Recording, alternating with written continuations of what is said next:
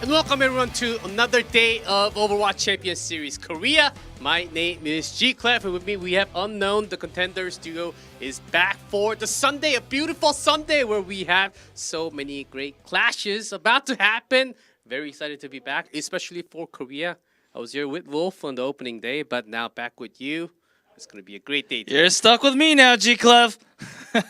For the entire day, yes, I'm stuck, but which is a good thing because we have been covering a lot of Korean players last year, and some are actually back into the Champions Series Korea, and a lot of new talents, not totally new, but that we have not casted before. Yeah, I mean, one of the great things about OWCS Korea is that a lot of the talent that was playing overseas in Korea's perspective, like in Korea, we had to watch these players play at like 4 a.m., 3 a.m., maybe even Korean sometimes time. 5 a.m. in Korean time.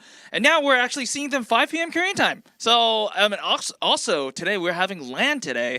So, like in front of the fans, playing in front of the fans, that's an upgrade if I ever see one. Yeah, offline, which means there's no delay to the chat either, so there's no delay. Oh, that's also true. The other, so whatever you guys chat, we can read it instantly. Well, there's at least like, I guess 2-3 seconds delay. That's nothing. I did take kind of see that it was about like 5 to 10. So a little bit. Okay, I'll take that. I'll take that as I'll take that no over delay. 3 minutes.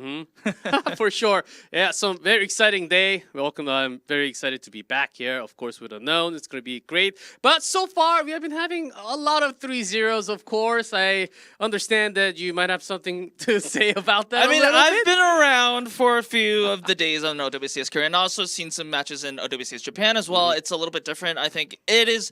I would say, without bias, it's a little bit of a Korean thing where a lot of the teams are playing the same composition. I believe that it originates from one or two of the teams like using the Doomfist dive comp in scrims and doing really well with them. And I think a lot of the teams are just like following or rather copying that composition. But the problem is once you're playing the same composition with a team that has a higher power level than you, then it's really difficult for you to win over that team. I think that's one of the reasons why there's a lot of 3-0s. And also, like, if you just look at the characteristics of the dive composition, Korea usually likes the dive composition. So I think there's also a reason to that. But we're seeing very similar compositions going against each other. And definitely we're seeing not a lot of upsets. That's what I'll say. Yes. Even though there were lots of 3-0s, we'll say that again once we see the standings, but for now we do have the season schedule.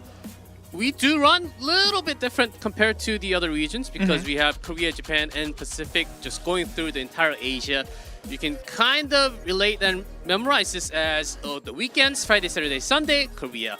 And the next right after that, Japan, Monday, Tuesday, Wednesday, and then Pacific right in the middle for Thursday, in mostly for Asian times. And if you do live in the West, that will be about minus 12 hours. Yeah, I mean, depending on where in the Western Hemisphere you live in. But the important thing here, G-Clef, is that we have Overwatch, competitive Overwatch in Asia every day of the week. Every day. We're not missing a single day. And that means I'm working 7 days a week right now.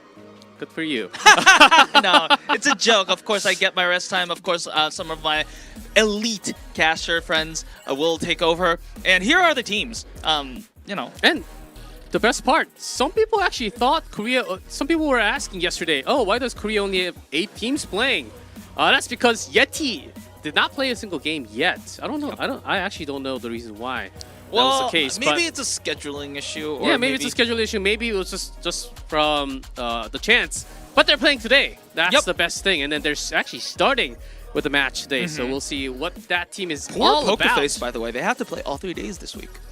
Oh, which means they will be getting some rest time next week then. Probably. Yeah, I mean, because it is a round robin. They do have to play the same amount of matches. So we'll see how that goes. And these were the result from the Korea Open, the prelims before we actually started the OWCS. And the first 2 days, if you made it first from the group, you immediately went into OWCS. But if you did not, the second place winners from those groups had to go through the last chance qualifiers. And as you can see, Poker Face, Prisa Gaming, and VEC, the 3 teams did make it out and making it into 9 total teams. And this is the map pool that we've been playing for the entire season so far, and for the foreseeable future, at least until a new patch drops, we will be using this map pool. I want to give an emphasis on the map veto system here because all these maps, of course, will likely be played once we have some time to play the season. However, we want to give emphasis on the new system because it's something that we haven't tried before. Are you saying that someone didn't listen until now? I mean, okay, it is Sunday, so you might be busy up until Sunday, and then this might be your first time watching. So if you're first time joining us, then welcome. It is a good Sunday, and this is today's matchup. Yeti also going to be showing their first faces today. Yeti versus Poker Face, who hasn't been doing okay somewhat.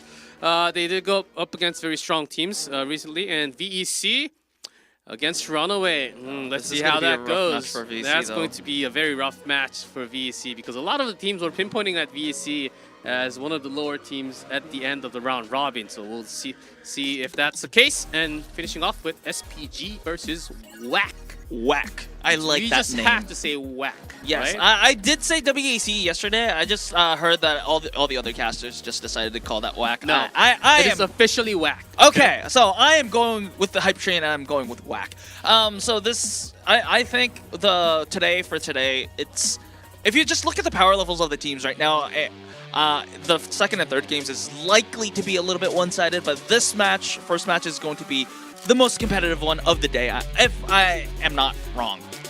Yes, and finally, they are on the stage. Here comes Team Yeti. This is the first time that Yeti is going to play in this tournament, so this is also the first time that they will be on stage, so it's really hyped to see what they do. They have a really nice roster, Viper, Knife on the DPS, and Donghak on the tank, Irony and Bliss. So these are all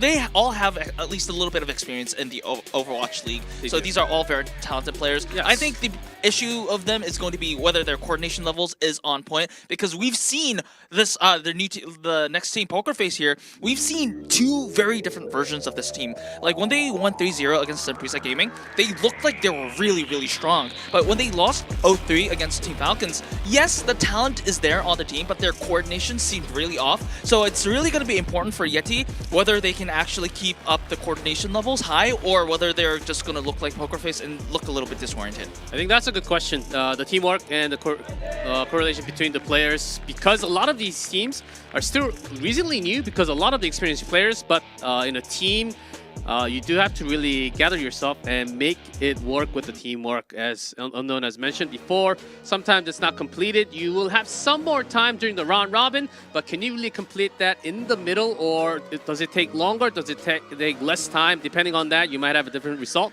by the end of the season. So here is Yeti. This is the roster, one of the smaller rosters that we have, and usually especially the Korean teams do have two tanks to switch in between, but here Donghak is the only one. Yep, so like you said, G-Clef, a lot of the Korean teams have at least two tanks, because they want to kind of swap out with usually the traditional main tank player and the off-tank player. But I think Yeti right now is confident in Donghak's ability to adapt to a lot of the situations, and especially in this meta right now. And if you look at the trends of how teams are playing, I think Yeti is still confident that Donghak, it will be enough for just winning against the other team, the competition. And just look at the roster, it's a really balanced out roster, so I think they'll do really well. Yes, 5 versus 8. And Poker Face certainly does have a lot more in the roster, but starting with 5, Proud, Becky, Peppy, Iris, and Faith will be the starting roster for Poker Face. Finale, Jasmine, Simple, they will be on the bench. Again, this is a good roster. Like I said about Poker Face before, this is a roster full of talent. However, the coordination needs to be a little bit touched on. I really hope that Poker Face did learn some lessons from yesterday's loss. Like I said, they're not a bad team, but they just need to know their strengths and weaknesses and play through their strengths. And also, I hope that they didn't get mental boomed yesterday, because it was a rough loss for them, especially Peppy. I mean, Peppy is a good player, especially on the Sigma and some other off-tank players, off-tank heroes, but if he needs to regain his confidence, and if he does that, the Poker Face actually might have a chance. Yeah, so that's interesting, because I was just talking to Wolf yesterday, and I was saying that Poker Face does lack teamwork from time to time, and you and I seems like you and I are exactly on the same page. about Poker Face, and let's see if they really changed it up, because within a day, sometimes might not have enough time, but sometimes it's just enough time to actually keep yourself warmed up and also go into a fresh game with a better teamwork. So we'll see if this actually keeps on working. And they also have one of the bigger rosters, so depending on the team members, sometimes it works, sometimes it doesn't, but it depends on how quickly you can actually adjust in the game. Yeah, so having a bigger roster can be actually, I guess, beneficial, especially when you want to kind of twist it up, right? Finale is a really good hit scan player, so if you want a little bit of hit scan, if you are looking towards like a poke composition, maybe you can throw in Finale. And then you also have like substitutions in every role. So if you want to make tactical decisions, or if you're just, you know, swapping out a mental boon to player, I think Poker Face has an upper hand in that. So it's definitely interesting to see what we'll see, but we have our map ready, which is going to be Lijiang Tower. Lijiang Tower, and it does seem that Samoa was played a couple more times, but I think the teams are starting to move away from Samoa a little bit more. And I believe the other ban was Ilios from Poker Face. And a lot of Lijiang Tower starter. You might be able to see some more Wrecking Balls. There's a potential, especially from Donghak. I think the Ilios ban from Poker Face makes perfect sense, because I think 9K mentioned it at some point in the past, but Ilios is a map where you can actually play the Winston or the ball. And Donghak is exceptional on both of these heroes. So I definitely understand the ban from Poker Face over there. Samoa, I think it's more of a I want you to pick Lijiang Tower. So Lijiang Tower is a map where I think we will likely see the Doomfist dive mirror, but we'll see if I'm wrong, because some teams may have prepared something. I really wish that other team has prepared something new, something fresh, even though it is the same map, Lijiang Tower. Of course, it is the first time for Yeti to be on stage, and let's see what they have prepared for us on our first map of Control here. Yep, usually if you have that graphic on, it means that players did type in ready, so we'll definitely be looking at the start button, and there we are.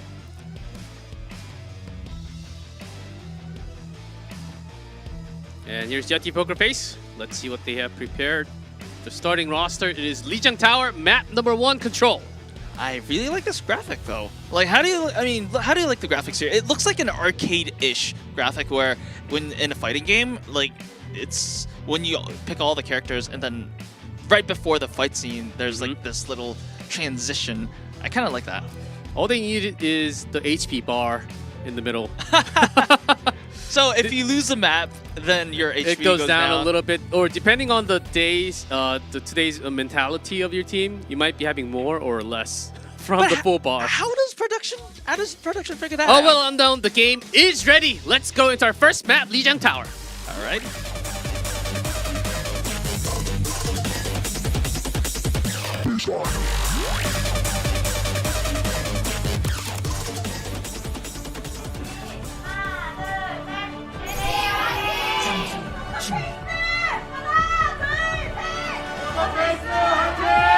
I love those. It's always great to hear the chants from the fans. That's one extra plus from the offline. It's always a plus. And to answer your question, maybe take a survey before the day and ask every player how you're feeling, 1 to 10. And then just take the average. All right. I would be very surprised if Peppy would go with the Malga. Yeah. So Malga is real. I would say that he's unplayable in the professional level because of the DPS passive, newer DPS passives now. If you damage another hero with the DPS hero, then the healing received is reduced significantly. So that's going to be a little bit unplayable. We are seeing the Doofus dive. And once again, the Poker Face taking a little too much damage on the back line. Iris almost went down from Donghak just bopping in. There was Viper and Knife still in the air, having a better control around the zone. Face slightly backing off, not losing any members yet though. Okay, surrounding towards the side. And Donghak stunned. That was a dangerous moment. Almost went down. That's a recall. Proud going all the way back, still surviving. Donghak very low. It means that Yeti has to back off a little bit, and Bliss taking down also means that Yeti will probably have to give up control at the first point, and Poker Face, with that early team fight win, will be able to cap that first point. And also, if you look at the ultimate charges here, yes, the Kitsune Rush is almost at par, but the DPS ultimates are in favor of Poker Face, so Poker Face does have the choice of pulling the trigger earlier. Poker Face taking the first ticks. Okay, up to about 20%. Yeti, Viper trying to press the button. Does have the pulse. Here's the Kitsune Rush from Iris first. And then the duplicate double tracer from Yeti. Double pulse bomb ready to go. Who's it going to be? Looking for this angle from the side, and a few kills happening from Poker Face first. A few trading kills here. And Bliss gets one with the move. Bliss is committing. They want to win this fight, so they do have to win if they want a future, to be honest, because Bliss using that sound barrier, yes, Faith, okay. So there we go.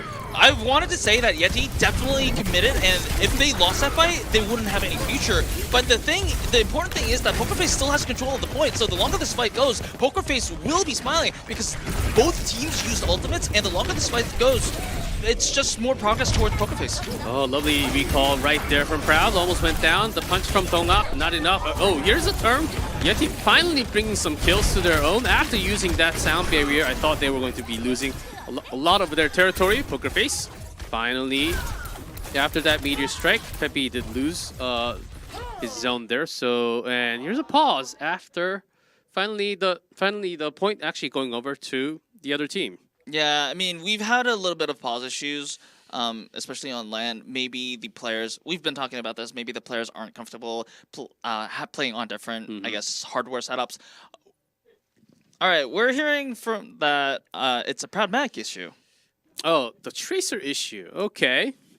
Has been blinking too many times, I guess. That's the only issue. We do have a lot of pauses, but it is the first week, so yep. Bear with us as we are going to be having upgrades every single day, every single moment. And we have our best tech people on the issue, so we will probably, it won't take long, is my assessment of the situation. Yes, and we have the refs on the back. We have the tech, all the technicians on the back. We have extra PCs. We have extra equipments in the storage just in case of anything happening. So making sure the pauses are not long. All right, I mean, the players are not allowed to talk about the match during technical pauses, but we are allowed to. So let's talk about the match a little bit. So early fight, Poker Face won the first neutral. It was a very long fight, but in the end, they won the fight. And it was an extended fight to the extent that they were closing up until their ultimates. They were a little bit ahead in their ultimates, and I think it was really nice for Poker Face to take the aggression early on because they used the Kitsune Rush first, and that kind of forced out Yeti to use their ultimates as well. And in the end, Bliss did opt to use the sound barrier, which I think might have been betterly used on the next fight, but and then it was an extended fight after that as well. So Yeti in the end did get control of the point, but it was already almost 60% control on the control point. So Poker Face, I don't think they're in a particular rush. All they do have to do is kind of wait until they have their own ultimates now, and then just pull the trigger. Yes, does seem like we need a few more minutes to solve the issue, and meanwhile, we have the fan cheer pulse as Pepe. He's my Dolphin. Yeah, Dolphin, the big energy source for the fan. I think she has another one on the back. I was waiting for her to pop the second one on the... Usually fans have more than one fan cheer card, so maybe it's for another team. Yes, maybe that's what they're I'm guessing. Saving that for another match. Because we have 3 matches today, it's all going to be very, very fun. And then there was a bro right next to her, the Runaway, with the Runaway. Oh, we definitely. Oh, what a cute Yeti. Yeah, that sure is a Maple Story Yeti. 100%. Well, I mean, yes. I don't know if we're allowed to talk about other games, but that is certainly a Yeti. I've said it already, so that's okay. We won't get fired. I hope so, at least. Oh. Back in my days, level 60 was rank 1. All right. Well, I mean, there's also a cute logo of that Yeti. I wonder who drew that. Yeah, I wonder who the Oh, that's some cannibalism. Well, I mean, If you have to look, see one. the text, it says kiss, kiss, kiss, smooch, smooch, smooch, smooch. So that's actually a kiss. And that's actually a really, okay, that's a very... How would I want to say it without it being problematic? Yes, kiss. aggressive. It's a very aggressive kiss if I have ever seen those graphics. Okay? Alright, that was... And was that for Yeti or Poker Face? I can't even tell. It was proud. It was right? for proud. No, the text okay. said proud. So it was probably Poker Face. And then, ooh... that's an angry Yeti. Yeah, so what the text says over there, it's the hunt starts now. The hunt starts now. Well, certainly they do, because, of course, it's the first round of Lijiang Tower, the first map. It looks like they have a little bit of work to do. Oh, yeah, man. We'll see. Because Yeti, back in the days, keep talking about the old Yeti. The other game. Yeah, if you're level 40 Yeti, if you're level 40 against Yeti, you die in one hit. But if you're level like 120, you know, you can just pass really, by those Yetis. It's I have a confession to make. Okay, I have never played that game in my life. Really? Yes. Go home. All right, so this is the moment that I get fired. No, I need you. I certainly need you. All right. I'm sure a lot of you guys might share the same story as I do, or this guy. So it does seem like we need a couple of more minutes. We're hearing that we might take a little bit more. I am assuming that usually in this case, that entails just like swapping the entire headset to a spare one. That's probably why. Usually, if it's just a software issue or just like a minor hardware issue, we can just fix it within a few minutes, and then we test it with the players. And if the player if the player says this is not workable, we usually just replace the headsets, which take a little bit of time. But we're on pausing. So Are we? Thanks for bearing with us. All right. We're in game. All right. Okay, back to game. Yeti finally had the point flipped. 21% to 64. So Poker Face did get over 60. So all they need is one more fight. Here's Viper.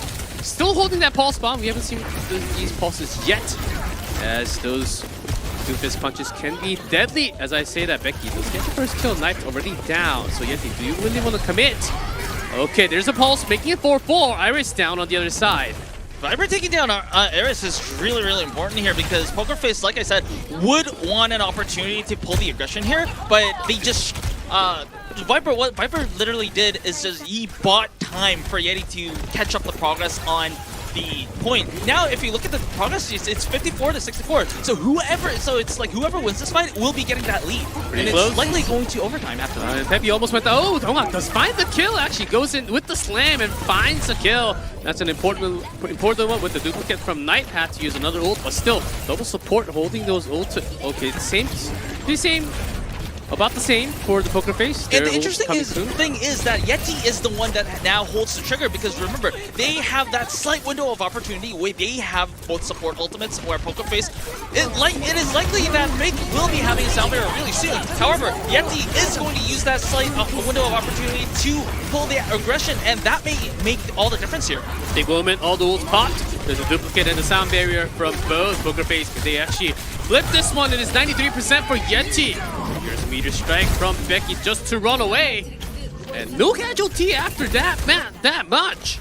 Poker Face no casualties, but Yeti did have to give a lot of ground to Poker Face, and Poker Face did flip the point. So this is going to be maybe final fight territory for the side of Yeti, especially if Becky is taken down, but Viper is traded out as well. Okay, one DPS gone from both sides. What else they do? Donga, Pepe, they need to maintain control. Some more control coming down from Proud as Knife goes back in the air.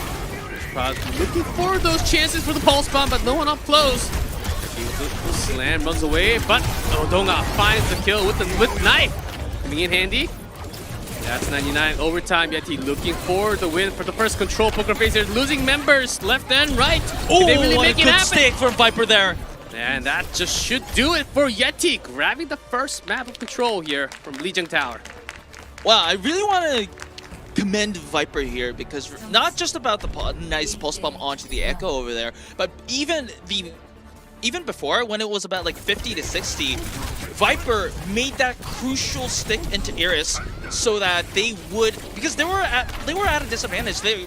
Poker Face had a lot more progress than them, so time was actually on Poker Face's side until that point. But Viper, with that single elimination, it was like, it might not look special because it was a single kill with a post bomb, but it actually bought Yeti enough time for them to come back and just kind of make that team fight work.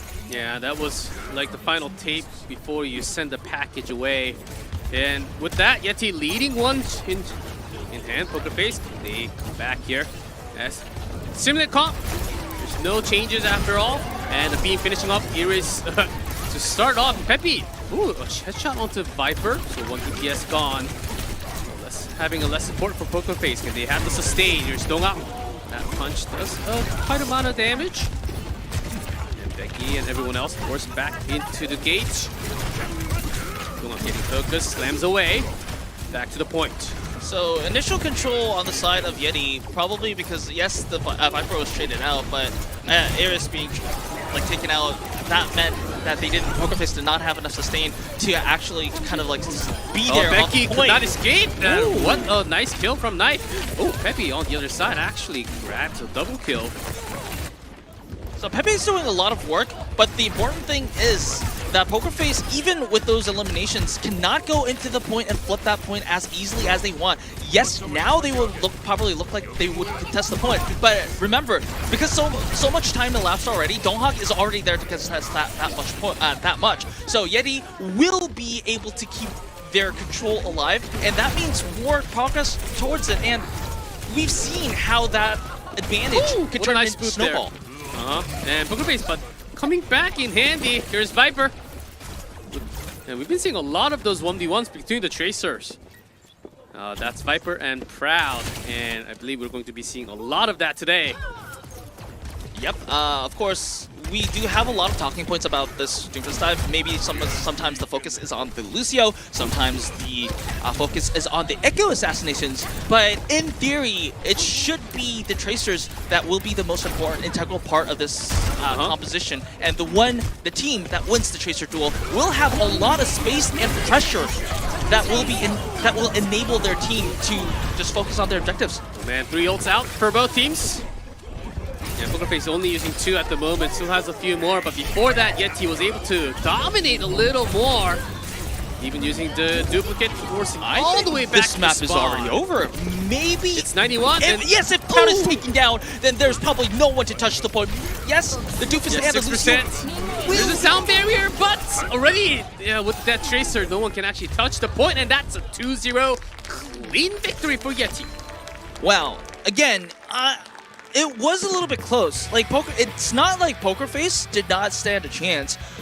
It's that Yeti made those good plays in the most crucial moments, especially in Control Center, because Control Center was, I think, more close than Night Market. Night Market was like, okay, Yeti won the first fight. Like, they didn't even win the first fight. They traded kills. It was a 4v4, but because of the limited sustain, because Poker Face lost Eris, they had to back away a little bit, and Yeti took that much space, and they had the initial control of the point, and everything just snowballed after that. Yes, Poker Face did try to make a breakthrough. However, Yeti just did not give any opportunity of a flip. Man, that was the first game, man. Once we went into more of an open area for the second time, then Yeti had so much more control. And ever since that first fight moment, Poker Face couldn't even really come out from their own spawn gate. Not the spawn gate, but the second entrance gate before you actually go into the garden. So that was about it. And the duplicate, the double Tracers, having those pulse bomb onto single target, the focusing fire was pretty immense. That's bullying. Yes, that's straight up bullying. That actually was. And Poker Face is not a weak team. We have seen them. We have seen them for years, not with the exact same rosters, but they have a lot of stage experience from contenders and also. But seeing them losing like this from Yeti actually worries me already that we might actually see another 3-0 coming up. To be fair, I don't yes. I'm not disagreeing that Viper and Knife were really good. They were really good. They just they were outclassing their opponents, at least in Legion Tower. But I think what PokerFace needs to do as a team is that they need to kind of support their DPSs a little bit more. Maybe enabling their DPSs a little bit by, I guess, using a Junker Queen or something like that might be an answer, because right now, in an individual 1v1 or a 2v2 DPS fight, I think just Yeti is just straight up winning at the current moment. Maybe it's because they're just feeling better on the day, or maybe it's because Viper and Knife is really just outclassing their opponents. But in the end, it is a team game, and PokerFace needs a solution to that. Maybe just having a team effort towards isolating Yeti's DPS players, outnumbering them, might be the answer here. Yeah, I do think that Yeti actually had a really nice first game, but before we go into the second map, we'll take a very short break, and I promise you, it's a short one. So when we come back, second map.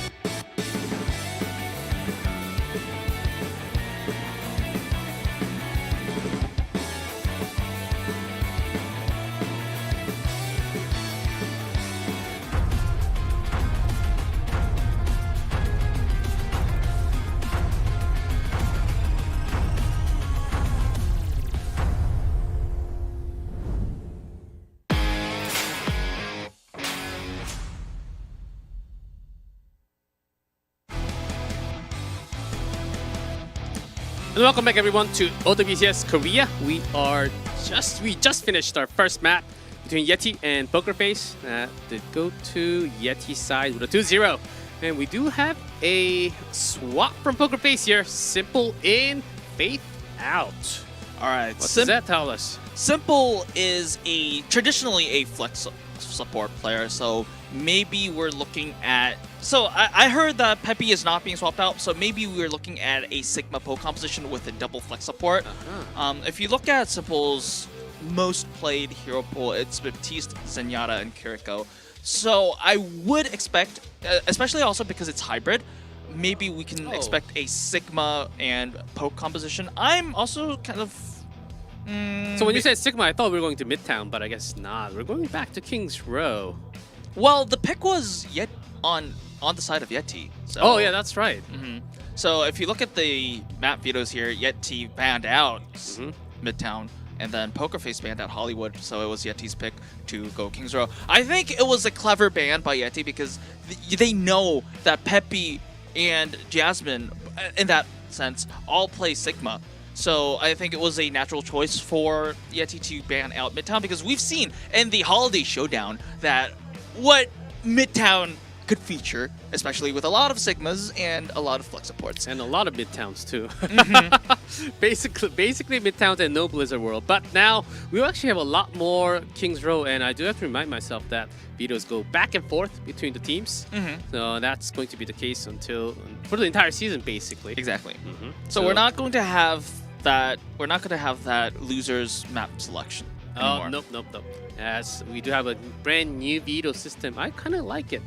I think it's really interesting. Maybe it could be improved a little bit, but in the end, I think it's a good experimental thing to do to improve on. So I like how it goes, and I also am really expecting to see something different from Pokerface.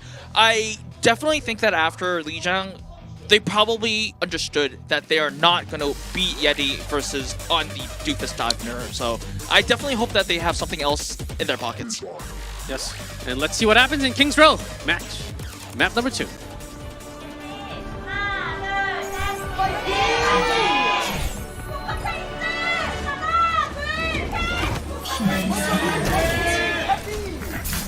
Alright, we've seen this hog in another region before, and we've seen a little bit of success. But I would be very surprised if it would be actually played. No, I think it's Dongak. Shout out to Nozzle.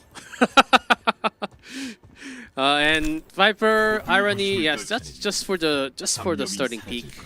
That's kind of a usual, especially in Kings Row, just to get a peak because you do have this high angle.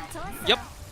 And Hanzo, maybe not. Pokerface, as expected, is going with the Sigma plus double flex support. I think that's I guess we should have been expecting it ever since the substitution happened. And Yeti will be playing the Diva. Oh, and with Genji to dive into the back line of Ana and Zenyatta. So we'll see how that goes. Sigma can provide enough of that barrier. So I think we've seen this yesterday also, where when you expect the double flex support to happen, you just dive together with the Diva, Genji, and the Echo to just pose a threat to the Zenyatta. The question is going to be whether they can actually make it work, because Pokerface will be expecting that threat as well, and will do their very best to defend their Zenyatta. So in this case, they actually did. So Yeti, maybe the question is now whether they're going to keep on trying to doing that until the Dragon Blade is online, or whether they want to try a different approach. Oh, well, for now, Pokerface, it does seem like Becky's having a good time in the air with this Echo. Was able to grab at least 3 kills. Dongak switching over to Winston though. Let's see if that works a little bit better, but still in the cafe. Whole lot of damage. Oh, hold on, his knife actually get a trading kill. And the spawn slightly better for Yeti if they can manage, but Proud getting another kill here. Still having that pulse bomb. This is going to be another reset for Yeti. I think they need to reevaluate their options a little bit. The basic objective of Yeti is just to kill the Zenyatta. And the objective of Pokerface is not to have her Zenyatta killed. So in that sense, Pokerface is doing a really good job. And now that Simple is already approaching the Transcendence, with Viper only at 40% of the Dragon Blade, this is going to take a little while before Yeti can actually have access, unless an accident happens. Hey, unknown. Dongak's Winston not working at the moment, and we're talking about now 2 minutes, and Pokerface still holding 3 ultimates, plus Peppy is about 80% on that old charge. And Yeti, still ways away for Genji, only 50%. Yeah, from experience in this tournament, it looks like most likely the Nano target is going to be the Echo, or maybe even the Zenyatta to keep him alive. There is that chance down. So this is actually good for Yeti, because that means there won't be any counter for the Dragon Blade later on. But maybe they don't even need that if they actually manage to find any more kills. Because everyone else is dead already. Yeti was able to pinpoint and focus so well. Did you see how quickly that duplicate was deleted from Becky on Winston? That was only took a second. Target I guess, focus on the side of Yeti The there. focusing fire was really good from Yeti. It did seem like Poker Face had a pretty good, clean defense for the first few minutes. Yeti finally grabbing the point, and we will have that payload soon. So the big question now is going to be whether Yeti can actually keep up this momentum, because they have the Dragon Blade and Poker Face does not have any defensive measures to counter that. If Yeti will be able to win a win a team fight with just the Dragon Blade, then it's going to be a very easy push for Yeti until right in front of point B cap. Here's Winston going all the way in, but Peppy keeping the backline alive. But what they thought was possible, already losing the two backline supports. So Police coming back hot, losing their Poker Face. They thought it was possible, but things are falling apart. Yeti actually pressing on where it hurts the most, and looking like this dive comp is finally working so far. Yep, yes, they did. Yeti did use more than the Dragon Blade, but also at the same time, they also lured out the Gravitic Flux from the side of Peppy, so it's not necessarily a bad thing. And if you look at what the next fight is going to look like, I think Poker Face only has the Pulse Bomb variable that can actually win them the fight. And if the fight gets longer, it's going to be Yeti and Irony that is going to have the Continuing Rush first. So it looks like a fight that's probably going to be in favor of Yeti, unless Proud can make something happen, or even Becky with an assassination attempt. Yeah, that's what Proud is looking for. And also Knife. These Tracers trying to flank from the side.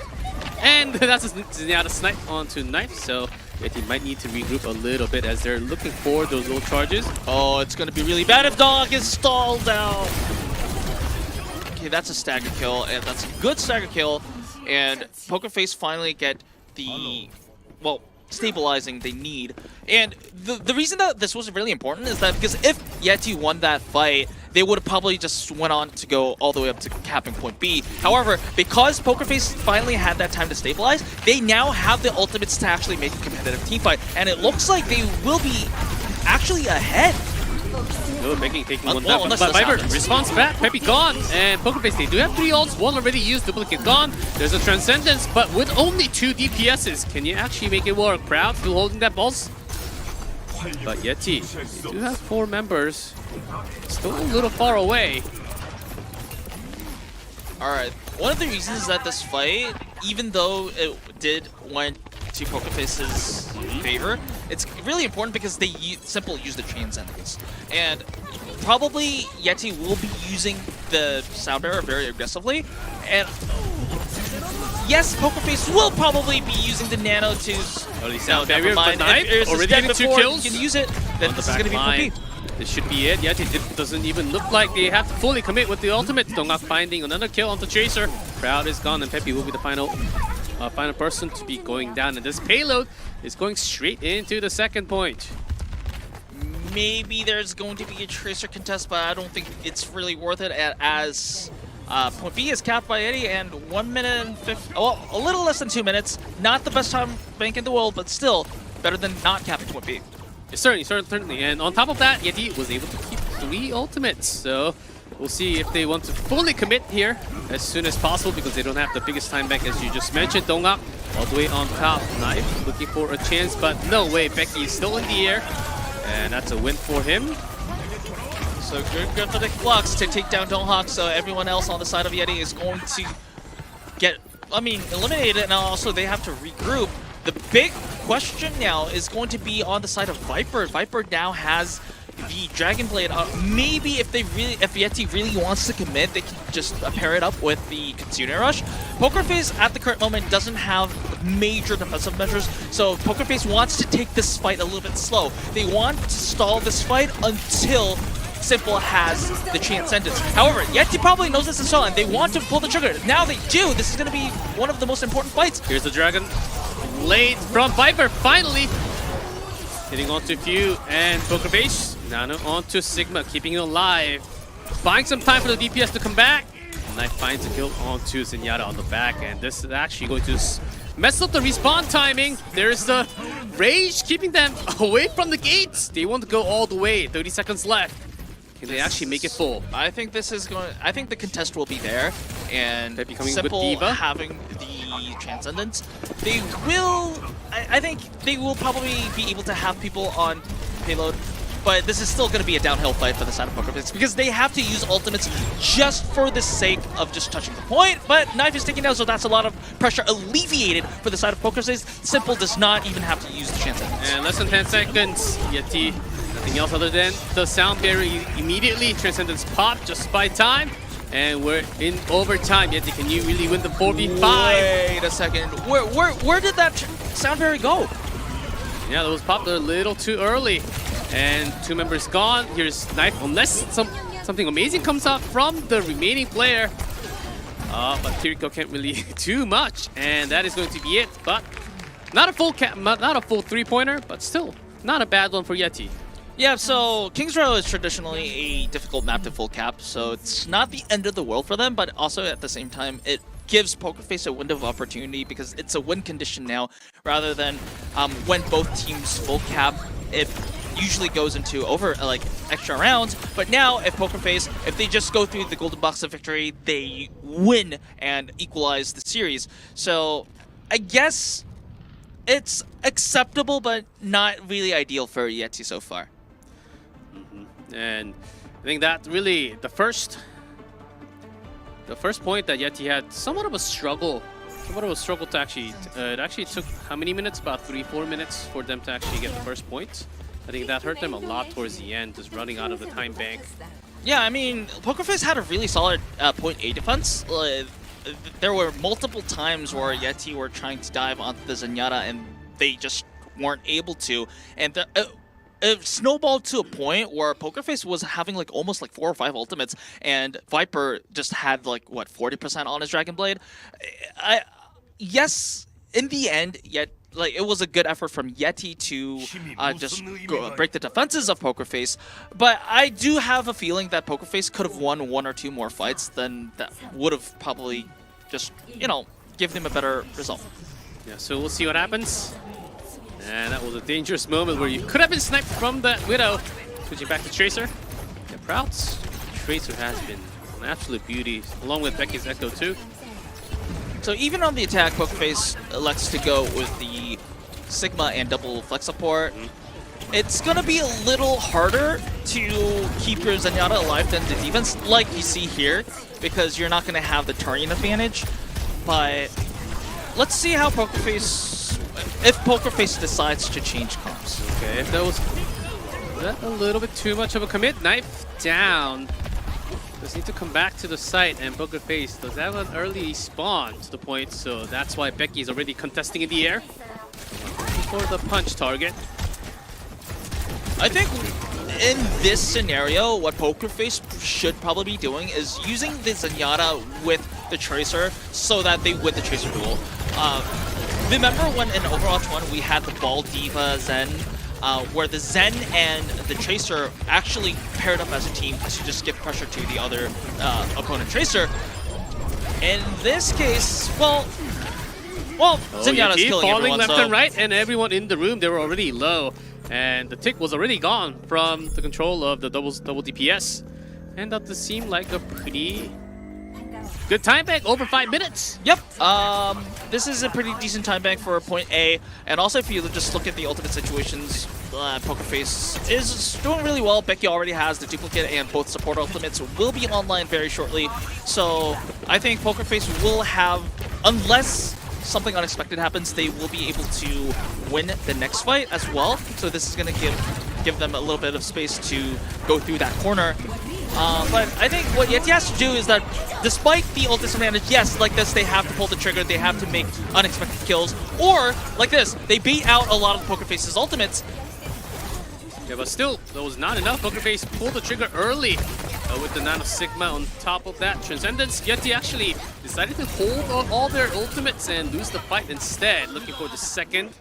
And with that, PokerFace will be able to have somewhat of a pretty good push after the second corner. Yeah, I mean, I think for Yeti, I think this is a pretty good trade because you just traded one Kitsune Rush with both support ultimates on the side of PokerFace. So I think in a ult economy perspective, I think Yeti actually did the right thing. But even after that, if Yeti loses the next fight, it's just a sacrifice for nothing. So Yeti actually has to make this next fight worth it. Sound barrier covering all the members of Yeti, and Pokerface committing a lot here. Looking for the pulse, crowd onto the side, double tracer again with Becky. And that's Iris gone already. Yeti surviving Meteor Strike to keep yourself alive from Donghak. Becky with the beam finds one. That's 4-4 on the ground. He's fighting the advantage. That's a nice stick. Proud may just have saved Pokerface right now because it looked like Yeti was winning that fight and then was just go straight up to Cap. That pulse is pretty nice. Yep. Exactly saying, I know where you're going. Because Yeti, remember, like I said, they traded one ult for two ults, so in Pokerface's perspective, it was really hard to break through the defenses of Yeti because now they didn't have any support ultimates, but that pulse bomb from Proud just turned the favors, and now if Pokerface is able to cap point B, I would dare say that Proud just hard-lifted the team. Oh yes, and Becky finding another kill. And Simple is coming back, but here Becky's continuing on with the beam. And Donghak is trying to do something, but with the Bionade from Iris. Could not get any heals. He does win the battle out inside. But still, the battle has been won by Pokerface. They got the second, and they're looking for the 3-point now.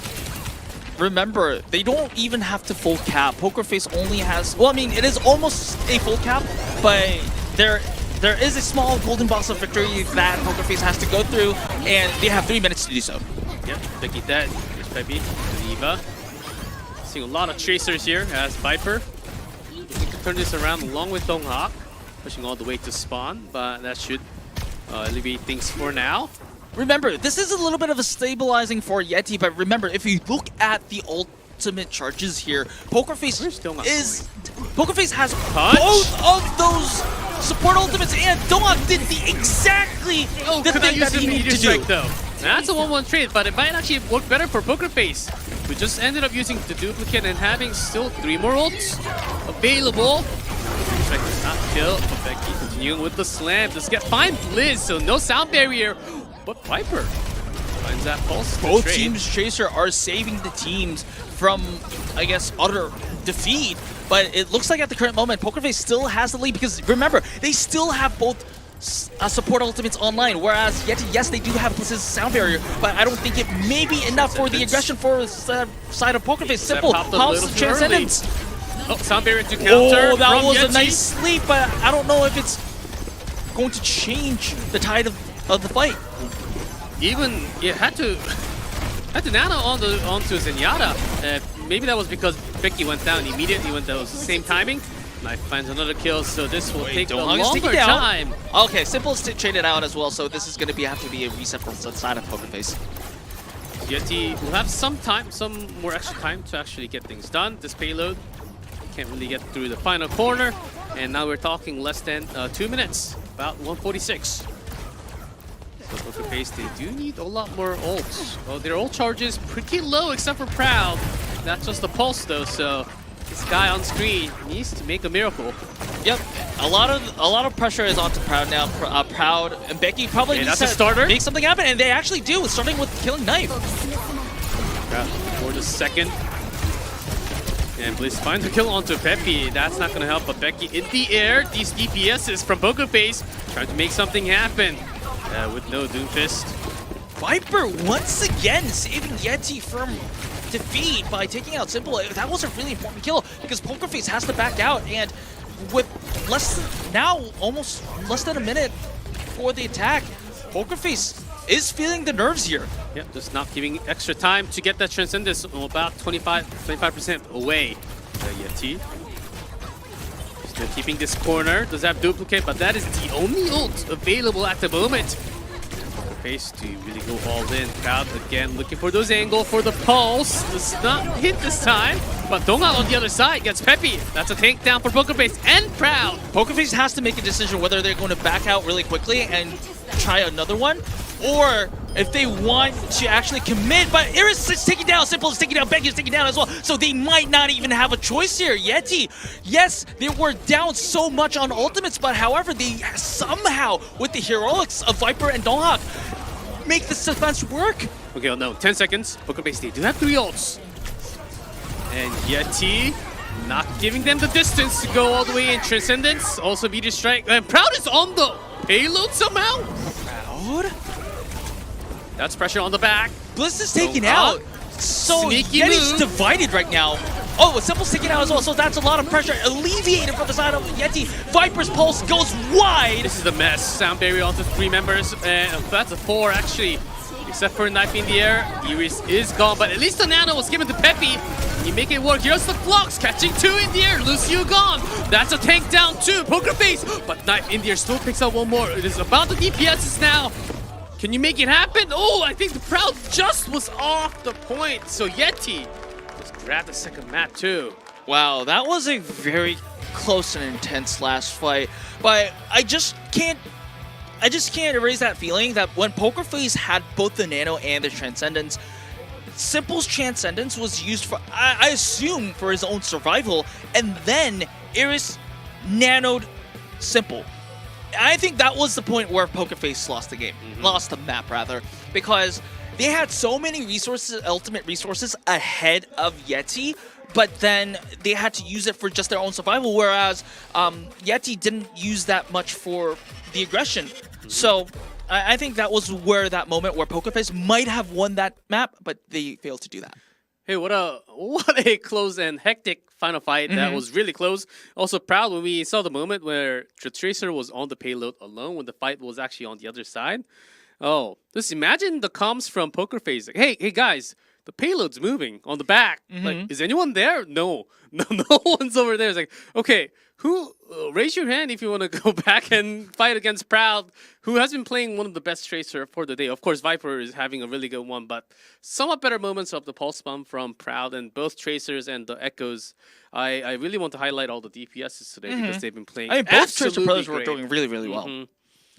Oh, man. I think, but the difference was, I think, in more or less of the mechanical skill difference of the two teams right now. I think like PokerFace is kind of almost keeping on par with the skill level of Yeti, but the decision making about the ultimates that they're making, the calls that they're making regarding their fights is what's making the difference here. And yes, I think it was a good idea. It was a good change. It was a good breath of air to bring the Sigma in and also the double flex supports.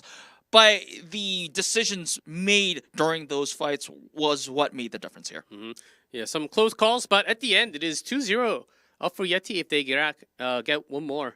And that'll be the end. And we might just having a lot more 3-0s. Who knows? But I really hope not, because this was the first moment of Yeti. I did not know exactly how powerful they could be, but so far, it does seem like they're bringing the strength on the first stage, because a lot of these Korean players, of course, Korea known as a region with the, in average, I will still say the best region out of all the entire world here.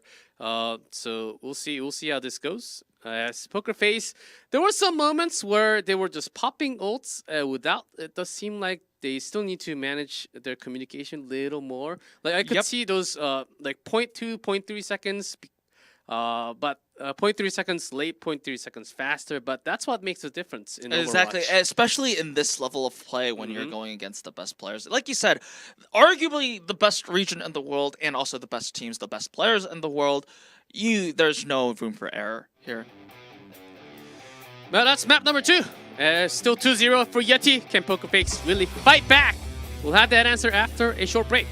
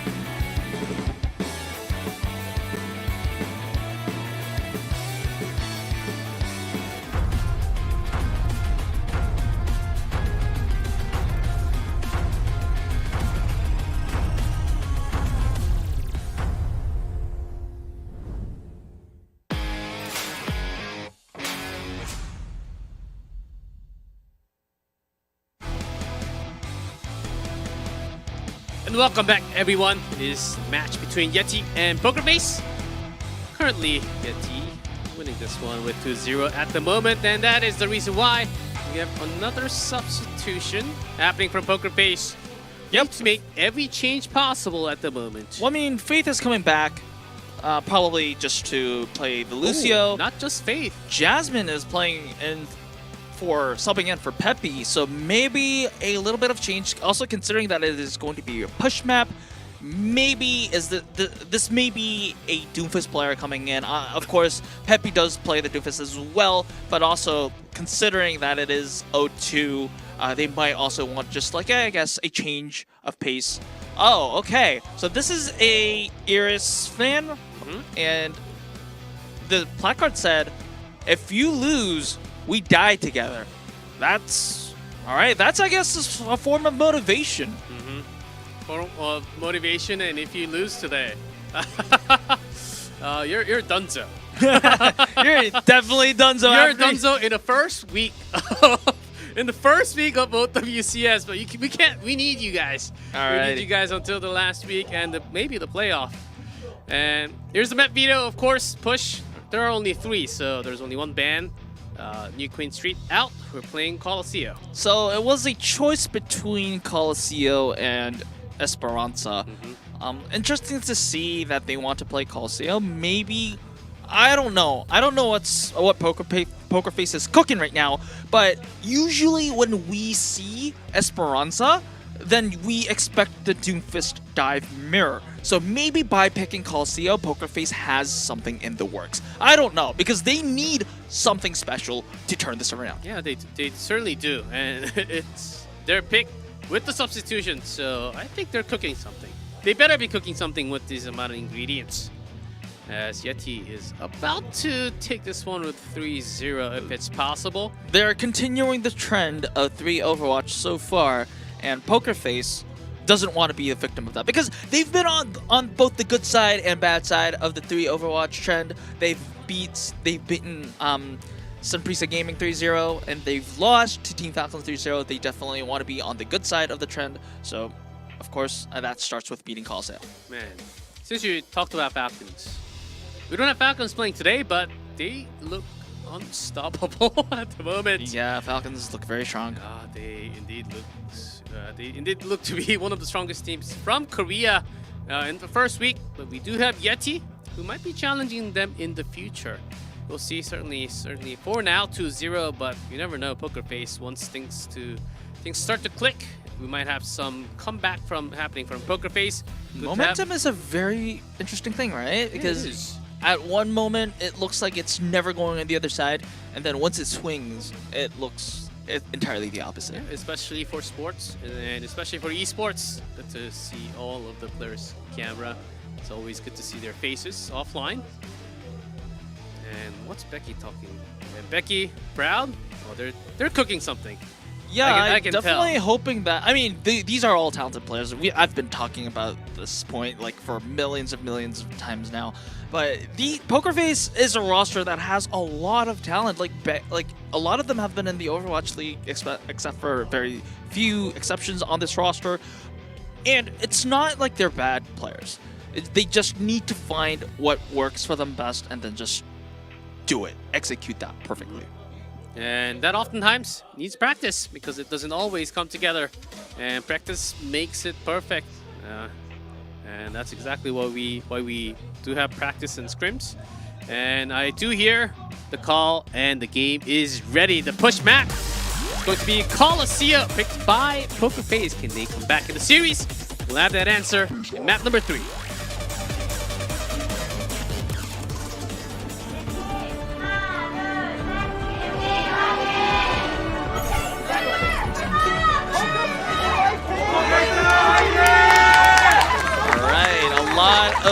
Support for the side of Pokerface, and of course Yeti too, but Pokerface needs that energy a little bit more because they are at the brink of losing 3-0 in the first match of the evening. Alright, I am Gates liking open. this change. And Yeti, of course the same, but the change you're talking about is Jungle Queen. Yep. Jasmine. So I've had some cheat notes from 9K about this composition. So basically what the Jungle Queen does is she enables the Tracer and Echo DPS duo a little bit more so that it helps the DPS win the individual duels against their counterparts. So in an ideal world, Pokerface, Proud and Becky should be able to win over Viper and Knight, but it did not happen. So that means Yeti will be having the advantage, not just in numbers, but also in a compositional point as well. Because remember, Pokerface's composition works when your DPS has an advantage over the other DPS. And look at Knife already, 72% on the duplicate. I would almost say that was actually a great bait by Knife. Becky coming out of the safe spot. So now with the first amount of push, Yeti will be leading in charge about 30 meters. There's Dongak, where are you? We always have to keep an eye on Dongak as he's always being a sneaky tank with duplicate. That was a very Jungle Queen duplicate. Pressing, having some more pressure onto the online. And Viper going around. Still taking the stairs. Some more pressure. Ooh, That's that was a pretty good stick from Viper. And Lucio gone with the base with 4. And that's the second Proud also going down from Viper with the help of his teammate. This means that Yeti will probably likely be able to cap first checkpoint. Now that is one free push if I have ever seen one. So, like, let's talk about Calcio a little bit. This is a very snowballing map. 8 minutes.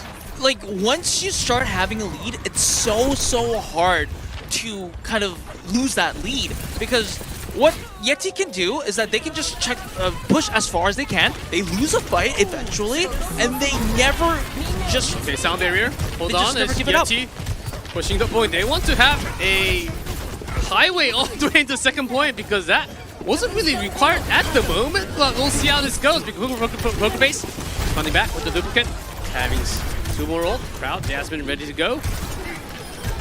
And Yeti. That might have been a little too early for that celebration. I mean, it's okay, because Pokerface, yes, they did win, they do stabilize, now they do get control of the robot. However, like I said, this is a very snowbally map where Yeti, they eventually lose a fight, and then they just keep at the middle of the map. They just keep the fight at the middle of the map.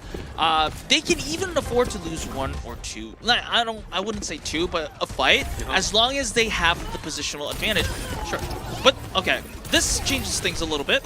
So this getting an early kill onto Knife. Yeti. Only with 4, do you really want to commit and push? There's Viper also gone, so no DPS for Yeti for a while. Poker Face, do you want to go all the way? At least stabilizing things, because they still have 50+ meters to go if they want to equal things. Jasmine, that rampage should be coming from the side. Looking for that pulse angle. So this is going to be a very important point now, because Pokerface knows that this is going to be a very crucial fight, so they decide to pull the trigger. They need to win this fight in order for them to actually try to match the progress of Yeti. But it looks like it's a good disengage from the side of Yeti, and it's in the end, this was just a sound barrier used. And just a duplicate from Yeti. But on the side of the mat, here is Pokerface still pushing. A bit Becky in the air. And Jasmine finds a kill tonight. Interesting enough, Nobody getting the kill. Oh, Jasmine very low. Jasmine needs to be kept alive. Still wants to fight this one out. Liz with the sound barrier. Yeti wants to press this. Pokerface, they do have to back off, losing Jasmine. It's hurt them a lot. So here is Bliss. Clean up duty. Okay, so this is what I've been talking about the entire time, is that once they have a sizable lead, they can afford to lose some fights, or little skirmishes rather, as long as they keep positional advantage and ult economy advantage is what they're doing. Remember, Pokerface is the one that needs to do all the action because they have a long way to go. They only have 5 minutes to just make to cap the middle checkpoint, and then Yeti is like, okay, we disengage. We can like maybe lose a member and then just give a little bit of ground, like 5 meters or 10 meters of push, then we come back, we win the next fight, and then we still keep control. So I think this is going to be what Yeti's going to be doing for the entire time. Maybe there's going to be assassinations or two that's going to change the tide, and Pokerface needs to make that happen. Here's a Rampage, and Pokerface, they do want to turn this around with Proud and Becky dead with 3v4, but with the Rampage, okay, things are turning towards them. Yeti could not escape with the Meteor. That ult charge was just finished. Picking off what's left in the air. That's Life and Viper, the entire team gone. Pokerface, they kind of made something. It did seem like a very hard homework to finish at the moment, but they have actually managed to do so. Yep, now the next step is going to be probably on the bridge side fight. Yeti has a lot of tools at their disposal. Pokerface, yes, they probably will be having both of their support ultimates, but it's going to be Yeti who's going to have the positional and ult advantage here. Proud taking down is not going to be good news for Pokerface. Probably Yeti does not even have to use ult here. And a Viper's pulse bump not really changed the tide. So here's Yeti. Still with 3 ultimates, so they have a lot in their hands. Pokerface, they will press their big buttons. Here's Dongak with the punch. So matching Kitsune rushes on both sides, and Yeti feels like this is going to be a decisive battle. So they invest a lot of ultimates. Pokerface pressing with everything. A lot in hand. Rampage could not really handle it, and here's finally the barrier from Bliss, keeping everyone alive from Yeti. Life finds a kill onto Becky. And Pokerface, they do maintain the control though with a lot more members around the robot. Pushing one more. This is actually a good fight for Pokerface because remember, even if Pokerface loses here, yes, they have a long way to go, but probably the next fight, as long as they don't expend too many ultimates, they should be okay, but oh, that's a big ultimate to use. Still with the Rampage, Pokerface was not able to get that back. Oh, a lot of ults, utility spent, and I have a feeling that Jasmine's Rampage was a little bit of a panic button over there. He does switch back into Doomfist. That was a reason behind it. So matching the team comp now. Well, let's see Jasmine's Doomfist. How we can contest against Stonehawk. Here's Stonehawk. I'm talking about it. Prouds. Tracer almost online with the pulse bomb. Alright, so now because of the changes and also the big ultimate used, yes, Jasmine changed picks to Doofus after there, but this is going to be a fight in the favor of, that's going to favor Yeti here.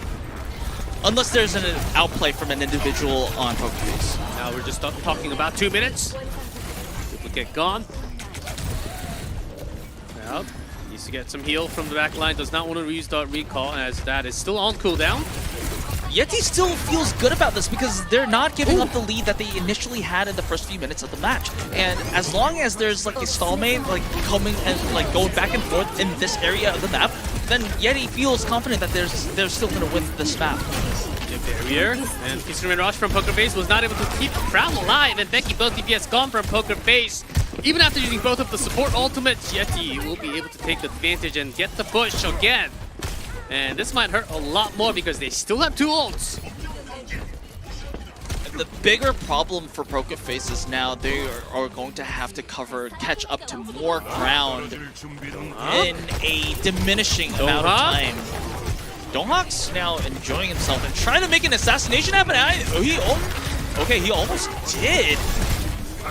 And in the meantime, Viper was able to do a lot more, and eventually with the pulse bomb does get that Kiriko down. That was a lot of aggro absorbed from Donghak and made Viper a lot of space to work with. And especially considering the circumstances that the map is in right now, Yeti is in such a huge advantage in the macro game. All right, both Doofus taking down the Tracers. Only 4, but still response slightly faster for Yeti as a robot is now traveling back to the midpoint. As Pokerface, they got a long way to go within less than 30 seconds. They need a miracle run. They punched away with the stun. Could not focus fire. Yeti just wants to finish this here and now because they're using the early aggression from using the Kitsune rush. They just don't want Pokerface to even give Pokerface even a chance for a comeback. Pokerface, they do have some ultimates. Okay, Meteor Strike just to run away. Donghak gone. That's thank God now from Yeti Poker Face. They need to push all the way, starting with these kills. So this is a good punch and a good series of kills from the side of Poker Face, but they need a lot more to happen. Because remember now, this is overtime. Yeti, what Yeti can do is that they can just actually just distract them away, force them away from the robot, or just wipe them out. They have a lot more choices, whereas Poker Face, they have to fight near the robot, even though if that will be a disadvantageous position for them. About 55 more meters to go for Poker Face. That's a pretty nice stick and was able to survive with the recall and the sound barrier. And Faith was able to get a kill onto the enemy Lucio. So Yeti using the member. Good signs for Poker Face to get extra pushes in. As hold on, wait. More kills straggling here. Yeti. They do have some extra room still. It is overtime. This is a little bit of a good news for the side of Poker Face because it is overtime. The respawn timers will be a little bit longer, so it looks like they will buy themselves time for that cap here. And now it's last fight territory for both teams. 5 more meters and Bliss starting off with the sound barrier. Yeti wants to finish this now in the first cap. Poker Face, oh, Becky down. That's not a good sign. But still trading echoes. Viper keeps on going. This guy does not know how to stop with the stuff. Viper! And that should be it. Yeti finishing up with the team kill and the push.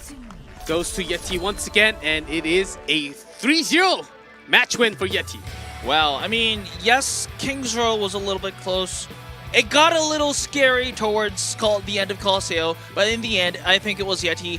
Like, not just about the individual performances, but as a team. We remember G-Clef, we talked about team cohesion, target acquisition, target focusing.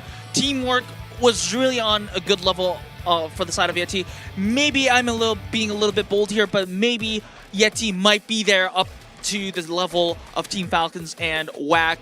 It looks like we might have a top 3 competition in our hands. Yes, I do agree, but I think we still need to see a few more games at least from Yeti because this was the first match, and their match opponent Poker Face, I think they need to still show some more promising signs against the higher tier teams. It is still the first week, so I think it's slightly early to call who's in top 3, but there's a whole lot of stacked teams who should be in top 3, top 4 to advance directly into the playoffs. So this is some quality coming out from Korea region. I love it all the time.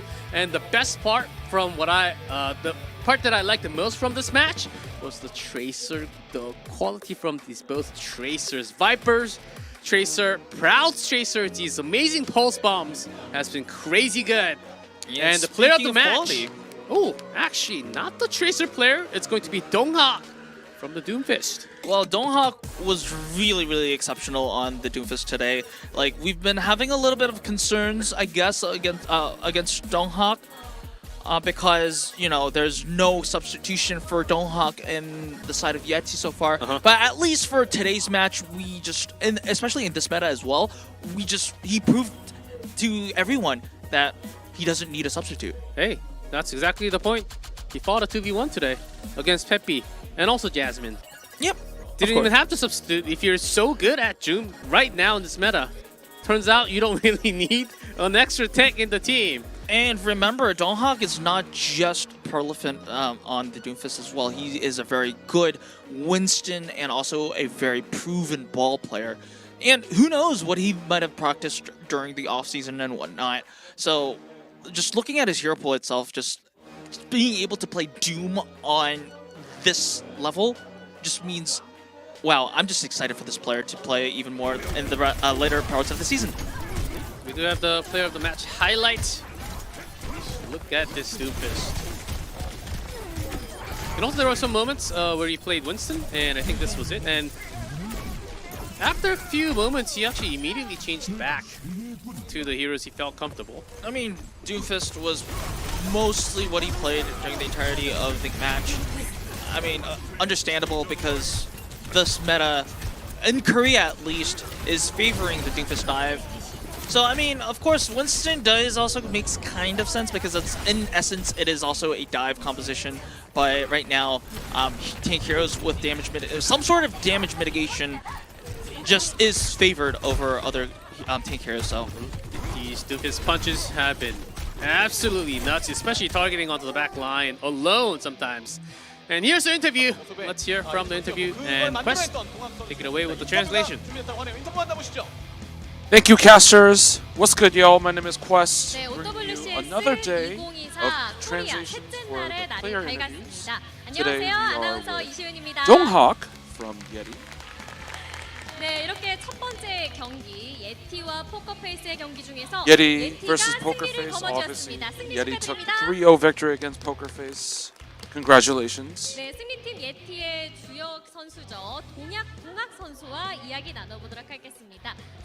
동학 선수 자기소개 부탁드려요. Please introduce yourself, Donghak. 안녕하세요. 예티에서 탱커 맡고 있는 Hello, I am Donghak, and I am the tank for Yeti. 네, 오늘 첫 경기만큼 좀 설레기도 하고 두근두근 거렸을 수도 있을 것 같은데 This was your 오늘 first 첫 경기 match, 소감 first 어떤가요? offline match for OWCS Korea. 오프라인 So 좀 tell 오랜만에 us how you felt about this match. 팀원들도 다 떨고 네. 떨면서 한 것 같아요. Everyone 그런데 had a little 정말 bit of 흔하지 않은 nerves 것 coming 같은 into the 플레이를 match, 보여주셨습니다. and but 3세트 yeah. 모두 가져가면서 가뿐하게 승리를 기록했는데요. 중간에 조합적인 부분도 it was a 저희 clean 3-0 victory. 윈스턴을 잠깐 Your team 넣으셨는데 showcased a Winston comp, 어렵다고 but 알고 you 있었는데 changed from 어떻게 Winston 그렇게 to 조합을 Doomfist. 구성하실 So 생각을 하셨나요? why is that? 원래 디바 하기로 했는데 디바에 자신이 없다 보니까 I was originally going to play. We originally agreed to play 오늘 Diva, 윈스턴 플레이 but 몇 I 점 actually wasn't confident 매길 on 수 Diva. 있을까요? 한 6점? 지금 몇 점 만점에 6점이죠? 10점 만점 9점. Out of 10, he rates his performance 6 out of 10. 그럼에도 불구하고 POTM을 받으셨습니다. 자, 또 이번 대회는 스킨이 허용이 되는 This 만큼 competition, 선수들의 스킨 it's 보는 different 맛이 from other 있어요. competitions 이쯤에서 where you're allowed to 동학 use 선수의 skins 플레이 on your 스킨도 favorite 궁금한데요. heroes. So what is your favorite skin? 옛날에 닉네임이 태보 마스터 동학이었는데 태보 마스터요? 네. 둠피 그 태보 스킨이 제 공수 He says that the Tepo skin for Doomfist is his favorite. 둠비스트가 이제 태보하는 느낌으로 그 스킨을 굉장히 좋아하셨나 네 봐요. 맞아요. 네, 그렇습니다. 자, 첫 경기 응원해주고 보러 와준 팬분들에게 감사 인사도 전하고 싶을 텐데요. Please say a few words to the fans that came to cheer you on today. And he says thank you very much. 너무 짧아서 팬분들이 아쉬워하는 것 같아요. 앞으로의 각오도 부탁드려도 될까요? Can you also share your resolutions for the future? 앞으로 경기 잘 해보도록 하겠습니다. And he says we'll make sure to play 네, well 자, in your 이렇게 future matches. And 팬 that's it 여러분 for 진심이 전달됐기를 the player interview with 바라면서 Yeti's 저희는 Donghak. Back to you, casters. 하겠습니다. 자, 지금까지 예티의 동학 선수와 Thank you, 인터뷰 Quest, 나눠봤는데요. for the translations. 다시 한번 It was 축하드리면서 a pleasure to 저희는 have 오늘 Quest. 준비된 두 번째 경기 And that is it for our first match, but that is not the only match. We are going to be back with the second match, and that is going to be VEC versus Runaway. Don't go anywhere, guys.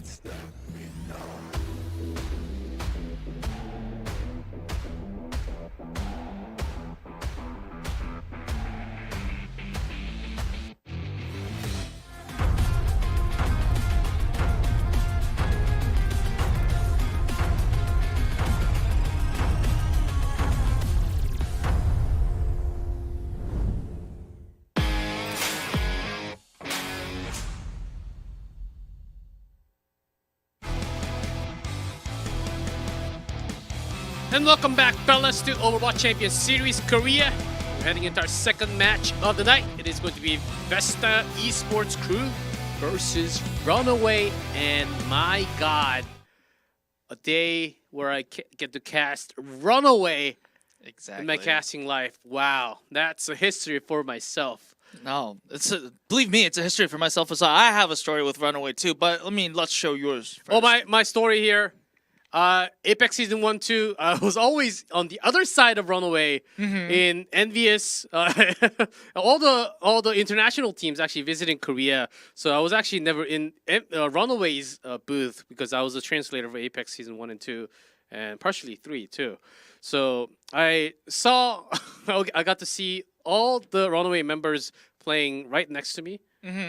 And never have imagined that I'll be casting their game in the future. Exactly, same for Wow. me. I think it was 2017 when I was still in my senior year of college.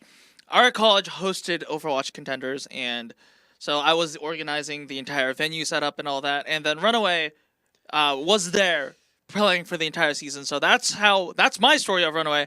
It feels unreal for me to actually cast Runaway matches, especially because Runaway hasn't played matches or seasons in a tad while. So it's definitely just special for me to cast them, and it's also special to have them back as a professional team. So I'm definitely expecting to see great things from Runaway, but today they have Vesta Esports crew to win against first. Yes, and Vesta Esports crew right now does seem like one of the weaker teams from Korea. And we had to survey some questions for all the teams, and we did take some answers. And who do you think is the strongest out of all 9? Who do you think is the weakest? And a lot of teams actually chose VEC as the weakest team among the 9 teams. And for now, we don't exactly know if that's going to be true, but it does seem somewhat like it from the result that we have been seeing so far. Again, no disrespect for Vesta Esports crew, but if you just look at the roster power levels, Vesta Esports crew is one of the few teams that doesn't have Overwatch League talent. If you look at Dart, Minute, Groom, Off, Dagon, these are all very talented prospects, not more than proven talent. So if you just look at the paper face value of these rosters, it's definitely easy to point out that Vesta Esports crew is one of the weakest teams in this tournament so far. But it is also important to point out that Vesta Esports crew did survive the preliminaries, which a lot of even Overwatch League talent failed to do. Yes. So they're not ordinary pushovers. Of course, they did lose 0-3 against FTG. So, they did show a little bit of weakness there, but it depends. Who knows? If they can actually find their groove in a way that, hey, this is our weakness, so we're going to either cover that with unique strengths of our own, or are we just going to improve on our weaknesses, then who knows what may happen. Yeah, it's only the first weekend, so I think we can kind of look at the paper and see, okay, how many of the players were players from Overwatch League and how recent was that, and do they have players that played in the same team? Those are usually the first things that we actually look at the roster and say, okay, with this roster, they should be about at this level. Maybe with some more practice and teamwork, maybe they can go a little bit higher. But that's usually the drill when we get a first look of the team and see their power level before we actually have the first week. But after a few days, this is a 3rd day for Korea already. So we kind of have an idea with Yeti playing now, or all 9 teams having a match at least. We kind of now know which team belongs to top 3, middle 3 pack, or the bottom 3 pack. And right now, VEC does look like they could be going down from the middle pack to the bottom 3 pack, but we still have weeks to go. So we'll see how this unfolds. But for now, with the experience that they have on paper, they seem like the weaker team out of the 9. Yep, of course, if you just take a look at the history of Vesta Esports Crew a little bit, this organization rather, has been competing in the Japan region. Of course, they rebranded and they just basically picked up an entire roster of Korean players, but still, the inexperience shows. We'll see how they fare against Runaway, who has a lot more experience on their belt. Runaway, man, this team, the brand, the logo, gives me a lot of chills and a lot of history. And I know 9K was saying that Runaway should be the best, second best after the top 3 packs. So was he trying to say that they should be around 3rd place, 4th place by the end? No, he actually did say that Runaway looks like the second best teams after Team Falcons. Wow, that's a bold statement, but usually that's also a meme mark for Runaway because they often do finish second in the season. Well, Yep. We'll see if that comes true. But here is VEC, 5-man roster. That was the same for Yeti, but in a different power level. So in a different power level where we are actually looking at a different world, we might be looking into more roster changes. But once you don't have extra members, you're just stuck and you just have to work with what you have. Well, yes, we don't have any substitutions on this Vesta Esports Crew roster. We have Dart, we have Minute that has been formerly playing in contenders, like Dart has been playing in JNGK and Dreamers. Minute has been playing in Zero and Euphoria. Groom, formerly of Euphoria as well.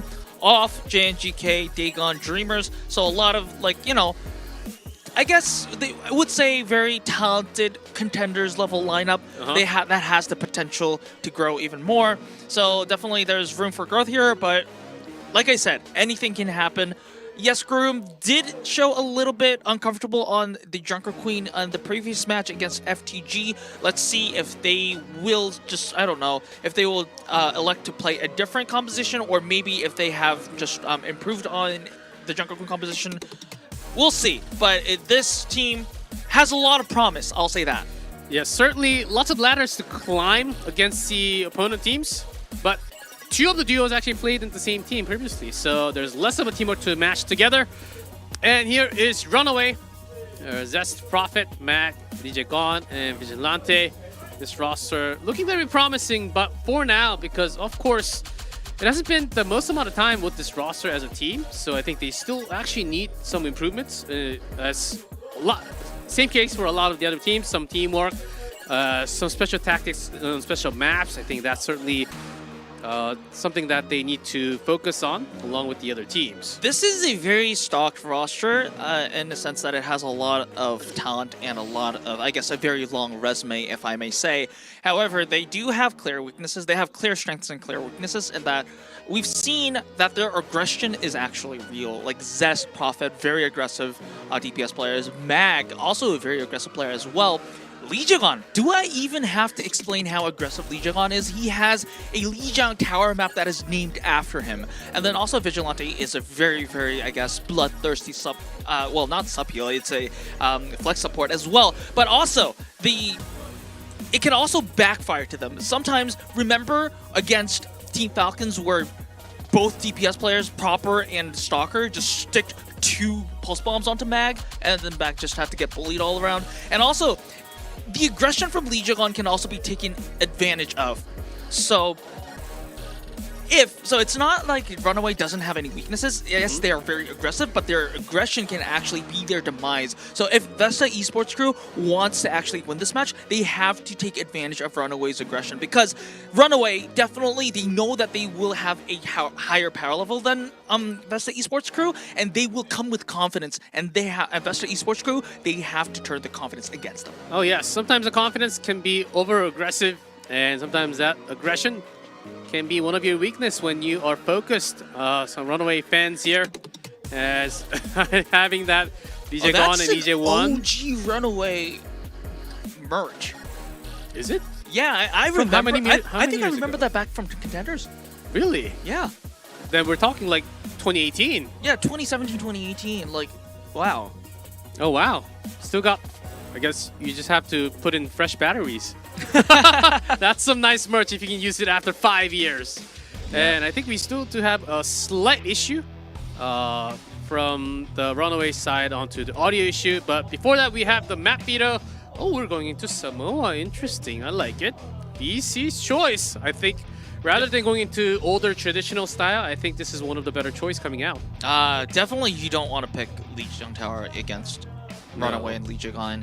I'm actually surprised they haven't banned that against Runaway. But again, they know that it's their choice to pick, so they can actually choose not to pick Lijiang Tower. So I think that makes a little bit of sense. Samoa is a smaller control map.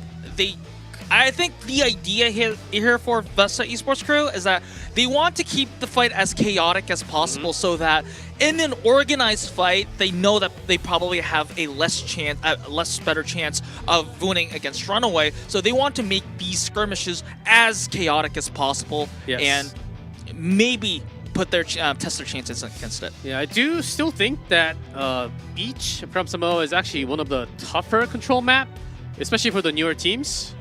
I think that the positioning from Beach is actually really hard to control, especially if you're playing the usual comp. Maybe Volcano and the other one I can't remember at the moment seems to be work. It seems to work. There could be a possibility that it may work in their favor for VEC, but we'll have to see as.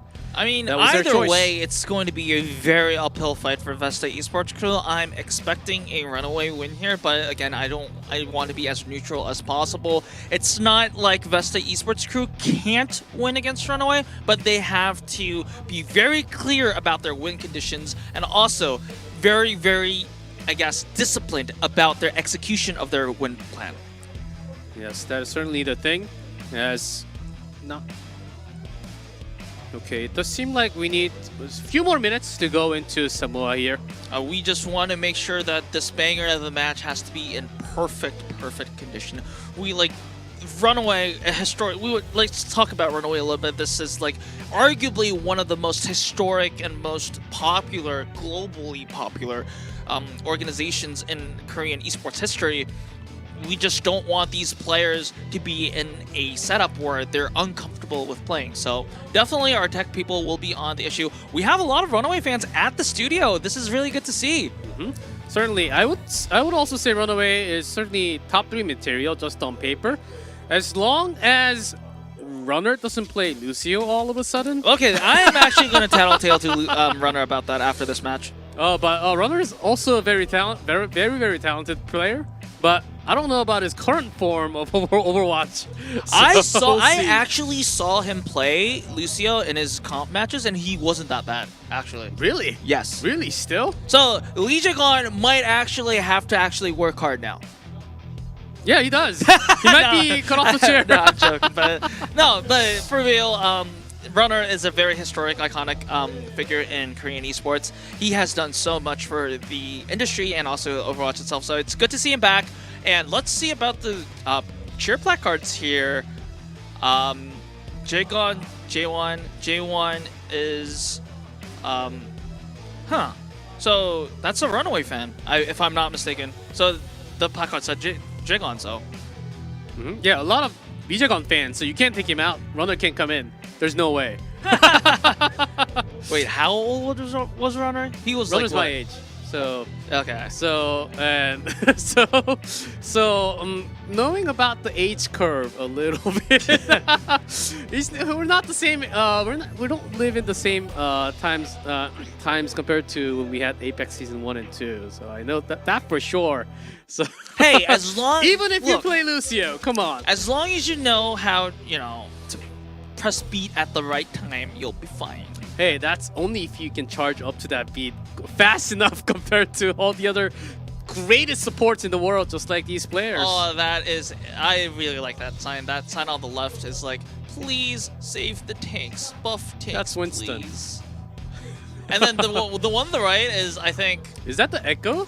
Oh, Echo attacking from the... Yes, yes.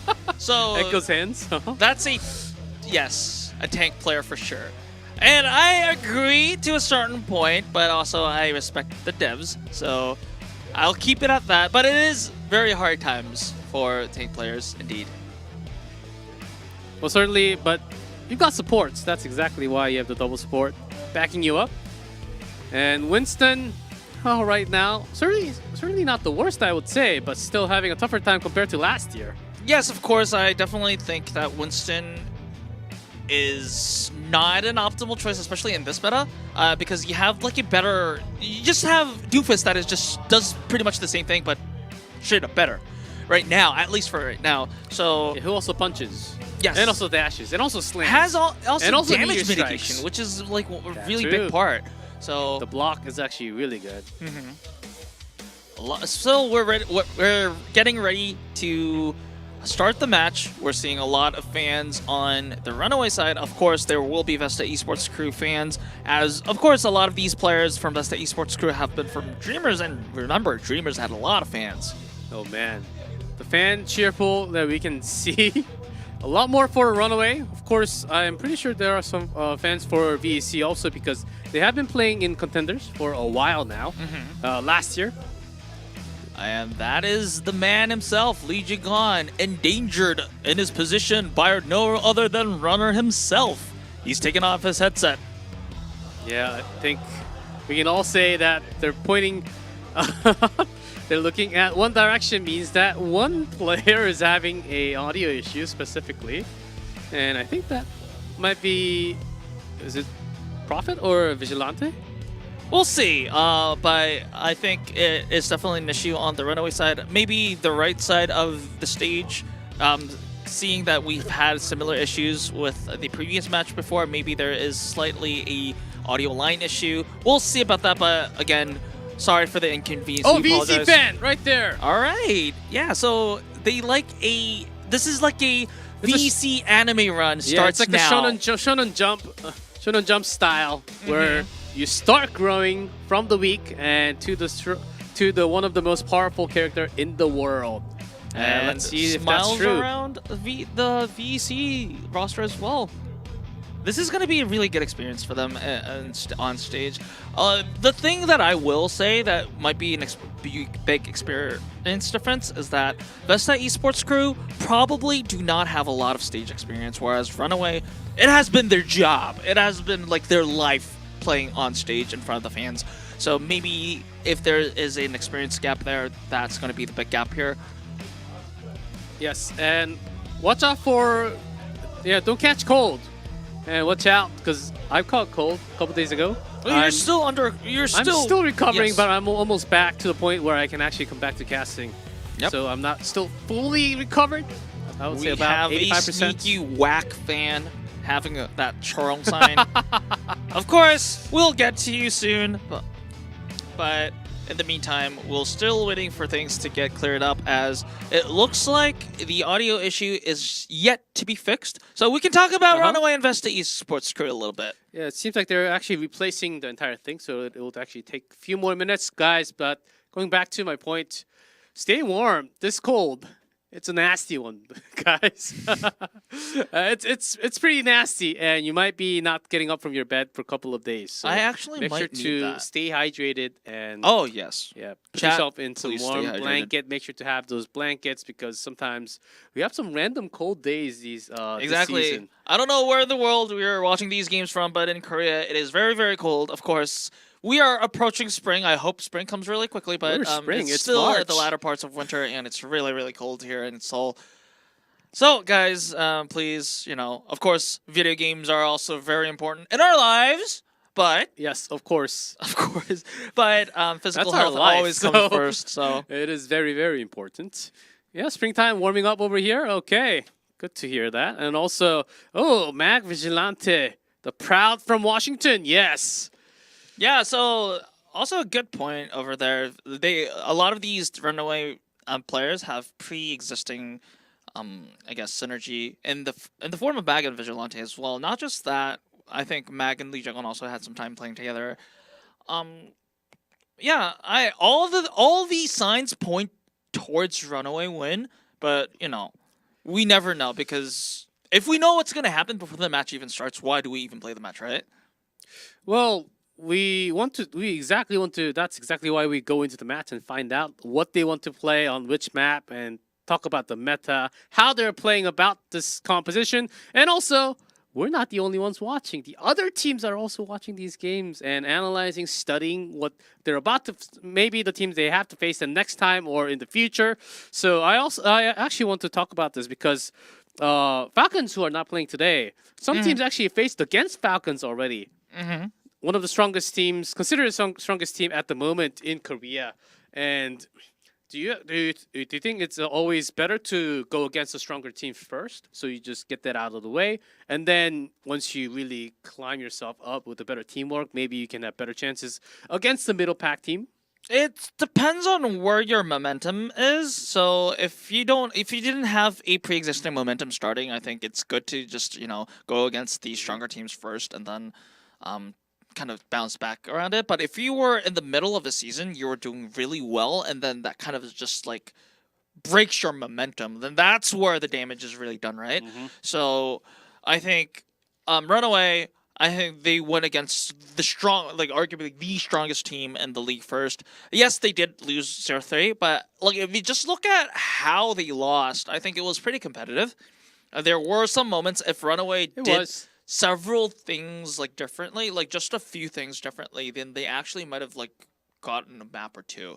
So, and especially if you look at how Falcons are so destructive in their other matches, it's like Runaway actually may actually be second, like 9K said.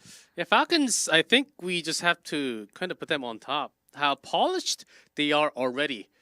Does scare me already, because only with the first few matches, they're already polished. Imagine them by the end of the season. By the end of the round robin, they should be moving directly into the playoff upper.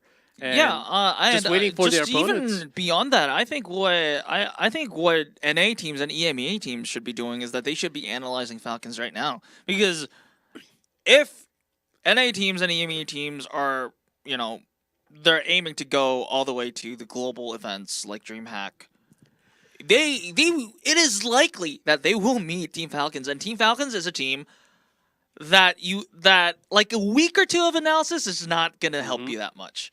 And just you need to be very fully prepared against this team. And again, we want to shift the focus to Runaway a little bit and Vesta Esports crew. Runaway, I think what their weakness also may be is that Mag, especially during the holiday show, Flash Ops Holiday Showdown, we did see that a lot of teams exploited Mag's hero pool. So maybe Runaway has a answer to that, but one of the ways that you can actually beat Runaway is that if the meta allows you to, you can just out-rotate the tank hero pool and then just try to win. Yes, and we have this much time. And when we have this much time, I want to appreciate, as you can see at the bottom, Samsung Odyssey for the sponsor. Yes, Samsung. We're so back!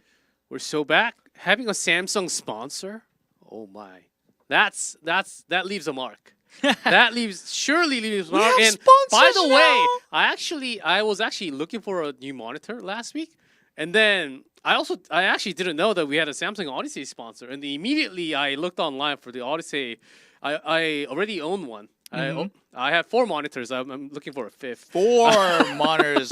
Hey, G Cliff, what you doing back there? I'm looking for a 5th, but I think I will have some more time to shop for Samsung Odyssey monitor, because, guys, sorry, but we'll be taking a short break. Once we come back, I hope the issue is solved, but we will take a short break, and you can also go look for that monitor, Samsung Odyssey.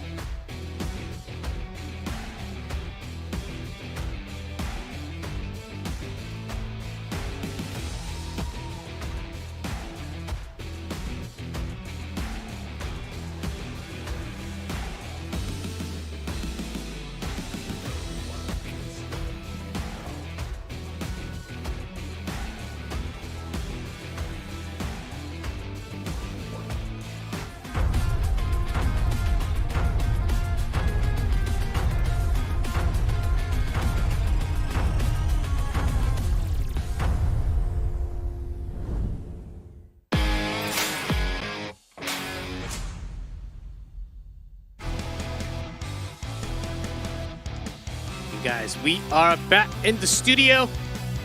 This is Overwatch Champions Series Korea, ready for the second match. And we are getting things ready.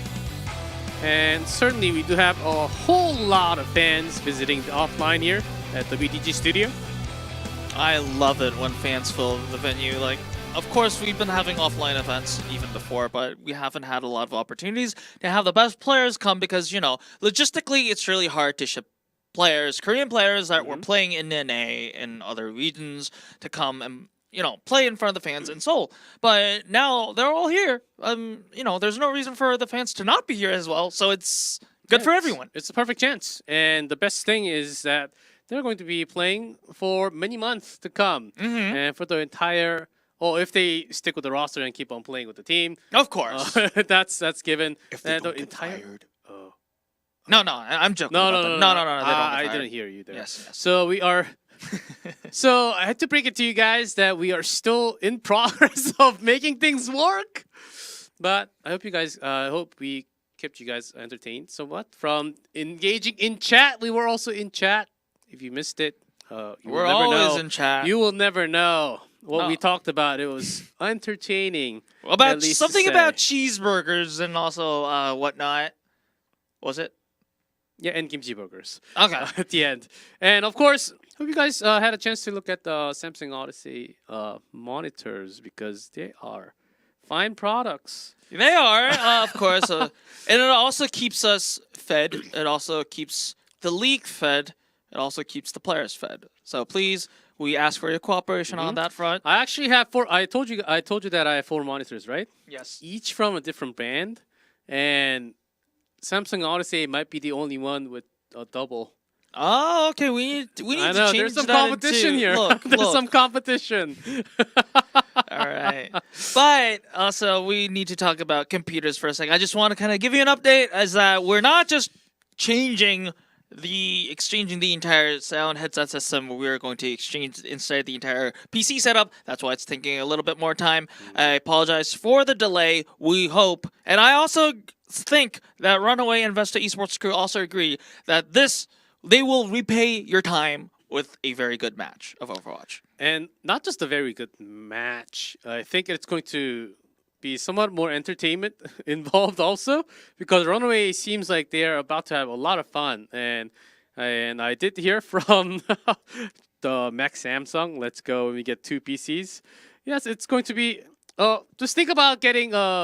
replacing your computer. Just imagine how long it would take. Taking out the cables, replacing with a new PC, restarting it, making sure when you get a new PC, you might have to have some time setting up like the DPS, You know what? making sure your mouse and what keyboard. the disaster is going to be there? When the new PC doesn't have Overwatch in it. It already No, does. no. I'm just joking at this part because, of course, we have reserved PCs that are ready to play the matches, of course. But also, you know, when the player just plays on a new setup, they just need to kind of like get comfortable with it, maybe kind of tweak a little bit of settings or two. Because, you know, some players are very keen on how they want to set up on their setup, both hardware-wise and software-wise. So we'll definitely see how it'll go. I think it's on the Runaway side as well, right? The PC, if I'm not mistaken. Yes, I think it was on the left farmost player. I think that was Prophet who was sitting there. Either Zest or Prophet. It Yeah, must I be. think there was someone on the DPS lineup, if I'm not mistaken. And while at... Oh, Lee Jong-un, what a handsome guy. I don't know what he's looking at. Probably he's looking... I know what he's looking at now. The He's fan looking... shuffle. Yeah, he's looking at the fan shuffles and looking at... Who Like, has the best drawing today? no. Which of them has me in it? Like, who's Ah. cheering for me? Who's cheering for me? Yeah. A whole bunch of them. No, but, you know, there are also fans that, you know, cheer for other players as well, et cetera, et cetera. Oh, okay, that's cute. I'll just read that. This cat brings good fortune. Anyone who saw this cat will feel better. Aw, that's so wholesome. Yeah, and some popcorn on the left. I would like some popcorn. Oh, yeah, well, I have a story about that as well. So the Popcorns? WDG Esports Studio is a refitted movie theater. So WDG, they bought out 2 floors of a movie theater complex, Mhm. and they're using it for esports needs, your everyday Ah. esports needs. So the rest of the building is still a movie theater. It So is. there's also popcorn, there's also beverages, there's also, a lot of other people who likes to watch movies in the same building as well. So, that's where the popcorn came from. Yeah, so you can just head downstairs with the elevator, Yes, and then go grab a popcorn and come back. of course, at your own expense. My real question is, can you get a refill? I haven't tried. Okay, now that question must be answered later, so we must try it next time. Also, some of the theater let you get one refill. Look, That's the maximum. I don't know because I haven't tried, but I do have another detail that to share about this venue is that it is one of the most oldest historic movie theaters in Korea. So I'm 31 right now. I'm 31 years old. My parents used to date in this theater. Oh, this year is actually well known. Yes. Very, very well known. Even if you're a Korean person, generally, even if you have never been here physically in the theater, you might actually know the name of this theater just because it's a very old, classic, traditional theater in Seoul. So, and especially if you're an older generation, if you talk about this theater, they would actually know where it is physically. So that's a traditional, somewhat of a landmark around this town. By the looks of the camera right now, it looks like it is actually Prophet that is having to deal with the technical issues. I am hearing that he is getting ready to log into the client. So that We're going into client. That's a good sign. that is definitely a good sign. We may have 1 or 2 minutes more of prep time because once you even get into game, like usually what the routine that the players do, they go into the shooting range and see if the frames is Frames the frame okay, rate's the not controls are all stable, right, the etc., keyboard's etc. working, left click, right click, shift, and all that. And then that takes about 2-3 minutes. And then the sound, you talk with your teammates, that takes about a minute or 2. And then we should be good to go in about 2 extra minutes. I have a big question. What are those kids nodding about? Yeah, I'm saying kids because on the chat, on the cheer card that they're saying that they're students. So, alrighty, we are getting ready for the match. I hope this graphic means Is it time? it is. Is it time? It is. I hope so. With the Because hype music.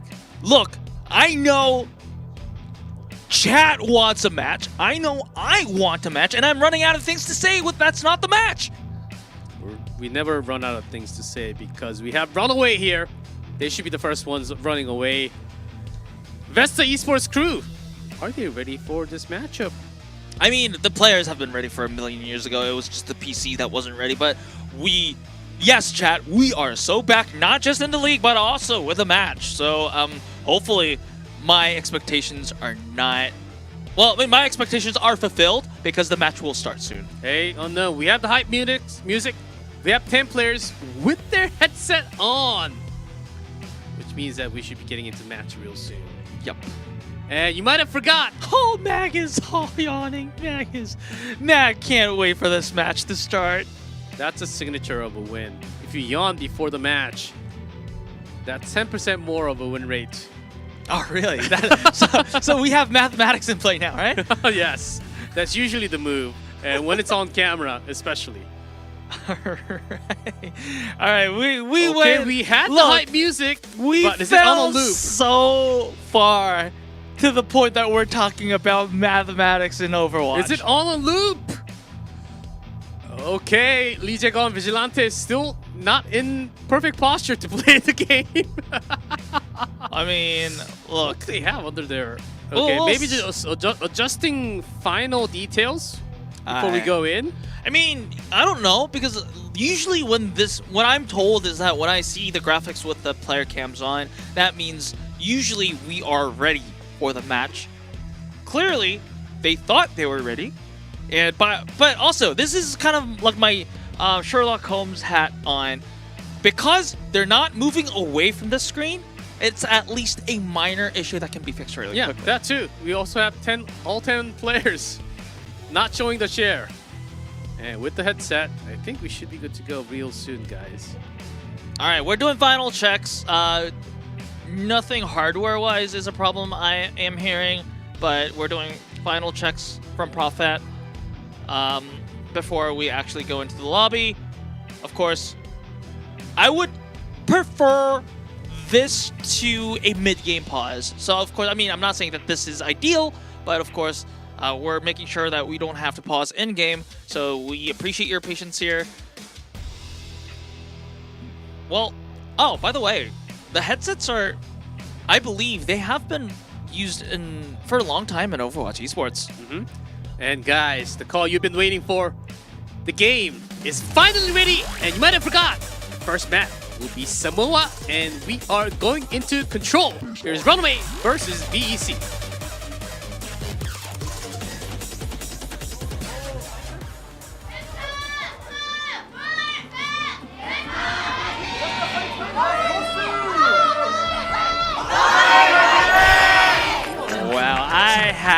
This warms my heart to hear the chants, and also especially Runaway. I may sound a little bit biased here, but like, you know, You're having biased. Runaway back in the scene, like, of course this is not even their first match, this is their second match, but still being able to be a part of this just feels good. Let's finally go! Yes, the wait Oh has no, the wait is finally over! And the gates open with a jungle queen from Groom. Yep, so Grim, Vesta Esports crew is going with the same composition that they went against FTG. Clearly, they feel that it was not a compositional problem, it was more of an executional problem. And Runaway is going with the Doofus dive composition that, I guess, arguably the entire region has been playing so far. Yep, here's Prophet in the air and Zest, the 2 DPS from Runaway. Let's see what they can do. Certainly off to the side. Vesta controlling more towards the center, but this is Beach, so the moment you go down here, Mac, taking the first control and losing the Tracer early on, we're not going to be helping Vesta Esports crew for too long as they try to make their way into the control point to further delay if it's possible. But more kills happening as Mac gets the control, and that might be soon a team wipe. Yep, so this is basically what this composition, well, Runaway is actually at a compositional disadvantage in some ways, because remember what we talked about, the difference in Doofus and the Jungle Queen is that if you use the Jungle Queen, then it sacrifices your mobility in trade to support your DPS duo better. So that means if you're running the Jungle Queen composition, your DPS duo needs to win the fight DPS duels. But as we've seen in the first few, in the first fight, in the first kill feed, we saw that the Runaway DPS was actually making the kills happen. So Vesta Esports crew needs to step up in their DPS department if they want to win. Oh, Prophet? Where'd he go? Okay, 45 here as Gilante's just going to pop that rush. Zest with false bomb does not grab anyone, and Vesta Esports crew still holding 5, and they did get the flip for them. But let's see, DJ gone down, and that's a respawn gone away. So Runaway, they need some extra time for that speed booster to come. I don't necessarily think that it's a bad situation for Runaway because they have a lot of. What happened to Prophet? I think what he did is that he killed himself with the sticky bombs and very close range. Because there's not a lot of room for environmental kills in this in this map specifically. Oh, early on with the reject on, sound barrier, and the counter sound barrier from off. Nice timing. That's the Esports crew still having that sustain. Double Tracer from Runaway.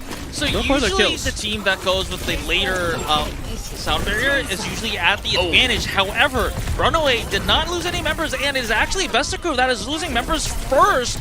So this is going to be a flip for the side of Runaway. And remember, Vesta crew used a lot of ultimates in this fight, and by losing this, it's going to be very difficult for them to find a footing back into the game. Remember, this is 64 and running for the side of Runaway. If they lose one more fight, if they just expect to lose one more fight because they don't have ultimates, then it's going to be final fight territory after that. This even may be the final fight if this fight gets longer. Yep. So Vesta crew definitely needs to look in Minute or Dart to make an assassination happen. The drag that fight plus a gatekeep from Runaway can certainly be a win for the first control.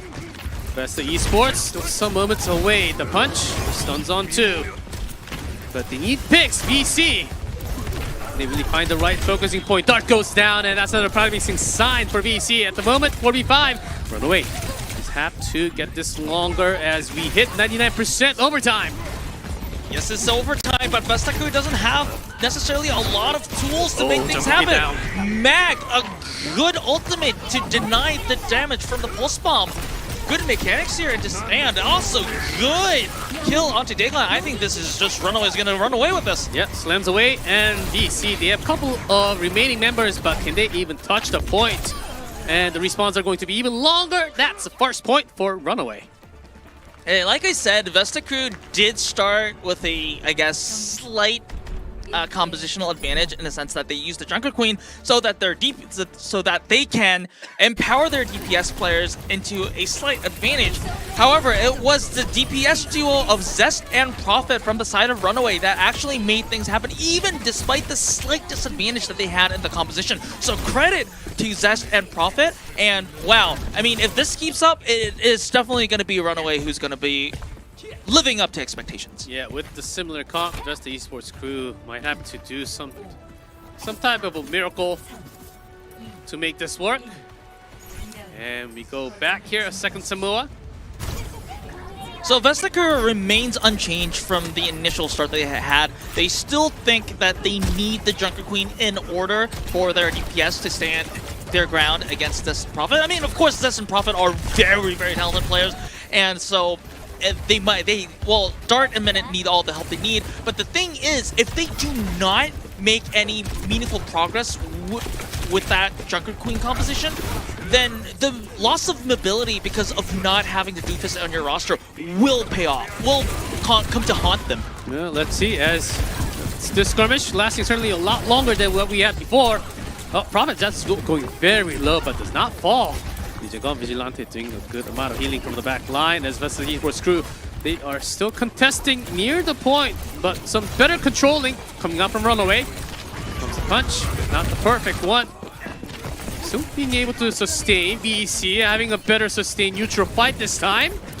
Prophet in the air, still doing some damage. So this can be anyone's game right now because remember, when a single team has control on the point, the longer the fight goes, it is to their favor. However, no team has yet to claim control of the point yet. So, okay, Vigilante starts with the Hold with a kill from but Mina. it's Lijiang that falls first. Yeah, Lucio gone, 4v5. Some ultimates available from both sides, and Prophet falls too. Runaway actually going to be losing the first contest here against VEC, who grabs the first point.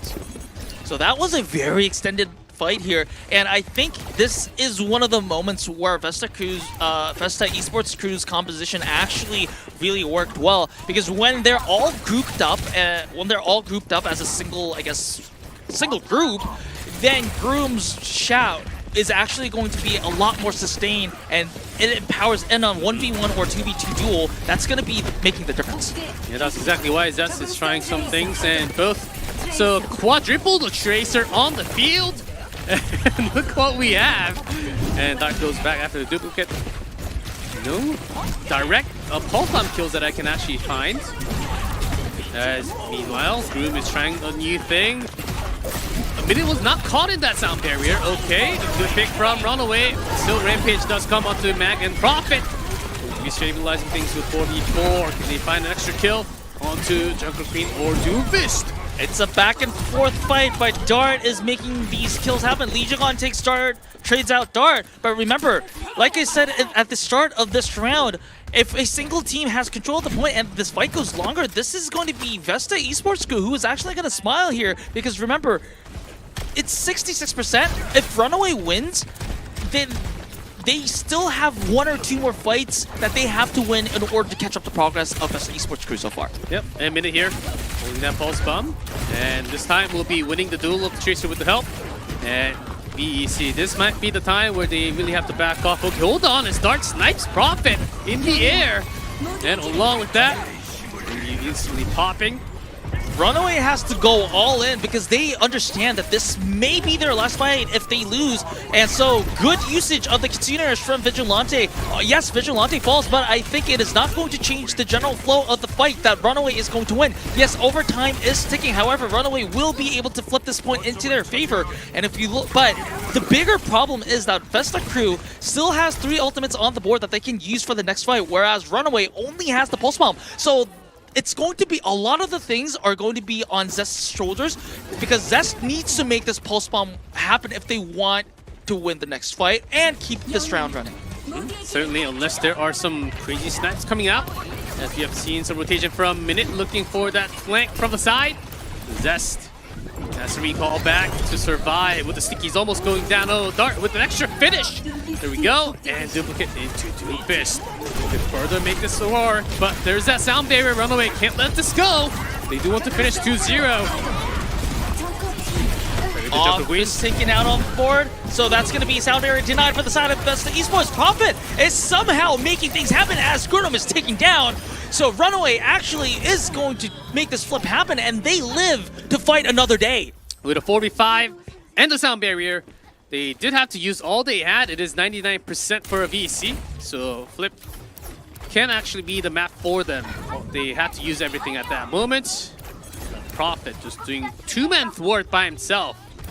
This Echo is a scary thing, and as you can see, Max Meteor Strike is coming back, but that sound barrier will be available for a VC next time. So this is going to be a fairly equal fight for the side of both sides.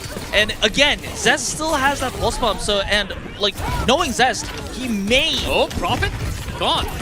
Make the difference, but Prophet gone means it's not good for Runaway. They have, once again, oh! I was about to say that Vigilante needs to use that Kitsune Rush because they just have to all in. Because remember, it is 99% for Vesta Esports crew, but members down for the side of overtime, they might have to use touch. the Meteor Strike just to touch. And Zest is there with the Pulse Bomb. So few heroes available for the touch only. As long as they can keep up. Oh, losing Meteor gone! Oh my goodness, VC. Can they actually make it happen? There's a rush from Kitsune.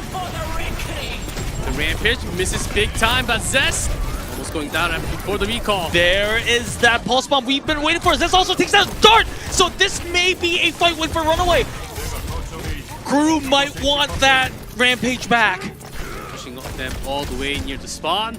Mag is still here. Didn't even have to use that Meteor Strike. He was never really focused. And VEC now somewhat in trouble as things flip. And now we're talking very close range. This is likely going to be the last fight either side, whether they win or not. Yes, Dagon will be using, it looks like Dagon Vesta crew, Esports crew will be using the Kitsune Rush. And Runaway only has the Meteor Strike ready, but I think what Runaway wants to do is that they want to wait until Legion has a sound barrier, but Prophet down does not. Oh, Legion is down too, so that's 2 major ultimates going to be missing for this fight. What may be the final fight of this round. But here's Mag with the Meteor Strike looking for 1 kill. Really not enough onto Minute. Oh, that was actually enough with a slam. Dart still there, alive. Runaway, can they make the comeback here? It is 99 to 99 overtime. Whoever wins here will take the control. Second time Zest gone. Dagon actually finds a kill, so Runaway. There's a sound barrier from BJ gone, keeping everyone alive. The Vesta crew have to sustain. Rampage. Wait, off needs to survive if Vesta Esports crew wants this chance here, but Minute taken down and Group also down means that it might not matter as Runaway. Yes, it wasn't easy, especially on the second round, but they take Samoa 2-0. We've waited a long time for a good map, and my God, Samoa was exciting.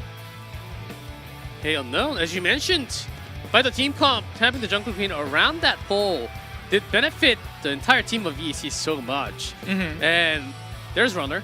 Runaway almost dropped the second mat. That was quite massive, but VEC still holding their power punches towards the end of that second. Yeah, I thought it was almost possible. Yeah, especially on the second round of Samoa, it looked like Vesta Esports crew had all the ingredients that they needed to actually take that round win against Runaway and take Samoa to a third round.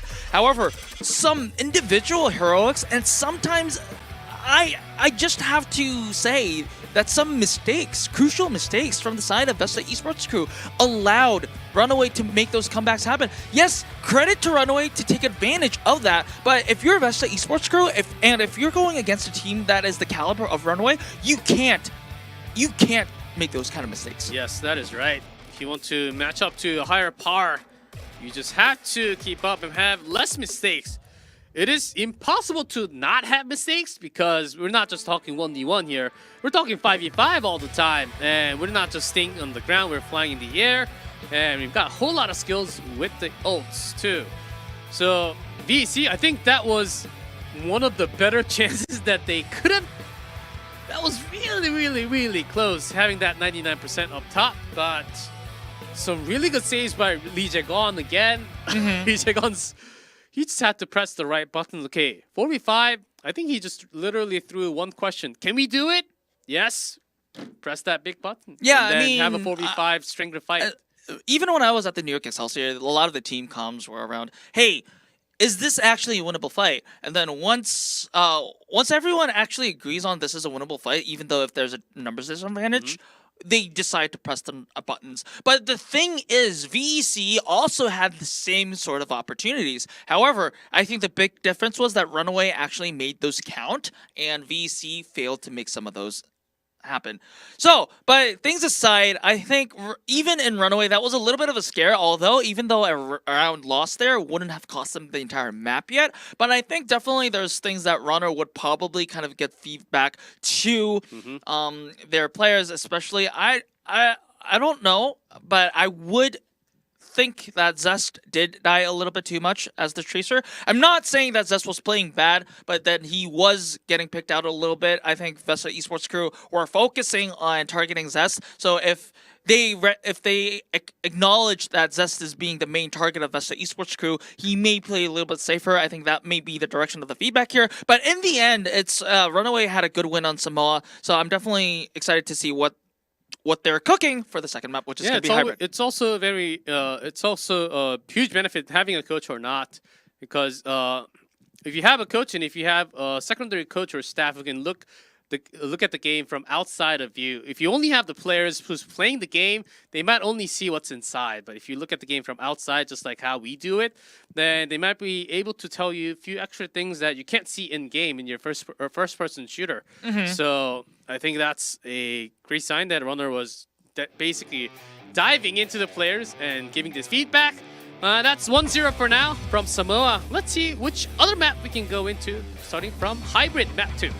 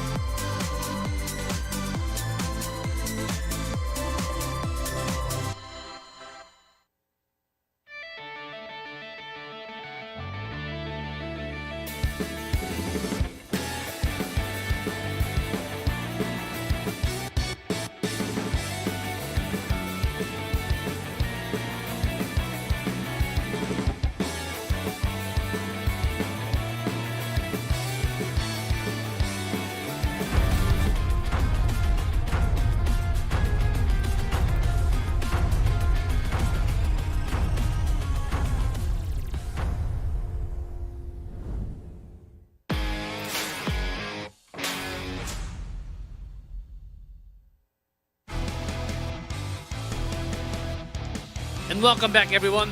We're in the middle of a match between VEC and Runaway. Currently, Runaway. Looking forward to that miracle 3-0 run, if it's possible.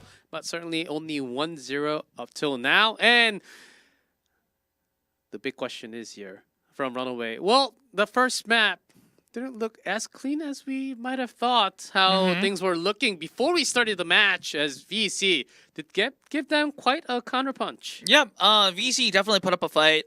Yes, to be honest, I'll be very honest here. Vesta Esports crew should have probably won that second round on Samoa, and we should have probably be playing its third round of Samoa. But in the end, I think what makes the difference between a good team and a okay team is the ability to act on the opponent's mistakes. And Runaway just did not lose that opportunity, let go of that opportunity. So credit to Runaway. I want to look to the future and looking at what kind of hybrid maps we will be looking at. Of course, I believe that it is going to be a Runaway map select because Vesta Esports crew gets to choose map 1, 3, and 5, and then Runaway gets to choose map 2 and 4. So we'll definitely be expecting those graphics. That is coming right now. It's going to be Hollywood for our second map. If you look at what the map bans were, it is going to be Runaway having banned Kings Row and Vesta Esports crew banning out Blizzard World. So it's going to be Hollywood. Hollywood's an interesting choice for Runaway. I think the logic behind the Runaway Hollywood pick is that they still expect Vesta Esports crew to play the Junker Queen. And with all the high ground that, especially after point A, during point B, it's really hard for a Junker Queen composition to access the high ground on Hollywood point B. And on point A as well. At certain points on point A as well. So I think that's kind of like the reason, especially if you expect a certain, a default composition from the opponent. Maybe that's one of the charms of a map pick some bans, no? Yeah, that's exactly. I think it's the map choice is really forcing Gurum to be out of his comfort pick, at least with A and B. Coming into C, maybe Jungle Queen is viable, but I think even A actually, Jungle Queen might have a very tough time, especially against that Echo, where you might not have a real good answer unless your Echo is playing better than your opponent. And they do have an upper hill to climb here as VEC. They were having okay fight along with the DPS lineup, I think. But Gurum certainly was having one of the tougher choices, taking all those hits from the air, from the ground, and often Dagon on the back. We're having some tough time healing back up. Yeah, so the big question is that the question has been posed by Runaway is that, hey, are you still going to play the Junker Queen even on Hollywood? And it is definitely, I'm also curious myself to see what kind of answer Vesta crew has to offer. So we'll definitely see. It's going to be a Runaway attack first.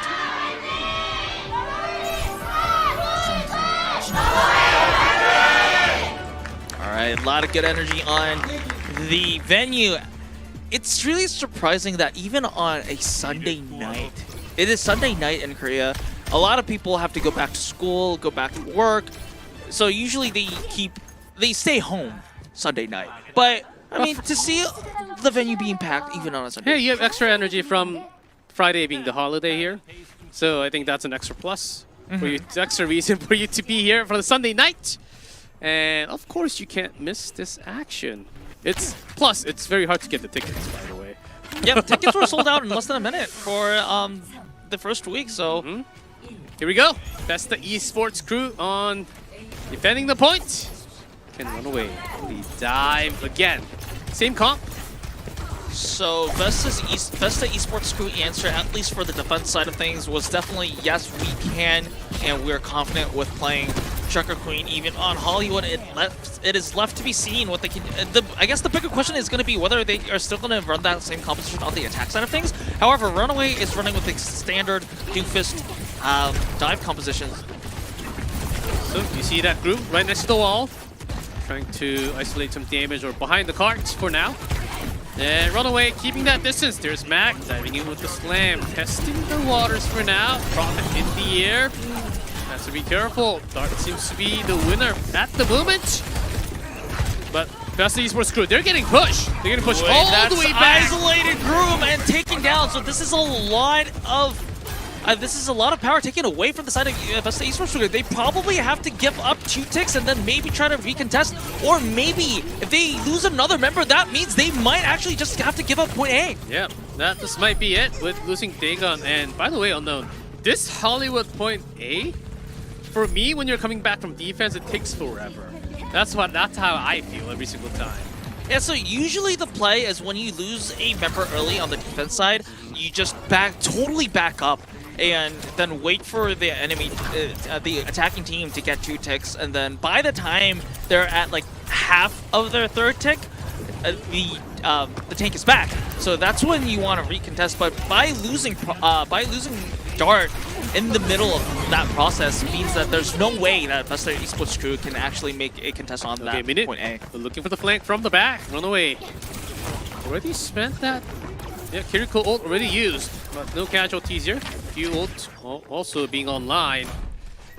So this is where the real contest begins, because Vesta Esports crew, remember, yes, the Jungle Queen enables their DPS to a little bit, but at the same time, they have a hard time controlling high ground. Okay, Double Tracer versus Prophet has Kiriko with the sound barrier. Yes, that's already gone. A later sound barrier, better timing by VEC.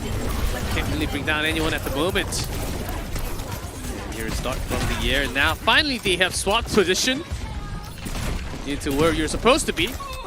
And Minute still looking for that action from the top. Couple more members in the high ground. But Runaway there also pretty much in hiding position. Only Prophet in the air looking for a sweet target. So this is a good defensive positioning setup for Vesta Esports crew, but once they're forced out on the high ground, then that's where the trouble begins. And when Gurum, Dagon, and Off is down, there's no way that Vesta Esports crew will be able to take control of both the payload and the high ground. See, if you look at where the payload is, after this corner, if Vesta Esports crew is even able to contest, they don't have any high ground that they can take advantage of. So all the high ground is going to be in Runaway's favor, and with this current composition, it's going to be even harder for Vesta crew to just not be farmed. Yeah, exactly. As you can see, Runaway already controlling the side building. Yeah, with Prophet and everyone around it, because that entrance can be the choking point. There's a Rampage, but already stuck with the Pulse Bomb. Zest with another kill. And in the meantime, Minute is gone from the punch. Gurum is not having a good time with his Rampages today. I mean, I'm not discrediting the player, but sometimes it's not just work. There are days when it just don't work. And, to be fair, it also didn't work that well yesterday as well. So might suggest the possibility of swapping into a different composition. But a silver lining is that Hollywood Point C is a little bit better for Junker Queen to operate. So. Certainly, this should be the moment where Junker Queen shines a little more. We'll see how this goes as Dart Minute, both DPS ready with the ult. And Prophet into Jungle Queen first. Okay, run away. For that sustain plus for Mac. Gigante might be getting sniped from Dart. There it is, the first kill. And VEC stabilizing finally comes to the 3rd point. Alright, this is actually pretty good for Vesta Esports crew. Yes, they did use a lot of resources for that play, but in the end, they needed a way to stabilize. And also, if you look at Runaway's ultimate resources here, Runaway has a sound barrier, which they don't anymore because they are using it. Off also matches it. So this is going to be a very important fight because remember, this is basically all the ultimates that both team has. Zest does have the pulse ball and stick onto Gurum. And that is going to make the difference. And second pulse button directly onto the tank. Just not finishing there, trapping a lot of other members. That's 2 gone, VEC. The respawn, of course, very close. And you see that Echo was hiding in that small room on top. The Dart was found immediately. Prophet targeting him. And that's a 4v5, 3 meters away. Digans holding the points, but they're taking some damage. There's a pressure. Finally, Dart coming back. A Minute gets picked off. So that's going to be a lot of power removed from the side of Vesta Esports Group because they needed someone to kind of distract the the team cohesion of Runaway. And now that's gone on another stick on Zest. My goodness, Zest, dude. And that's a full push. Zest. Even after losing that Lucio, that was a 4v5 for about 15 seconds with less sustain, but still, that duplicate plus that pulse bomb. It looks like Zest has a different pulse bomb, if that makes sense. He's making a different brand of pulse bomb that sticks better. Because otherwise, I cannot explain how this man is making the right sticks, the right time, the right target. Man, I mean, yes, everyone on the side of Runaway did really well, but Zest, If you level up to 20, you can upgrade your ult. No, just kidding. And you can select out of the 3 for the pulse bomb upgrades. oh, I am still shaken from how Wow, good Zest that is. was incredible from Prophet and Zest. Those two just focusing one at a time. Okay, moving on. Next. And who's next? Just simple steps, and usually it shouldn't be working as that easy. Oh, VC. They do have a long way to travel now. All right. 3 points. So now the second answer is going to be that Vesta Esports crew. Yes, they are indeed going with the Junker Queen composition once again on the attacking side. I've been talking about this all day, but yes, having Junker Queen on the composition gives a little bit more sustain to your DPS duel. So when you're on a 1v1 duel or a 2v2 DPS duel, then having a Junker Queen actually helps, which in theory should lead to your DPSs winning the duel. However, Runaway, Zest, and Prophet right now, they just have so much quality that even despite that difference in sustain here, they're winning these duels just easily. It's beginning of another catastrophe here. Minute picked off Dart. Was somewhat trapped, but okay. Having those stickies. Nicely done. Nijagon picked. Zest is already 60. Okay, okay. Pulse Bomb does build up pretty fast as an ult charge. Just look but at not this Minutes fast. Pulse Bomb though. Uh-huh. Like, it's 30% and Zest is already at 90. Oh, Minute did fall early on, so I think it's hard to compare, but Zest does have the Pulse Bomb now. So, which one's your target? Going up, elevator. Trying to stick into that! Go! Oh my goodness! I saw that coming, but actually getting it done? Dude, that's nasty. Can we vote MVP already? Yes, my vote is for Zest. Like, I'm just even gonna publicly Group's announce this. gone, My player of the match vote is gonna be for Zest. Kiryu got a headshot, but still. My goodness, PC. Not going to be holding. Oh, getting any tick from this point as Runaway just lost a single member in this previous 2 fights. Did Zest miss a pulse bomb in Hollywood?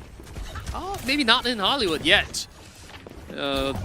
I think it's actually almost perfect. Like maybe 1 or 2, but I think it's gonna be like at least 3/4 of the pulse bombs were actually stuck. Wow. This pulse bomb, you can only make it travel so far, right? Only by a couple meters, even if you point it far.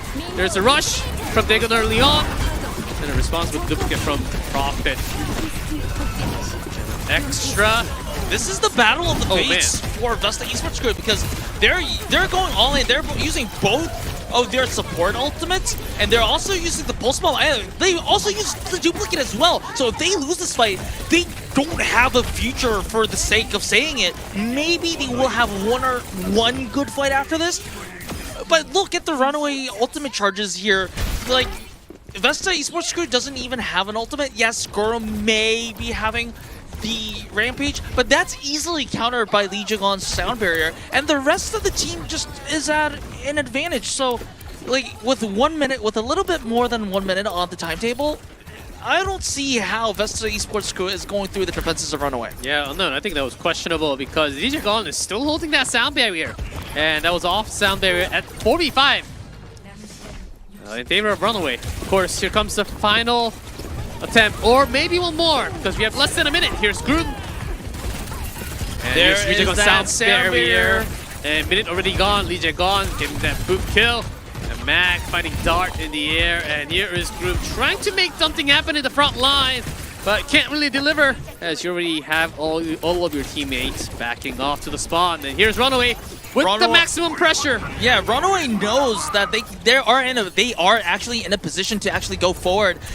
Even if they lose this fight, they will chip off enough time for Vesta Esports crew to be forced into a desperate touch situation. So this is really smart from Runaway here. Even if this barricade forward defense doesn't work, it still takes off a lot of time on the side of Vesta Esports crew. I don't know if they can even touch here. And here's a rampage. Oh, no! Does only catch Lee Jae-gon. And Lee doesn't go Jae-gon through. booped him so that he can't touch the point. Oh man, what a play! And minute goes down, and no one is nearby the point at all. And that's a full cap by Runaway, 3-0 from Hollywood, and that's a second map for them. It is match point for Runaway. And yes, I want to talk about Zest all day about his sticks and his immense tracer play. However, last minute, I just want to point out, give props to Lee Jae-on there, because yes, Gurum didn't have much of a choice. He needed to ult into the point just to touch the point. However, yes, it was going to hit Lee Jae-on either way, but the boop to Gurum made sure that he got stuck in that wall in the little server room over there. So the Junker Queen never got to touch the point. So that was the beginning of the end, because the rest of the Vesta Esports crew, they had to just put their bodies in, stick their bodies in, even giving up their lives just to touch. And wow, I mean, I just can't believe I just want to appreciate that play a little bit. Oh yes, and we might not see all the details, but there are these tiny little details that makes all these type of differences. And that boop, sometimes you just say, okay, it's a small boop from Lucio, but those boobs actually get like triple kills sometimes. I mean, yes, it's like Lee Jae-on didn't really get like kills from boots, but like you said, it's not even an ultimate, it's just a right click, but it made a lot of difference, because like, yes, Runaway would have probably won that fight anyways, but I'm pretty sure at Lee Jae-gon's level, he knew that the Rampage was coming at that moment. Of so course. He positioned himself in front because of that specific reason. It didn't just happen because there was Rampage at his face, but he calculated and he was expecting that timing to come. That's the level of play we're talking about in Korea. yes, and Lee Jae-on, props to Lee Jae-on once again for that insane play on the Lucio. And also, I have to talk about Zest. MVP vote. My vote's for look. Vote for me. I know production's gonna ask me for votes. I'm just gonna publicly state that Zest is going to be my vote for the player of the match. I'll put my vote in there. And I'll put 10 stamps on it. All right. Oh man. What a tracer. And this tracer, we're going to be seeing a lot more of it when we come back for the third map. Even the cameraman shaking for our third map coming up soon. But before that, we'll take a short break.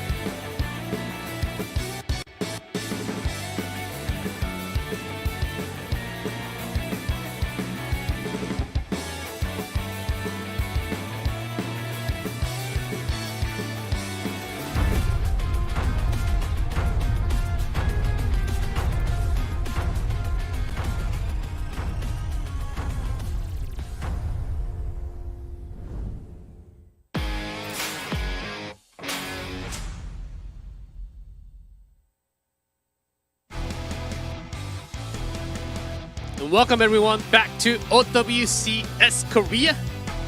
Currently having Runaway versus VEC, and right now Zest is tearing pieces apart left and right, up and down with this Tracer. Yep. He's teaching everyone how Tracer is supposed to be played. That's what I'll say. But sometimes you can only learn so much. But when the level gap is too far away from your own skill level, you cannot learn too many things. That's how far this guy is. Level 99 and above. Yep, and we are going to Coliseum. Vesta Esports crew picking Coliseum, and Runaway banning New Queen Street. So it was a choice between Coliseum and Esperanza. I fully understand the intent of Vesta Esports crew trying to go for Coliseum because they once again wants to play Junker Queen. I think that's the highlight that we really have to go for, because Vesta Esports crew, this is clearly one of their weakness against any other team. If they, for today, I think week 1, this might be okay. Well, still not fully okay having this limited pool. But if we go into, like, let's say week 2, week 3, then all the other teams are surely going to know this weakness. And we'll keep on using the same strategy against them. And there needs to be a moment of leveling up. And maybe Coliseum will show that bright moment. At least Vesta Esports crew are in high spirits. They still have smiles on their faces. At least they're also talking. When one of the worst things that can happen in a match point scenario is that your players stop talking to each other. That is absolutely the worst thing that can happen to your team. But at least Vesta Esports crew looks like they're in good spirits. Of course, Runaway, they have no reason not to smile right now. Zest, I know that you know that we're talking about you, Zest. But anyways, it's I think once again it's like you said, J-Cliff, Vesta Esports crew has a very clear weakness in that they are either unwilling or unable to play anything other than the Junker Queen composition so far. So I also expect them to play the Junker Queen composition in Coliseum as well. Like I said, the Junker Queen composition isn't a bad comp necessarily, but in order to kind of profit from that Junker Queen composition, you need your DPSs to win those duels against your opposition. And let's see if those things happen. It is map 3 between the two teams, a match point for Runaway.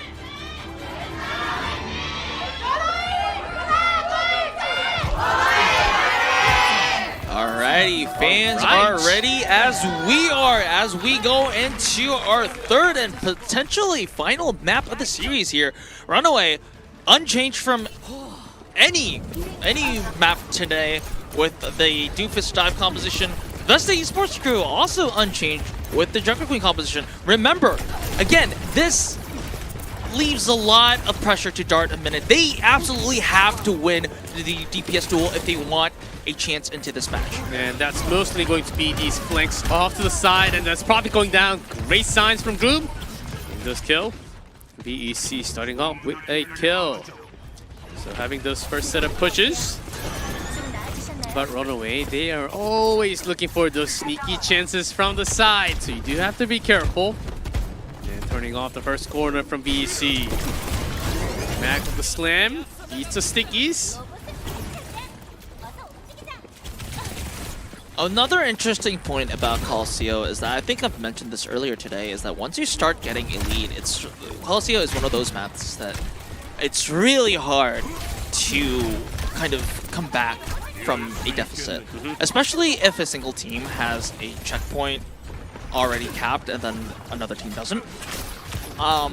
Runaway has no reason to kind of rush with this right now. They know that they have the spam advantage right now. Maybe a little bit less so because Dart seems like he did more damage than Prophet, but Runaway they're willing to wait until their ultimates are online. And I think the trigger might be Vigilante's Kitsune Rush. And starting exactly with that. Kitsune Rush early on, Tegun's rush to respond. Zest on camera here with the false bomb target. And there's a duplicate from Dart into Doomfist early on, so we're matching in ultimates too. And the first beat. Second beat to respond. That was a close sound barrier from Legion Gone. But it was a good one nonetheless. Zest has the pulse bomb and doesn't need one to take care of Gurum. So might be holding on to that for a little while. And just without the tank, that's how things are going to be. Landing here from Runaway and with the beam. Look at that tracking from Prophet. And in the meantime, Zest was able to pick off the other two. So it was a very long first fight. I definitely think that this is just an extension of the first fight. But in the end, Runaway did patiently wait until they had the Kitsune Rush online. And they did really well. They know what their clearly know what their win conditions are, and they executed to almost near perfection. Now their next move is going to be with the current ultimates that they have, they want to win another fight or two and want to tap the checkpoint. And that's when they can start, kind of making positional advantages, maybe even offering to lose a team fight or two, but still keeping hold of that lead. Look at that teamwork, forcing out recalls from both chasers. Mag back near the robot. Few shots through him, holding that this is one of the better Rampage moments or spots. To say, there's a meteor. Oh, Minute going down early from Zest. Here's a Rampage on 3 on only. To follow up, here's the Echo 1v1 off to the side. Still surviving with slimmer of HP.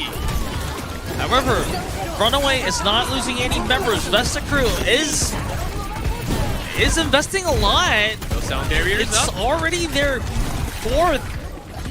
It's already their fourth ultimate of the fight. They absolutely have to win this spot. Prophet and Mag says no to that, and this is going to be a bigger lead for the side of Runaway. Yes, Prophet is down, so that's a good sign. However, it looks like Lee Jae-gon will be chasing Dart down to all the way, and with Minute down also, this is going to be further progress for the side of Runaway. And the later kill onto Minute is going to make it slightly even worse. Runaway having about 44 meters now with the pulse bomb only, so a lot of utilities ults also used on both sides. And like the fact Lee Jae-gon and off there, both Luciers are somewhat matching in their sound barrier all the time. So that's 5 to 5. But depending on the tank, I think Mag is doing an absolutely great job sustaining in the front against the Jungle Queen. Zest being very sneaky. He's looking for those assassinations, whether or not it is with the pulse bomb or not. Vesta Esports crew cannot afford to lose track of where Zest is. They need to send Minute to just basically stop that loses Zest. Oh, strapped in the corner. Great focusing by Runaway, and they will continue here. Zest. One more target blinks in, looking for the pulse target. Not quite here as he recalls back all the way, but doesn't matter. Has plenty enough damage to pick off Groom and more to follow up. Zest. I mean, we've been talking about Zest and his pulse bombs, but it is clear and evident that he's just good. Like, Not just good, one of the best. yes, he is. I mean, we've knew that Zest was a good player ever since he was at the Stolen Inferno, and maybe even before that. But I think he's leveled up even compared to that. So it's really good to see how he's performing well. And there is Mag using the Meteor Strike. And keeping everyone in the barrier. And Runaway is the only one with the sound barrier, so they are opting to go with the early aggression here. However, they are not finding any kills, so that is a little bit good news for the side of Vesta crew. Okay, a lot used from Vesta crew again. Runaway, they're pushing for this first point if they can. Lee Jae-gon will not help with the sustain, but still keeping their position okay near the stairs. And here's Group trying to contest, and that's a dead Prophet. So this is a fairly big win for the side of Vesta crew in the sense that Runaway had to use a lot of their ultimates, but Vesta crew has a long way to go. But looking at the bright side, Vesta Esports crew, if they can pull the trigger at the right time, they can actually win 2 fights in a row here because Runaway are dry of ults, and if Groom hits the right Rampage, and Groom gets picked off, sorry to cut you off there, but no, this might be the sign for VC to get their own push started.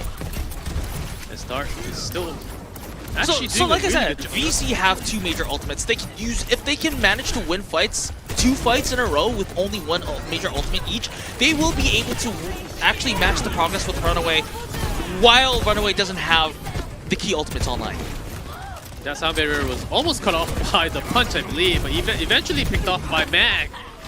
BC, even with that sound barrier, not able to sustain 100%. Oh, hold on, it's Dark's nice profit somewhere. Still, this 4v4 fight will continue, following up with one more trade. Zest will keep up. Here's Minute to respond. The opponent Tracer and Groom Jungle Queen. You have to really show the reason why you have picked this map with the Jungle Queen. Alright, interesting thing enough is that Vesta Crew did take the lead away, but did not cap the point. Oh, they did not. Yeah, they didn't. So if you cap the point, there is the small square glowing On the bottom, right? Yes. Bottom of the red bar there, but here's the fight. The Jungle already dead. Dart snipes him. And with the Kiriko Rush, they're gonna go further. Trading kills here, there. Runaway used the Continue Rush and the duplicate, whereas Vesta Esports Crew only used the Continue Rush, and it looks like they're winning the fight. So this is actually a good showing from Vesta Esports Crew, especially now, like, however small a lead is still a lead. So Runaway, it's actually Runaway with only 1 minute and a half remaining that actually has to use, not only do they have to win fights, but they have to win fights with a good ult economy. Yeah, I was quite not 100% sure if VC was having lucky moments, but Dart's Echo has been landing some good shots, starting from Samoa. Actually, now finally coming out as a full potential on this Coliseum, turning a lot of things around. Of course, he's keeping himself safer than the other teammates, but here's the beat. And the Rampage onto 2 supports, but that's still with the barrier from Runaway. Then Vesta Crew make the kills happen, and it is Zest turning things around with a kill onto Kiriko first. Wow, Zest making things happen here. I mean, of course, it was a little bit off screen, but taking down the Kiriko is a huge boost to the chances of Runaway here. Of course, there may be 1 or 2 kills traded out. However, Dagon being unavailable for that fight, it was really crucial because, yes, it's only 75%, but if Dagon was there for the entirety of the fight, Vesta Esports Crew may had access to the Kitsune Rush, which in turn may have turned the tide of the fight. And with that, Runaway finally getting that point is a big mark, as you can see on the right. Vesta Crew just millimeters away from that point, and we're talking less than 3 seconds now. Yep, we're talking about overtime. Oh, those stickies did a huge amount of damage, but still, no one dead from Runaway with the Kiriko Rush. Even profit. Dart gone. That was unfortunate for the side of Vesta Esports Group because they used the sound barrier for more sustain. However, the Kitsune Rush was enough for the DPS lineup of Runaway to go shred through the extra health of Vesta Esports Group. And however close this may have been, it looks like Runaway is going to run away with Coliseum, and that is a 3-0 for the side of Runaway. That sure is a Runaway win. And look, Runner coming up here and says, is this guy the MVP? I mean, let's see. Words of encouragement for the side of Runaway. VC, they did okay considering that they only played like a single composition that didn't work out for the entirety of the match. However, I still stand with what I said, is that they either need to look for another composition to play, or if they're going to play with a single composition, they need to fulfill their win conditions. The Junker Queen composition, I'm saying this multiple times now, but the whole point about the Junker Queen composition is that you empower your Tracer and your Echo. Like, when your Tracer is on a 1v1 with the other Tracer, when your Echo is on a 1v1 with the other Tracer, the shout and the extra damage from the Junker Queen gives you the advantage. So you need to win those DPS duels. If you can't win those DPS duels even with the Junker Queen, then you might actually have to explore another composition to play. Yeah, certainly Runaway does grab the 3-0 win, but I saw lots of promising signs from VEC actually. Of course, there's a clear weakness from the team comp, but before I talk more about VEC, we do have the player of the match. It's going to be Zest, of course. I like With his the hearts. outfit. I like the uniform. The uniforms are always great. Yeah. They also got Flowervin for the designs. So, but let's talk about Zest a little bit. He has been absolutely insane. I did kind of say that he died a little bit too much in Samoa, which was also true. But starting from Hollywood and Colosseo, this man was a man. And I have to say, like, by his performance in Hollywood alone, I would still give him the player of the match. Zest, the best with the pulse bombs. And if you're not a Tracer player, maybe you have a lesser of an idea how hard it is to stick. Especially those targets moving around and also targets in the air. Because pulse bomb, once you press that button, the trajectory of that pulse bomb, it doesn't really go that far. And a lot of the time, you have to kind of predict the movement of the opponent first and then throw that away. Yep, and it's not even that projectile is really fast. It moves in a way as if it is a very heavy rock. And I mean, yes, of course we expect professional players on a very high level to make those sticks happen, but especially on Hollywood, he made it work every single time. And it's not even about his pulse bombs, it's about how he played as the Tracer overall. Those are just one of the things that he did well as Tracer. He just kept being a pest at the backline of Vesta Esports crew, and the members of Vesta Esports crew couldn't look front because Zest was doing so much damage in the backside, so they had to turn their sights on to Zest, which enabled the entire other members of Runaway to just cook the entirety of Vesta Esports crew. Woo! Now that was tasty and nasty. And this player of the match, actually, the reason why we had an extra wait was that because he had such amazing moments. Way too many of these moments where the highlight guy says, okay, this guy had so many pulses. But the interview is ready. Quest, take it away. Thank you very much, casters. We are back with another player interview, this time with Runaway's DPS Zest. And Runaway takes the victory 3-0 against Vesta Esports crew. And the player interview is again with Zest, so please introduce yourself. Hello, I am the DPS for Runaway, Zest.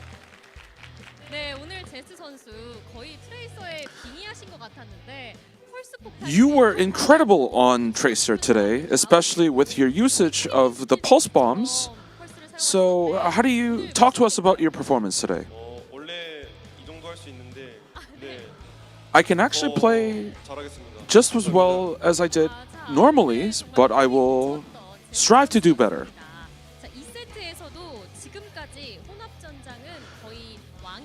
Usually on map 2, we've seen a lot of King's Row, but today we saw Hollywood. So talk to us about the comp and the strategy. And Zest says that it was a map that they were comfortable with and they're confident on. 자, 그렇다면 이제 다음 질문인데 1, 2세트 뒤에 감독님이 올라오셔서 이렇게 뭔가 얘기도 하고 The head coach runner came up to the stage before the start of map 2. So what did you guys talk about? Runner told us that we were doing well and to keep up the momentum and basically raise our morale. 다 이제 핑크색 스킨으로 맞추셨길래 너네 다 핑크색 스킨 껴라라고 말하신 줄 알았어요. I thought they said all the players used pink skins, so I thought Runner said that, or told the players to use all the pink skins, but I guess not. 자, 마지막은 이제 팬분들을 위한 시간인데요.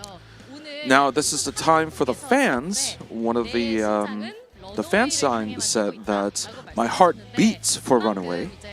So can you give us a little heart player ceremony? And he gives off, he shows off the heart. 보내드렸습니다. 자, 이렇게 지금까지 러너웨이 팀의 제트 선수와 And that was the interview with Runaway's DPS Zest. And we're gonna take it back to the casters. Thanks, Quest, for the translations as always. And we do have one more match coming very soon, guys. And as you can see from the monitor, SPG versus WAC will be the next matchup. Don't go anywhere. We come back in 10.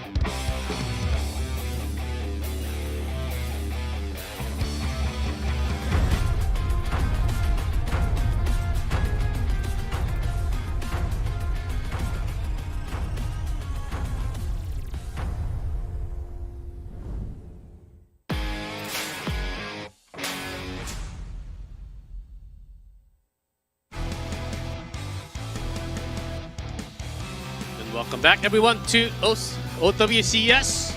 It is Korea looking for the third match of the night. And we have SBG, WAC. Oh, I said WAC.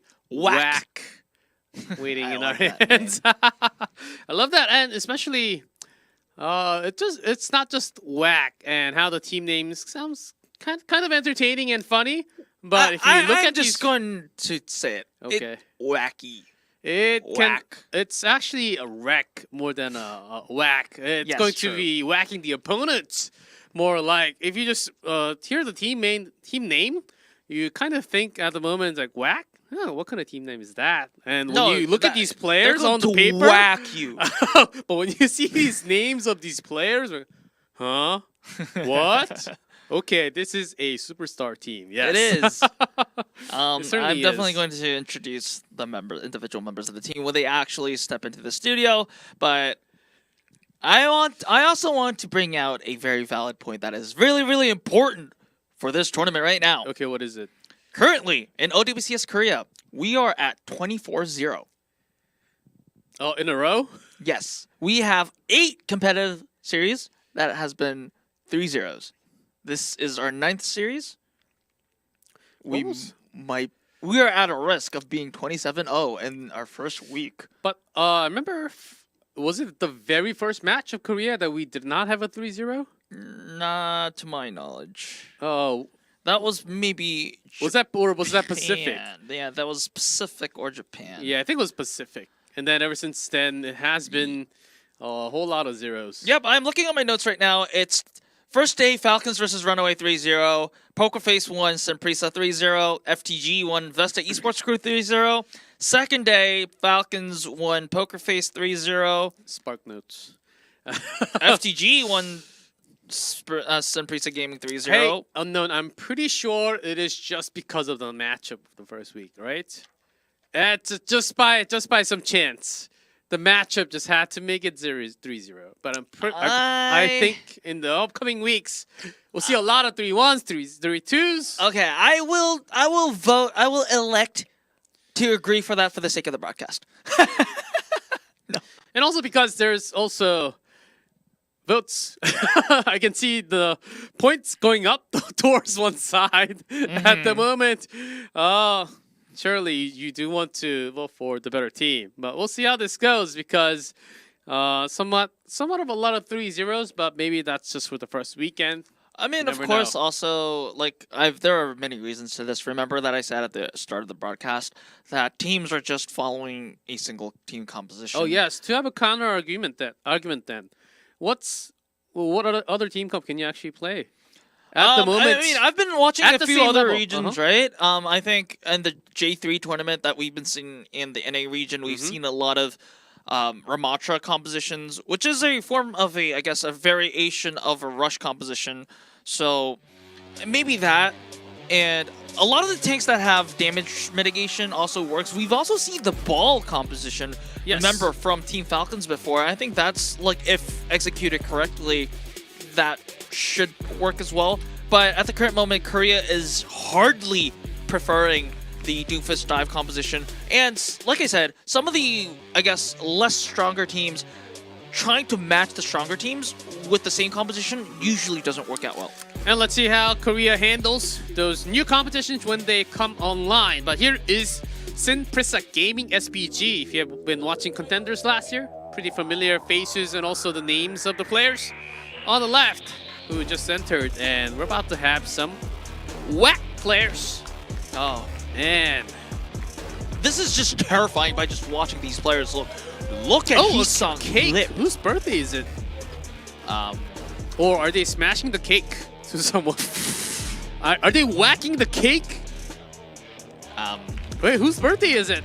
Two long candles, so it must be 20 years old. I don't know. By the looks of it, it might be Max or Jimbin. I don't know. Whose birthday is it? We'll get to see. But we'll talk about this roster a little bit. Like, can we whack the cake, please? No, please don't. Let me look. Production and comp ops has to Okay. take the care whack, of the whack best. comes after the birthday song, right? Okay. Okay. Everyone, happy birthday. Let's sing it together, everyone.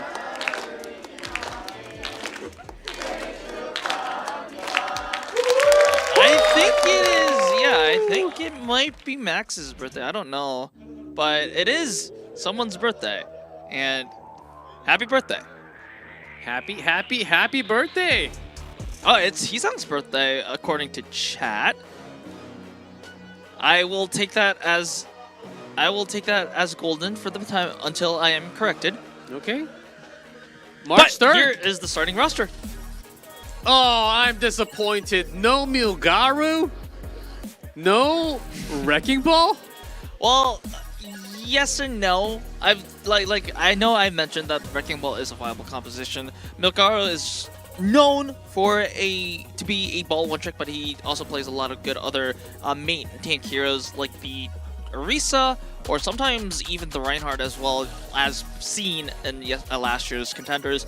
But 8 Argon to starting kind of gives me the vibes of maybe a Junker Queen composition or a Doomfist. We've seen some Prisa Gaming use playing 2U when they were playing the Doomfist composition as well, so it looks like it will be unchanged from that. Again, some Prisa Gaming has a very talented roster. It is very similar with VEC and Pokerface in a sense that these rosters have very good talent, and of course they might not be OWL level talent, like former Overwatch League level talent. They still are very high level contenders players that have the potential to be as good, if not better, than the big names out there. And to you, the tank right now in the active roster is also the captain. So we'll see how the captain handles Whack on the other side here. Hisang, Lip, the double DPS, Junbin starting as a tank, Chorong, and Shu. This is going to be a very interesting lineup because, yes, there aren't a lot of flexibility in this roster except for the tank position. We've seen what this support line can do, what atrocities this support line can do, the level of destruction that Chorong and Shu, because Chorong is an elite level Lucio, but we've also seen Chorong play the Zenyatta in King's Row yesterday, and Chorong was actually really good. Chorong is certainly tier 1. Closer to tier 0 support, I would say. And entire roster overall, just incredibly scary, I would say. I'm actually threatened by their looks at the stares at the camera right now. Hisang, Lip, those DPS, they speak for themselves as ID. Junbin, and also who's in the bench right now, Max. I think these two are one of the best tank lineups in the roster. Of course, like Junbin and Max, they have both been in the San Francisco Shock before. They did not have the best times during the San Francisco Shock. However, we've seen time and time over again after the Flash Ops Holiday Showdown and the earlier matches of Overwatch Champions Series Korea that these players are very, very elite level players. And we also heard from 9K that Junbin is more of a, I guess, tactical, strategical player, whereas Max is a little bit more mechanical. So, of course, yes, they do share similar hero pools, but they offer different values to the team. So it's definitely interesting to see how WAC will be able to utilize their roster, and of course, the flexibility of the support lineup is insane. And I haven't even started talking about the DPS lineup because Lip, if you ask me, you can't classify Lip as a hit scan DPS or a flex DPS. He is DPS itself. Calm down, Unknown. We haven't even started the match yet. Look, and I'm just saying. You are way too hyped. Of course, on paper. And we've seen their action a little bit. How strong they can be. But you never know here as SEG might be cooking up something as WAC. They're finally back in their seats. I don't know. Maybe they have to take the cake back and put it back into the freezer. And maybe they have made a promise. Oh, if they didn't have a freezer, we will be back before the cake melts. All right. So they basically are on a time attack. But it will be Lijiang Tower for our first map. We haven't talked about map vetoes yet. WAC has banned Samoa, and SPG has banned Ilios. I think what the play might be here is that we've seen. We've seen Max and Junbin be very, very good on the ball here in previous tournaments. They don't want to give out. SPG definitely doesn't want to give out Ilios to very good ball players, and excuse me, WAC probably just wants to minimize the possibilities of having a very scrappy fight in the form of Samoa, because remember, Samoa is a relatively smaller control map, and if skirmishes get messy, who knows who might win, depending on like a small lapse of concentration from any member of WAC. It can be totally possible, as we've been having some flips, of course, even for the underdog team from the matchup. As Lijiang Tower, certainly a map, things can be possible. I would say less likely from Ilios, certainly. And maybe Samoa can be back and forth, depending on which Samoa we go into. I think Lijiang Tower can certainly provide that chance for, we're talking about SPG here, but WEC does seem like the matchup favorite here at the moment, as we do see a lot more points certainly going to WEC at the moment. Of course, I mean, WAC is definitely my favorite to go out through this series. However, we're, like I said in previous series, in previous matches, we don't know what will happen actually in the match. So as long as Prisa, they have a firm idea of what their win conditions are, and they have a checklist of how they will achieve those kind of achieve those win conditions, they do have a chance, because again, these are talented players that went all the way through the qualifiers against other talented players. So we'll definitely see how it goes. It looks like we're taking a little while for the players to get ready, but like I said, when we have the player cams on, it won't be long until we get into the actual match. Oh yes, for sure. As Isang and Lip, they're both looking into the same direction. Wonder who we're exactly looking at. It might be Junbin, who's still adjusting the monitor at the moment. And not too long, we should be getting into that Lijiang Tower soon enough. This is one of the matches that I personally have been waiting for, because we've seen some moments from WAC, but I don't think it's still not fully displayed on camera. So I was actually looking forward to this action from WAC, and also SPG. Even though they didn't have the best moments so far, maybe they can have some better moments as they're getting a lot more experience with the big boys now. Yeah, I mean, just looking at the history. 현재 AFK. Well, where'd he go? Well, we'll see about that. I'm not hearing anything from production yet. Last minute toilet issue? So we'll see what it's all. Maybe it's just not on camera. Maybe my guess is that Hyunjae just figured out that this issue is going to take a little bit longer, so he's just taking a quick toilet break or whatever. But we'll see. I just want to talk about SPG a little bit. Okay. Prisa Gaming? Yep. Just the history of these players, they actually do have a little bit of Overwatch League experience. Like, for example, Tuyu has been on the Seoul Dynasty before. Hyunjae has been on Seoul Infernal as well. Lee Soo-min also had his experience on Seoul Dynasty. So this team has a lot of experience with, I guess, ties with Seoul Dynasty. And, well, Seoul Infernal as well, so both Seoul teams. But if you look at WAC, oh man. Hisang, San Francisco Shock and the Vancouver Titans, Lip, Shanghai Dragons, Atlanta Reign, Junbin, San Francisco Shock, Max, San Francisco Shock, Charles, Florida Mayhem, winner of 2023 Overwatch League, by the way, Shu, Guangzhou Charge, LA Gladiators, Houston Outlaws. What a resume. Oh man, if you bring this resume to me, I'll just immediately drop the paper and just bring the stamp and just say, oh, you're hired. Yep. I mean, so of when can you start working? I'll be asking the nice questions to these interviewees, as WAC, they don't need an interview. Yep.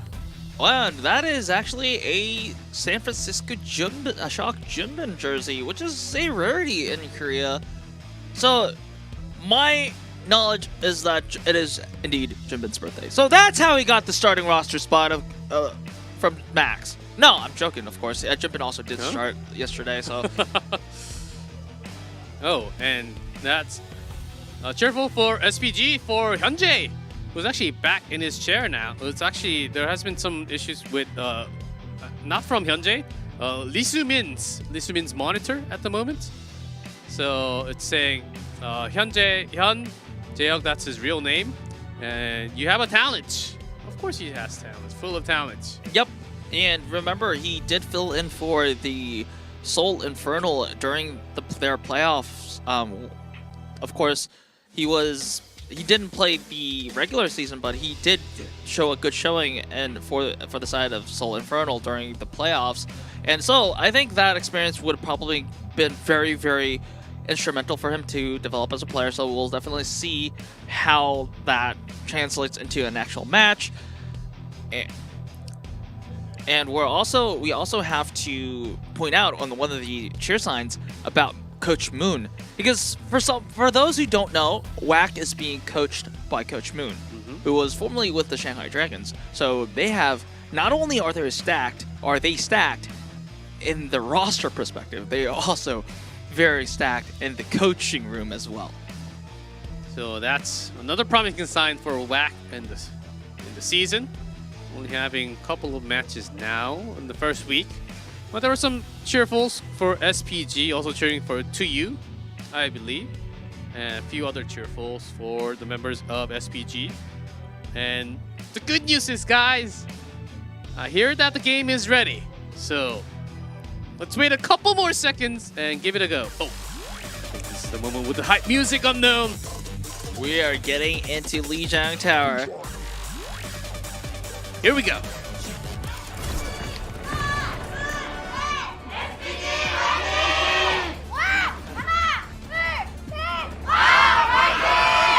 Whack! 1, 2, 3. Whack! I love it. I love it so much. No, but 1, 2, 3. all right, I'm casting with a WAC fan here, chat, but all right, we are getting started. Prisa Gaming versus WAC versus Prisa Gaming. We are looking at what it looks like a mirror matchup of the standard Doomfist dive composition here. Again, this is going to be, well, the neutral fight is going to be very important, but 8 is taking down very early. Shu, nice shot, and also with the help of Hisang's beam there. So a lot of members down on the side of Prisa Gaming. So this is going to be a very early control of the point by the side of WAC. Argon still tried to contest, actually delayed at the spawn a little bit more. Okay, 2U responding back, and Junbin going down. That's a late tank coming back, so Chorong actually not thinking about getting the speed boost back for the teammate, as it is Doomfist indeed. Prisa Gaming looking for the contest, looking for the flip. Still some contest off the side. Here is Hisang in the air. Argon gets it down to Chorong. Bad news for WAC to start things off. Liv also gone, as this point basically controlled by Prisa Gaming at the moment. So that's 90% so far. A point flipped. Jubin somewhere has immediately died after coming back from spawn. So some miscommunication, some off teamwork movement coming up from WAC. So this is the phase of the game where both support ultimates are not online yet. Prisa Gaming will be having the Katsuna Rush earlier than Shu's. So Prisa Gaming has two choices here. They can just kind of like play it slow and then just pull the early aggression with the Katsuna Rush. Or they could wait, they could just play for assassinations here, which actually they do both. But Doomfist is gone. Both he's Doomfist gone, so it's into 4-4. Lucio. And Hyunjae's sound barrier earlier up. They had higher percentage with the ultimates, so keeping that. But that use was able to push a little more. Waiting for Junbin to join the fight. Hyunjae goes down, 4v5. This is a chance for WAC to come back. Well, I mean, considering that Prisa Gaming also used the sound barrier, I don't think this is too much of a big of a win. I think WAC definitely, when Chorong is going to be using the sound barrier, will be able to win this fight, but things are going to look different if Junbin falls first. Yeah, sound barrier, but Junbin falls right before. 45 Argon. One less DPS. do hear a meteor strike somewhere. That's to you. Maybe to run away off the side. Rush from Shu to keep things alive. WAC definitely feels that this is the pivotal moment that will change the game. They are investing ultimates, and it is paying off by taking 2 members off the board from Prisa Gaming, and they also flipped the point. So this is a good sign for WAC. And right now, Prisa Gaming with the Kitsune Rush Online, they would probably definitely want to play around that. However, it is going to be for the side of WAC, they definitely want their DPS players to make an assassination happen so that they can wait or buy time for their ults to come online. But Jumbin is getting picked out multiple times in this map so far. So multiple first deaths for the side of Jumbin is not a good sign for WAC. Yeah, certainly. Echo did fall, so that's, for the moment, that was 44.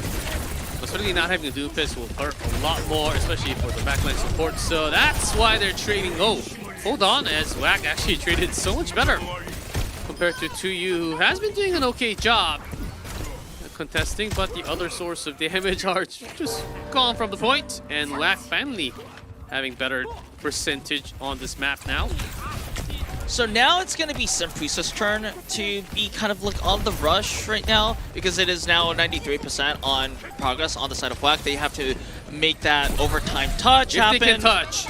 I think they did. Argon just did it at the perfect time. Yeah, with the punch and the boop. But the problem is one else going to touching. be I was about to say the next problem is going to be the fight, because WAC had so many other tools that they can win the fight with. But in the end, so after Argon touched the point at Night Market, then Prisa Gaming didn't have, I don't know if it was a boop or any other thing that stopped SPG from touching, or it was a communication issue on the side of SPG, but they failed to make a second touch on the point, and that cost them Night Market. So it is 1-0. Not in a match score, but in a round score for Lijiang in favor of WAC. And, well, to be honest, I think this match is a lot closer than I thought it would be. Yeah, I thought the Lucio might have touched, and also Argon must have used that recall, so could not be there on time. So here we go with the second, back with the exact same comp as usual. Jumping onto the side first. Both Prisa taking the longer way. Lip taken off from Argon. Somewhere, somehow, Must have been a Lip tracer just duel. got wiped out the map. I'm assuming that Hyunjae, by looking at the kill feed, it was Hyunjae who helped him. Oh yes, with that assist. Now, WAC will be waiting for that tracer to come back. He's already back in the fight. Now Argon side. Good play from Jumpin to actually deny that cap. Yes, he did fall in the process, but Tuyu is also traded out, so this is actually still a neutral fight for the side of WAC. This could have gone so much worse for WAC, because Prisa Gaming would have capped the point and start making progress. Yeah, 3 calls away. Lip does survive. Chorong also getting focused badly, and Tuyu picks up the kill. Prisa Gaming chasing the right targets and getting those kills. WAC, what's happening? Early fights, certainly not for them. I guess what is going to end up happen is, Jimin is taken down, so this is going to be a little bit more time needed for the side of WAC to make a comeback. However, now what's probably end up going to happen is that when WAC does try to go through main, Prisa Gaming is going to use the Kitsune Rush to start the aggression, and then they're going to trade out the sound barriers each. There it goes. And so this is going to be a winning fight for Prisa Gaming, unless the DPS side of WAC will be able to make something happen, or if they fight long enough, then she will be using the Kitsune, which they will not have an opportunity to. And Prisa Gaming using that small window of opportunity where they were a little bit quicker on the support ultimates to win that fight. So nice understanding of the situation from Prisa Gaming. No opportunity when you're dead. Can't press anything. Shu actually fell quite quickly. Prisa Gaming SPG. Their focus, fire, and teamwork seems a little bit on top today compared to what we have been seeing. WAC needs to step it up at the moment. 66-0. As WAC slowly coming back into the point from the main and the stairs. So there is that opening Kitsune Rush from the side of Shu. If they want chance in this fight. They need to make this one quickly because remember, time is not on their side at the current moment because Prisa Gaming is approaching 80% progress on the point. Lisumin 8 down. This is good news for WAC, but not the same for Prisa Gaming. But they need to clean this up fast if they do not want the And here's overtime to Argon tick. without the teammates trying to contest with a recall, 35 HP left only. And will eventually get picked off by Lift, not using the false bomb as that was the best chance, still having 99%. So I think this team's got a good opportunity. You just have to wait for a couple more ults, and WAC finally now turning things around. But can you really get the full flip? I think WAC definitely knows this. That's why they're trying to kind of defend a little bit higher up. And Chorong does have the sound barrier advantage. So definitely what they're probably going to end up doing is that they... that's a punch. Wait a second. That was nasty from Junbin.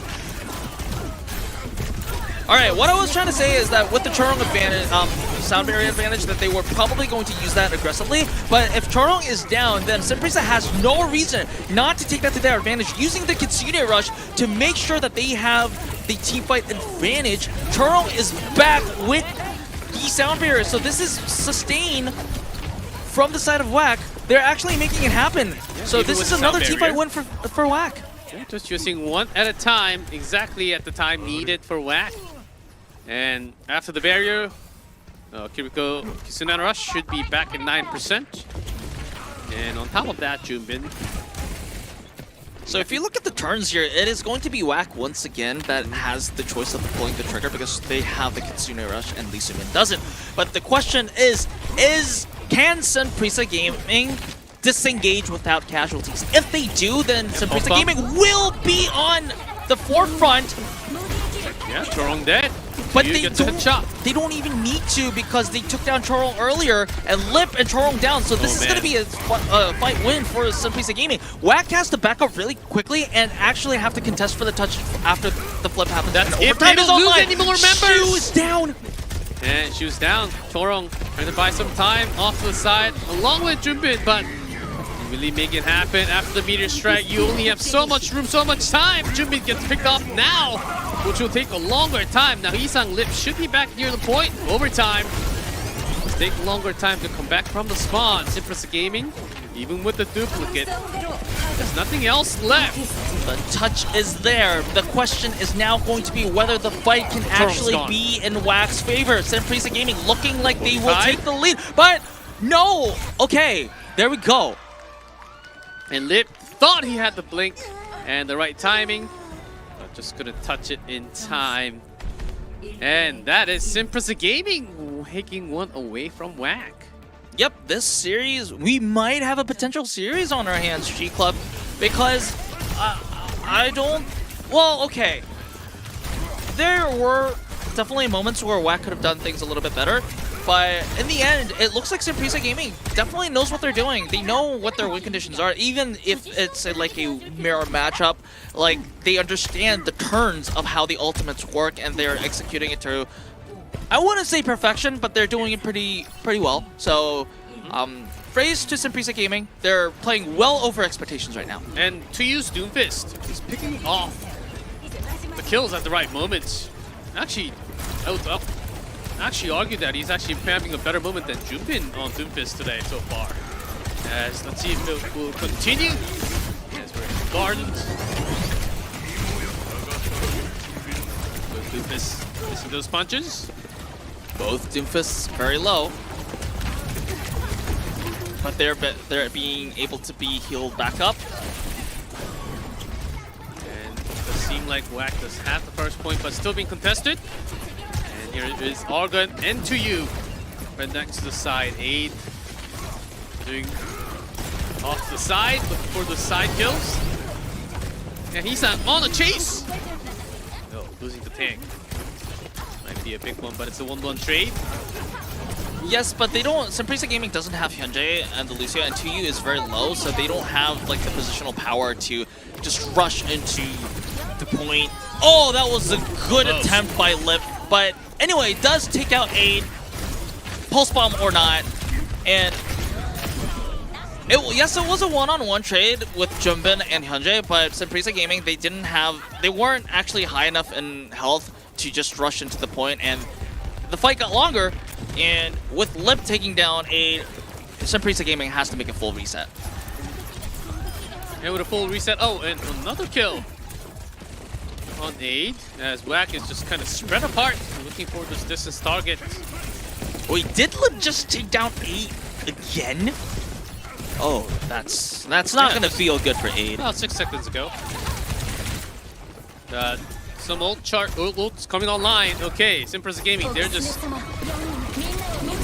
across the bridge. So both Kitsune rushes used, and it is going to be another trade of sound barriers. There we go. So this is gonna be the big fight here. Both teams are gonna invest all their ultimates. Kitsune running away. That was a good move by Risumi in there, but eventually gets picked off by the opponent Kitsune. On top of that, Jumbin finds 2 more. And the entire team has to reset SVG, not getting a single point yet. So Prisa Gaming, knowing that if they lose this fight, they're probably going to last fight territory or maybe even desperation touch like region realm. So they invested a lot of ultimates. WAC, they also knew the fact, so they also invested a lot of ultimates. So they won with using 4 ultimates, but it is worth it because it is 94% on the progress for the point. And Prisa Gaming, can they even touch? No, they can't. Oh, no, they cannot. And that will be WAC with the first map win with a 2-1 score. Yep. I mean, I don't think despite WAC winning, I think this was a relatively closer map in Lijiang. I think this was one of the closest Lijiangs that we've had in the entire tournament so far. WAC, they definitely are showing signs of talent. Like, all of the individual members of this team are doing really great. Like Hisang, Lip, they were also doing their jobs. Jumbin, yes, Jumbin was picked out first a little bit, several times in Control Center, but I mean, did what he needed to do. Shu also did their jobs admirably. But the surprise for me is Prisa Gaming right now. They are actually making variables happen. They are trading ultimates almost equally as with WAC, and sometimes they're winning in those trades. So definitely, I am very hopeful of a series here. And that could certainly be possible when we go into hybrid. But still, WAC did seem like a very dominant team when we went into Garden all of a sudden. After the second one, we thought, okay, this could be a pretty good series, as SPG stepping up with the teamwork, and they were gathering the same amount of ult charges. Actually, there were some moments where Yisubin was actually having a higher ult charges than Chorong, which was quite unexpected, and I was quite surprised that was the case. So I think Lucio on par at the moment, I would say, but the more differences coming out from the other yeah, guys. I mean, like you said, Garden was a little bit one-sided. Oh, but, yeah, except for Garden. No, but the thing is, it was actually closer than the score depicts right now because SPG made a gamble. Like a big gamble when everyone used all their ultimates except Aid, and then WAC also had to invest 4 ultimates to win. So it was a big gamble for them, and they lost. So after that, there was really, realistically no way back into that game. So I mean, if you even take that into account of how close that was, maybe yes, okay, it was 100-0, so it was a stomp. But still, I have a feeling that Prisa Gaming has what it takes to challenge WAC currently. Well, we'll see as we soon go into hybrid, but I believe we'll be taking a short break. But before we do that, well, since we have some more time, we can actually talk about what WAC can actually do, because this lineup certainly had some moments, especially on the second of Lijiang Tower, where Lip was falling, and also Jumbin quite unexpectedly was falling a lot compared to the opponent Doomfist. And I think if that actually continues, Jumbin might be one of the weaker points when we talk about the matchup here. But before we go into the second map, that hybrid will be cooking. Certainly so far, WAC leading the pack.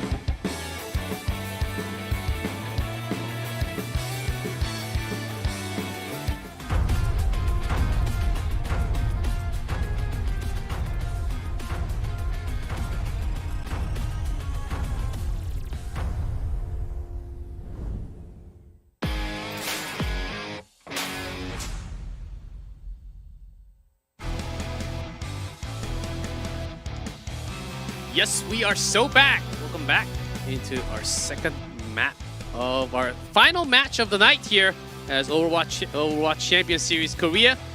We're still in the match between WAC versus SPG. And certainly WAC does seem like the favorite, but SPG was able to grab a point off of that control map so far. Yep, it was, again, I'm repeating myself, but it was the very closest Lijiang Tower that I've seen in Overwatch Champions Korea. And there is Max swapping in for Jimbin. I think this is more of a tactical decision, and I don't necessarily think that Jimbin played badly. Although he did get picked off a little bit, and he seemed to be a main target for the side of Prisa Gaming.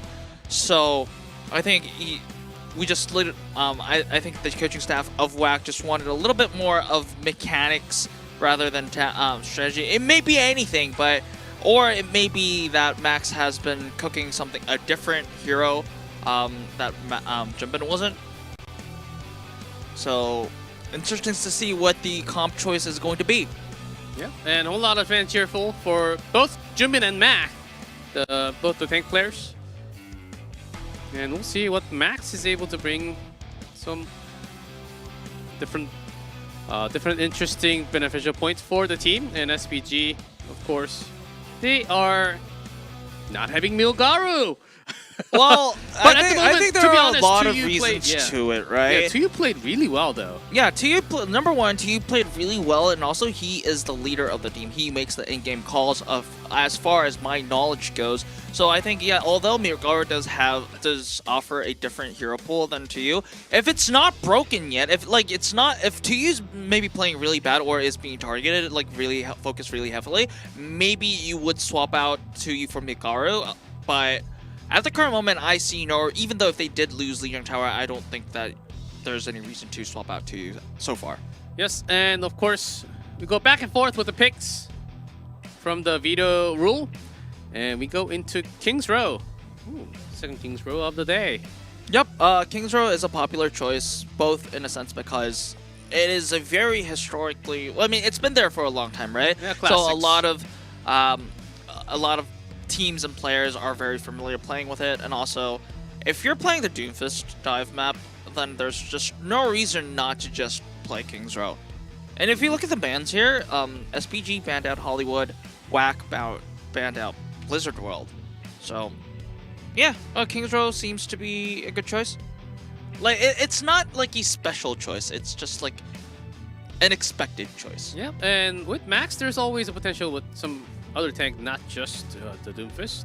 As we do remember Max playing on many different heroes from our previous, especially last year's matches that we have been seeing from lots of different tournaments. We'll see if WAC will be leading us into 2-0 or Prisa Gaming.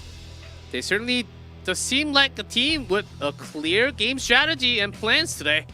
My question for WAC is that whether Chorong will be playing the Zenyatta. So maybe that's also kind of related to why Max is being subbed in. Maybe they want a Diva plus double flex support, or maybe even a Sigma plus double flex support. Chorong has proven in the previous match, especially in King's Row too, that they are able to play the double flex support meta and win. So definitely keep an eye for that as we hear the chants first.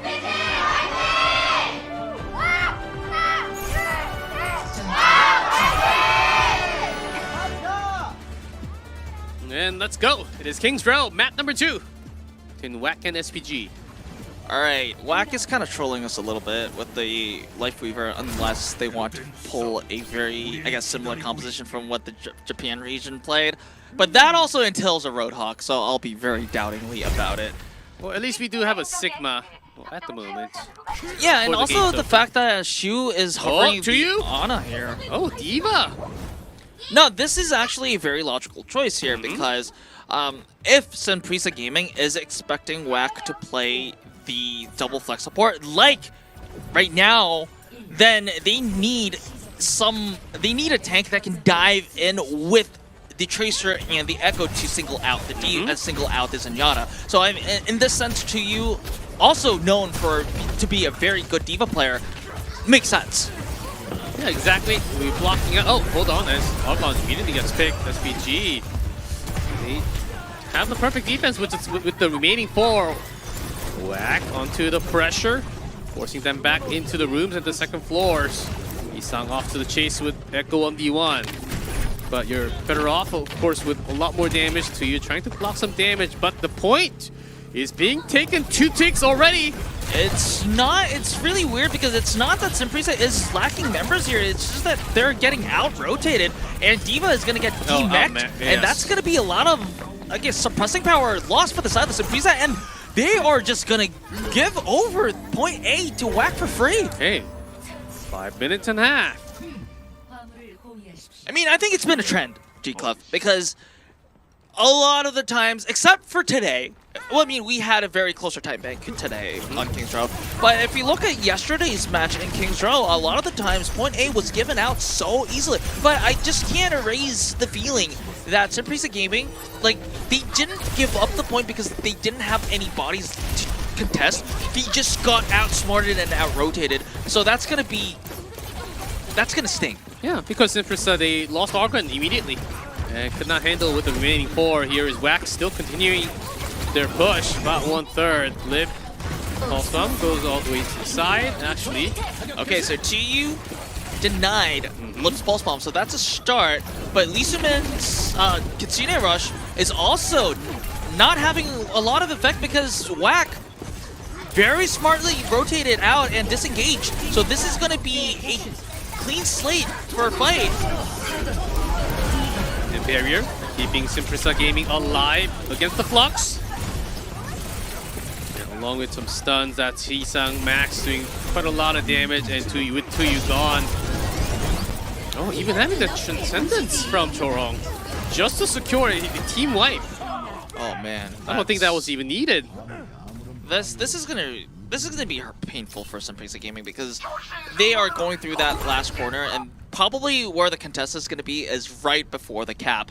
And maybe if Tuyu finds a kill or 2 with the self-destruct, maybe they have a chance. But at the current moment, like when both teams don't have ultimates, the power that Zenyatta has with the Discord and Lip and having Lip and Hisang as the DPS players is definitely going to be pressure for Prisa Gaming. Okay.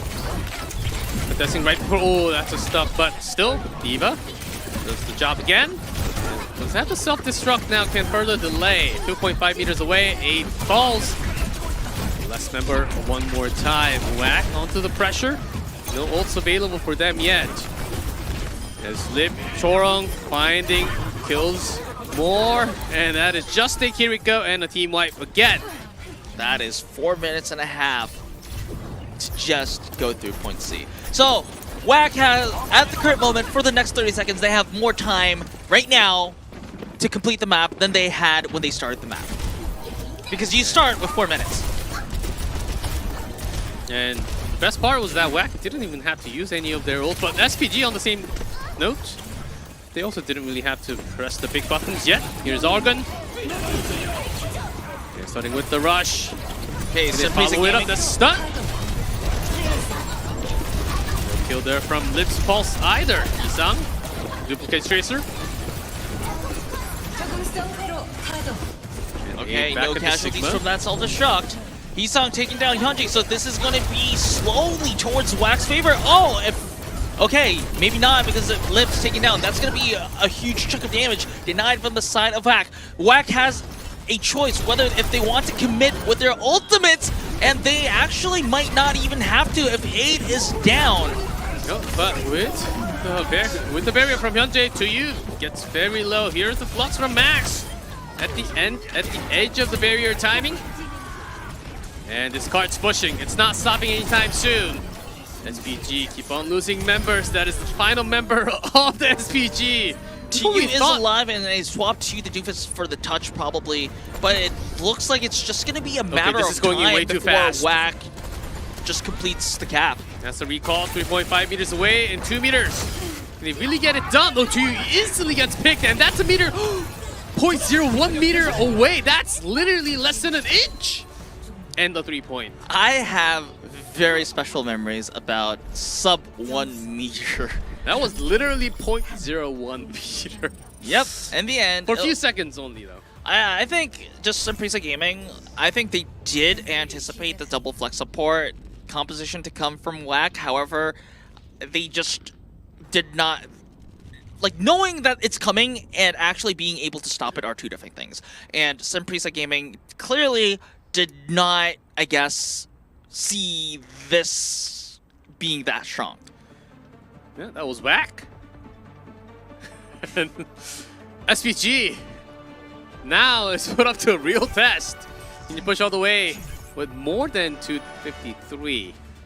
So this is going to be a really uphill fight for the side of Prisa Gaming. Not only do they have to full push, they also have to think about the extra rounds where you have to compete with the 2 minutes and 53 seconds of a time bank, which is really big considering that Kings Row is a relatively hard map to full push in the first place. It certainly is. Maybe you can get to the second point, but the final... Man, the moment when SPG started losing all their members, about 10 seconds for the final cap, man. Okay, we're going to see some snipes. Here's Well, I Widow mean, probably and Ash. that's going to be for the first few shots, and then they're going to change. Oh! But wasn't quite enough. I mean, even if that registered as a headshot, probably because of the distance, it wouldn't have a one-shot the Echo. Yeah, even with the recent patch, it's still not enough. That Widow big nerf in the middle of last year, I think that really hurts Widow. And here's Max and Tuyu sort of diving in alone. They're still alive. Here's Shu with the Bionade, keeping the backline support. All right, I guess the only change from some Prisa Gaming is that they're going with the Doomfist first instead of the D.Va, which makes sense also if their primary target is going to be the Zenyatta once again, because this Zenyatta is going to be, if left alone, is going to do a lot of damage. Like, this is almost as if they have 3 DPS players, and the Discord Orb is just going to be as threatening, if not more, than any individual DPS player. Yeah, this Zenyatta Choron can certainly be quite aggressive. We talked about this positioning and also the play. Here's to you. Right, punch out, Lip. Not going to be falling down, has to recall, so that will be on cooldown, 6 more seconds. And also the pulse is available, so forcing them into the small room. All right, that nano target is on to AIDS Echo. AIDS Echo needs to do something. Okay, they took down Shu, so that is a start. That means no nano for a long time. But they really want to give them 2 ticks. All the way up to the second floor. Lip finds a pulse bomb onto Anna. They even have a Transcendence. All right, WAC is actually committing to this. They want to have max alive until they have the Gravitic Flux available. Prisa Gaming not registering a single tick so far, which is very surprising, especially considering that they took out Shu first. And now that everyone's coming back, okay, this changes things because Chorong and Shu taken down once again. So Nano once again denied for the side of WAC. This is going to be definitely a Prisa cap. At least 2 ticks. Yeah, at least 2 ticks because Max also had to use that flux. Yeah, trusting his teammates that maybe Anna was going to be alive, but WAC still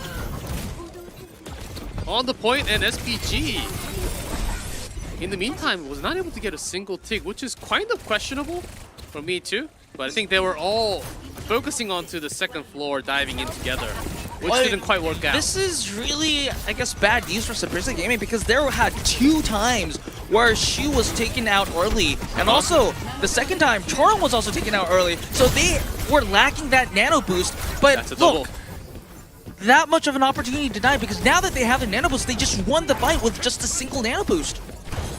And now all of them are back in full form, full HP, and with 1 ultimate to live. Less than a minute now for Prisa Gaming to get a single tick and more. Lip is looking for the assassination here. With the golden gun. The pulse. Oh, I see a member climbing upstairs. Okay, that's a snipe in the air. Didn't even use the pulse bomb in the process, so he still has that possibility of taking out a single target, or maybe even more with that Pulse bomb, but Oh, here's Hisang Hisang. definitely making. And Argon in trouble. And that's a double. Just by himself from that staircase off to the side. And less than 20 seconds we're talking about now. There's still the nano and the pulse bomb, so things might... Oh, never mind. Hisang.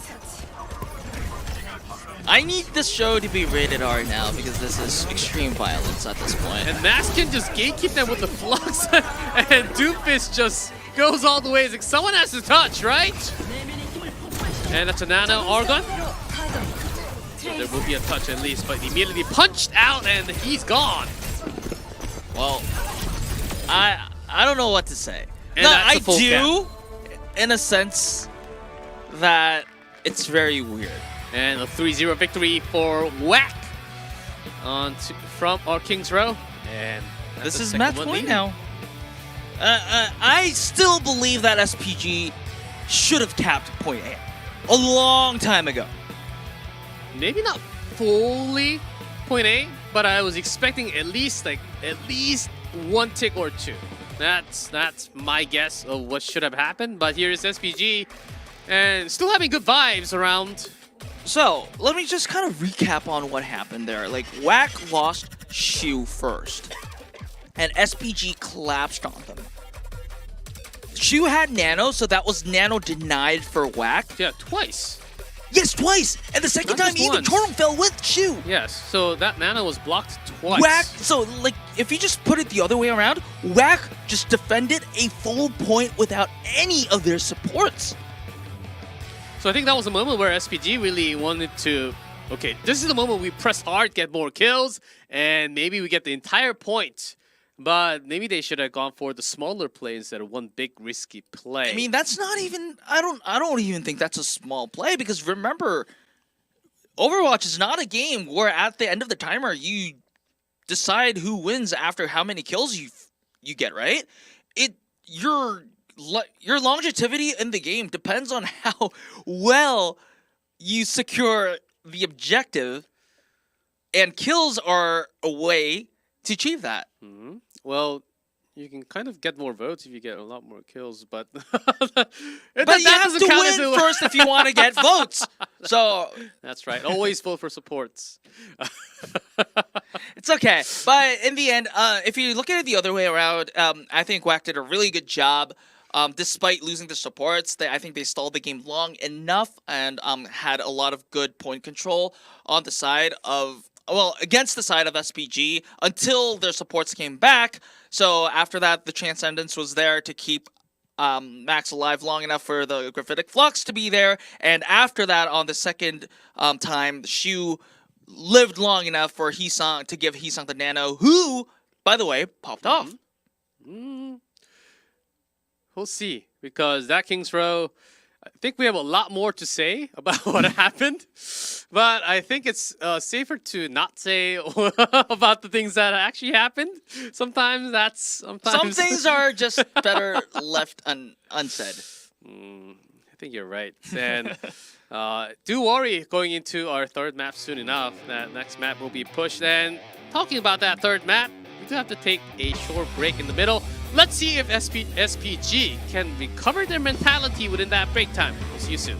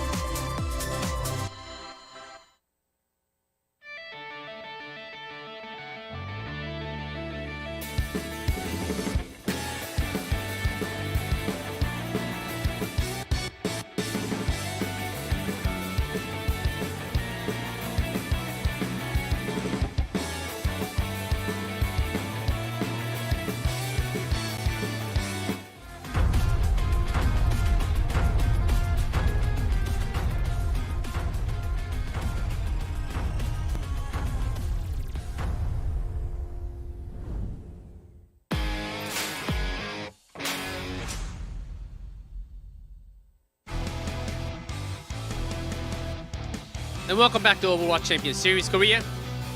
We're heading into possibly, potentially the last map of the day if SPG can't really bring things together.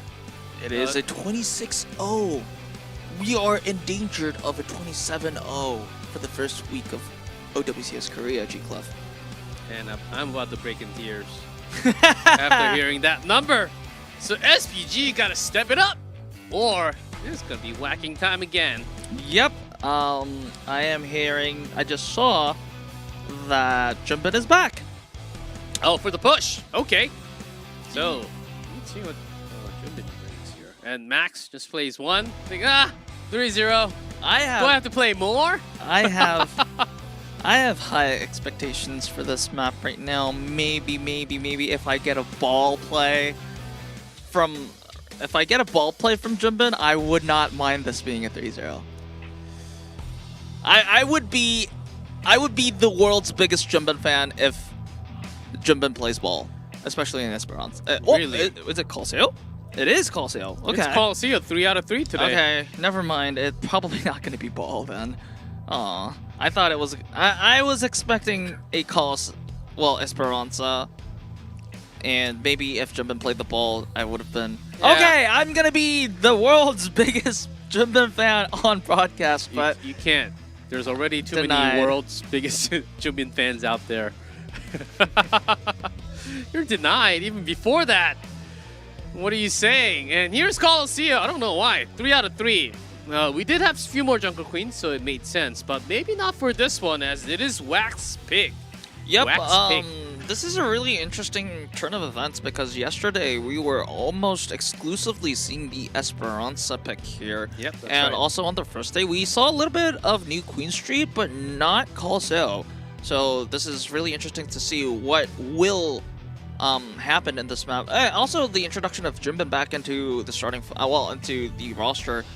I don't know what it implies. Maybe the Jungle Queen, because like it's really hard to predict what Jumbin is going to pick here because Jumbin is so good at so many heroes. Like he's good at the Doomfist, he's good even on the Jungle Queen, also the ball that I've been mentioning so much. So we'll see. I'm definitely interested to see what will transpire. We'll see. But I think by not having Max on the roster, so Charon will probably not be playing in double flex support once again like in King's Row. But we'll see as we move into the next map. All sail.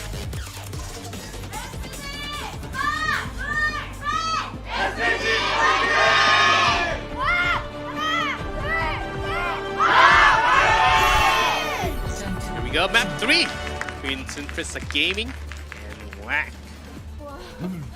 Alright, Too I sarcastic. got a little bit excited with that Roadhog pick over there. And Jumbin's making a call with the Winston and just instantly swaps to the Doomfist. Ooh, interesting choice by 8 here if that's going to be what the entire pick is. Oh, and Lip decides to match the challenge. No, with the Sojourn. Okay, he's on going back to Tracer. So, I believe first Sojourn of the day. Yep, first Sojourn of the day, and well, it's not the first Sojourn of the tournament because we've seen a little bit of Sojourn played, but it's definitely going to be whether Lip will be able to shoot down the Echo, which I believe will be possible because Lip is so good with those. Yeah, the Sofa shots can be deadly. The rail guns. Doesn't matter if you're in the air, as long as you can hit shots like that.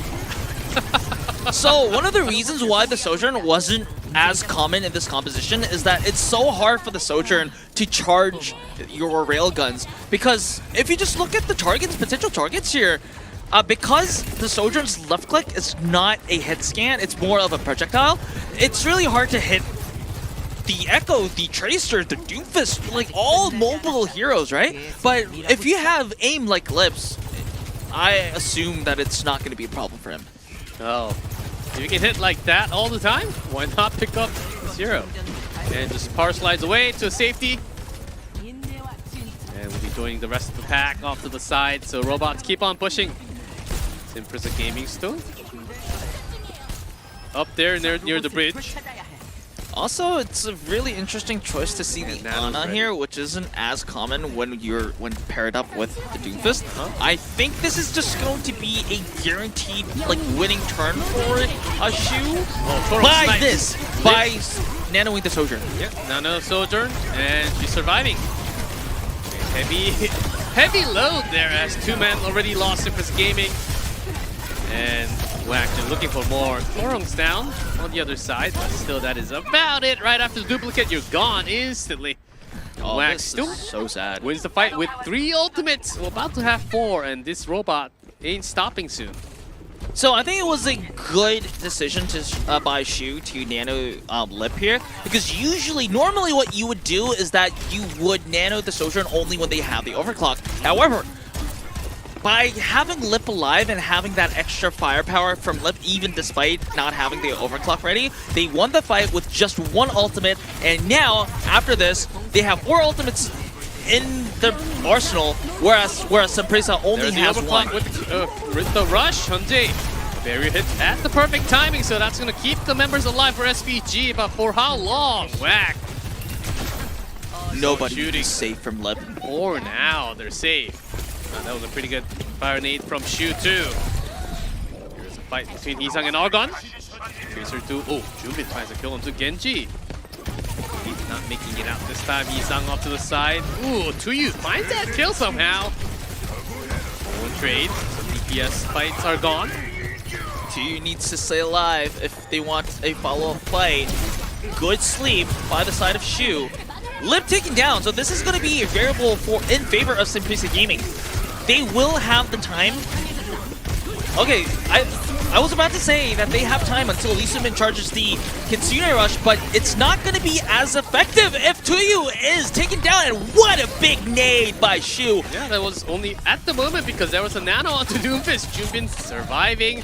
Still thought there was good amount of opportunity for that 4v5 fight, and we'll be continuing with more kills here. Lip Kisang picking up the rest of SPG, and what we thought was a further SPG push. Now, just from that nano once again from Shu. Yeah, Wack turning things around. I think this is going to be a cap secured for the side of Wack. Really? Okay. I mean, they will have an opportunity to fight, but either Simprisa is going to win with using a lot of resources, or Wack does succeed in taking that point. Yeah, looking for those rail guns. Isang on top, harassing the backside, and this Genji is no longer alive. Oh, nice stick! But the Suzy was there for Lee Soo-min to survive. There's still the barrier from Hyunjae. Okay, keeping 3 members at least. Lee Soo-min not in that barrier. Seeing the target, runs away. And survives the overclock, but what's after? Yep, they do survive the overclock, but the Here's overclock Dragon is Blade. not the only threat that Wack has. Aid was able to pick up 1, but Wait a second. if you get into that small room, well, likely you're going to get punched from that Doomfist. Yes, I think it was a decent blade, but in the end, the damage was already done on the other side of the fight. So, and I think Wack would happily be able to give this push away to Simprisa Gaming because they already achieved their objective. They did cap this checkpoint. So after that, it's kind of like how Coloseo works, where I explained that once you have a lead, as long as you don't lose fights in succession, you just can give ground to the other team and bring the fight to where the terrain is advantageous to you, rather than fighting, just trying to force the push and fight in a disadvantageous position. Of course, they got a lot more done, so they can burn time and turn this into a win when the timer's off. Simprisa Gaming. There's a rush from Lee Soo-min to start things off, but the damage has been done already. Tuyu picks up the trading kill, but Jubin responds immediately. And it's going to be Smile at the end. Tuyu again onto the back line. Shu gone. And Jubin responds, these Doomfish! Just doing too much work! Both Doomfists doing a lot of work, like you said, G-Club. But in the end, Hisang stealing the bot away from Prisa Gaming. So even though if Prisa Gaming did get some decent trades, they're not able to get notable progress on the push. And this is just like, if there's an equal little trade here, and then Heesang just stole away the bot, then this is actually a slight whack win. Because they're leaving. And, oh, Aid immediately picked off again Junpin. It's almost like as if he wants to get the revenge back from the first control map that we had before. And on top of that, Chorong, Heesang, Lip will be getting the extra kills to get this robot pushing. Oh, this is rough for some Prisa Gaming right now because WAC has so many options that they can choose from. They can either choose the Nano Sojourn, Nano Overclock, or they can just open up. Okay, there we go. They go with the Nano Overclock and Prisa Gaming. Ooh, oh no, Lip immediately caught off guard. Argon. Prisa Gaming. Impressive. Impressive indeed, because I was about to say that they had so many options to choose from because they had the Nano Overclock and they also did have the Kitsune Rush ready. But they, in the end, they used 3 ultimates and they lost with just expending the sound barrier. So this is a major win. Aid needs to be very careful. He was nated. It was also Ajax too, so that was a huge win actually. Kind of funny how that worked. And Argon, okay. Those Kiriko snipes, you do have to be careful as Chorong can also be a DPS. It is now Aid's turn to use the overclock, but is instantly denied by Junbin as Junbin just, I don't know, just jumps on top of Aid and takes him out. But Prisa Gaming, surprisingly enough, decides to commit here with the Kitsune Rush. Whack decides to disengage, but Tuyu takes down Chorong, so does get a slight advantage here. Heesang looking for a pulse bomb. Here's Heesang looking for that rotation. The way has been found. Might have to recall back as Junbin, these Doomfist on both teams have been picking off so many members. Sometimes by themselves, sometimes of course with the help of the teammate. Lip gets one more. And now back to WAC. About a minute left for SPG to have a full push. I mean, we are already approaching sub 1 minute all the time here. Prisa Gaming. They're at that stage where they not only do they have to worry about how they're going to win this fight, but they're going to have to kind of think about how they're going to win the consecutive fight as well, because one isolated teamfight win is not going to be enough for them considering the time. They're losing Hyundai. Oh, Lip overclock. We zoom in. Also gone. Heesang immediately follow up. And Tuyu are gone. Lip is taken down, but that's way too much damage done on the side of Prisa Gaming, and that was with the DPS duo of Prisa Gaming with holding their ultimates. Yeah, here's 10 the full pressure. seconds left. Heesang is looking for a pulse bomb stick on Prisa's home turf. Has to recall in front of the gates. And that stick onto Aid is going to be the demise of Aid, and Argon is going to use the Dragon Blade, but very, very low. But it might be a little too late with no extra kills happening there. Whack did lose, losing Junbin. Okay, the robot is indeed closer to SVG. So things might be stabilizing a little bit, but we are talking overtime here as Whack only needs a one big team fight. Argon finally coming alive with this Genji play. Oh, this is good. Oh, wait a second. Okay, Whack is being a little sloppy here, but Prisa still needs a miracle if they want to keep their hopes alive. It is, they have the Kitsune Rush to start up the fight, but Whack can easily disengage and that's so pulse bomb. Okay, hold on. Nothing's impossible. As that pulse bomb is gone, there's a Kiriko Rush. Chorong, Life Weaver. And Lip here with Sombra. Not detected yet. Looking for the right target to hack. Away, that's Genji. Swift strikes away. Instantly healed. Whack is getting a little sloppy here. So that is the Kitsune Rush. Good nade by Shu. Tuyu is taking down. So this is the moment that where Prisa, if they are going to show up, they need to do now and here. Because without the tank, it's really hard for them to come back. Judging hacked. Oh, good nade. Also, a good Suzu. That Pioneer just killed everyone. And that'll be it. It was a scare, but It it was Whack who ends up closing out the series. Wow. Indeed, Whack having a 3-0 victory, but at the end, woo, SPG. A little bit off movement by them. Maybe they let their guards down at the final few seconds, thought they have grabbed the match, but still, it wasn't over, and SPG showed what they could do until the last moment. Props to them for not giving up until the final second, but it is indeed Whack taking the 3-0 victory tonight. I am both happy and sad. The opening weekend for OWCS Korea ended up in a 27-0, so 9-3-0 series.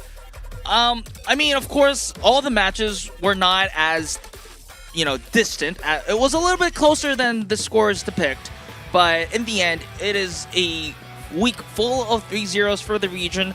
We will definitely be having a little bit more closer matches later on in the weeks as, every other team gets to play other teams rather than the teams that they played. But right now, we have a clear idea of who the stronger teams are. Certainly who the stronger teams are, but my real question is, who are we having exactly? Oh, hold on. There's the match. Hee-sang and I think that one Pulse actually won him that. To be fair, Hee-sang was great all series. It's just that, I guess recency bias in Colosseo may have directed to other members of the team. Oh, yes. However, Hee-sang during the entire match, his echo was insane. I mean, of course, we'll definitely see the highlights coming, but Hee-sang echo did his job and also made a lot of assassination attempts and also succeeded in several of them on SPG, so made life very hard for SPG. Good. Yes, it might be disputable for this match specifically, but I do definitely think that Hee-sang deserved the player of the match. Certainly, and usually when we have longer of the screen that you have on your monitor right now, that means the highlight will be a little bit of Of course. a longer one compared to the usual. Highlights are getting prepared, and I'm sure it's going to be a very long one, like you said.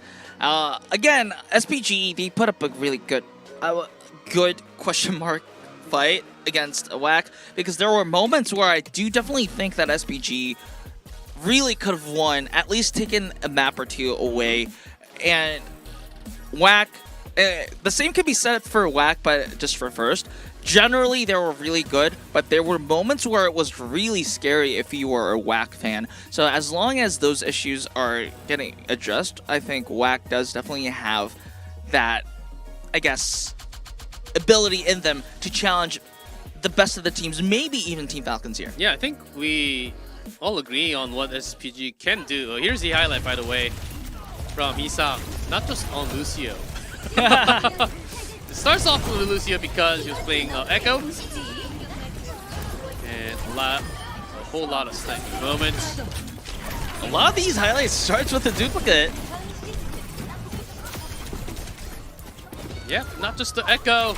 And that as we have was a nice seen some really nice sticks, and this is right in front of the cage. Oh, he wasn't even looking at it. He knew that it was going to stick and kill him. That's the gaming sense, the deadly gaming sense you have once you are up and... Oh yeah, that's false. Oh! That was insult to injury. Like, don't even come out from your home. Man. I mean, I understand the intent, because, he knows that Argon is going to be... Well, Aid on the Tracer is going to be the one that is going to contest. But anyway, good play from Hee-sang. We will be having an interview with the man himself. So, Quest, take it away. Thank you very much, casters, and we are back with the final player of the match interview. This time with Hee-sang from Whack. 축하드립니다. 승리팀 왁의 POTM이죠. 우리 희상 선수 만나볼 텐데요. 희상 선수 자기소개 부탁드려요. Please introduce yourself, Hee-sang.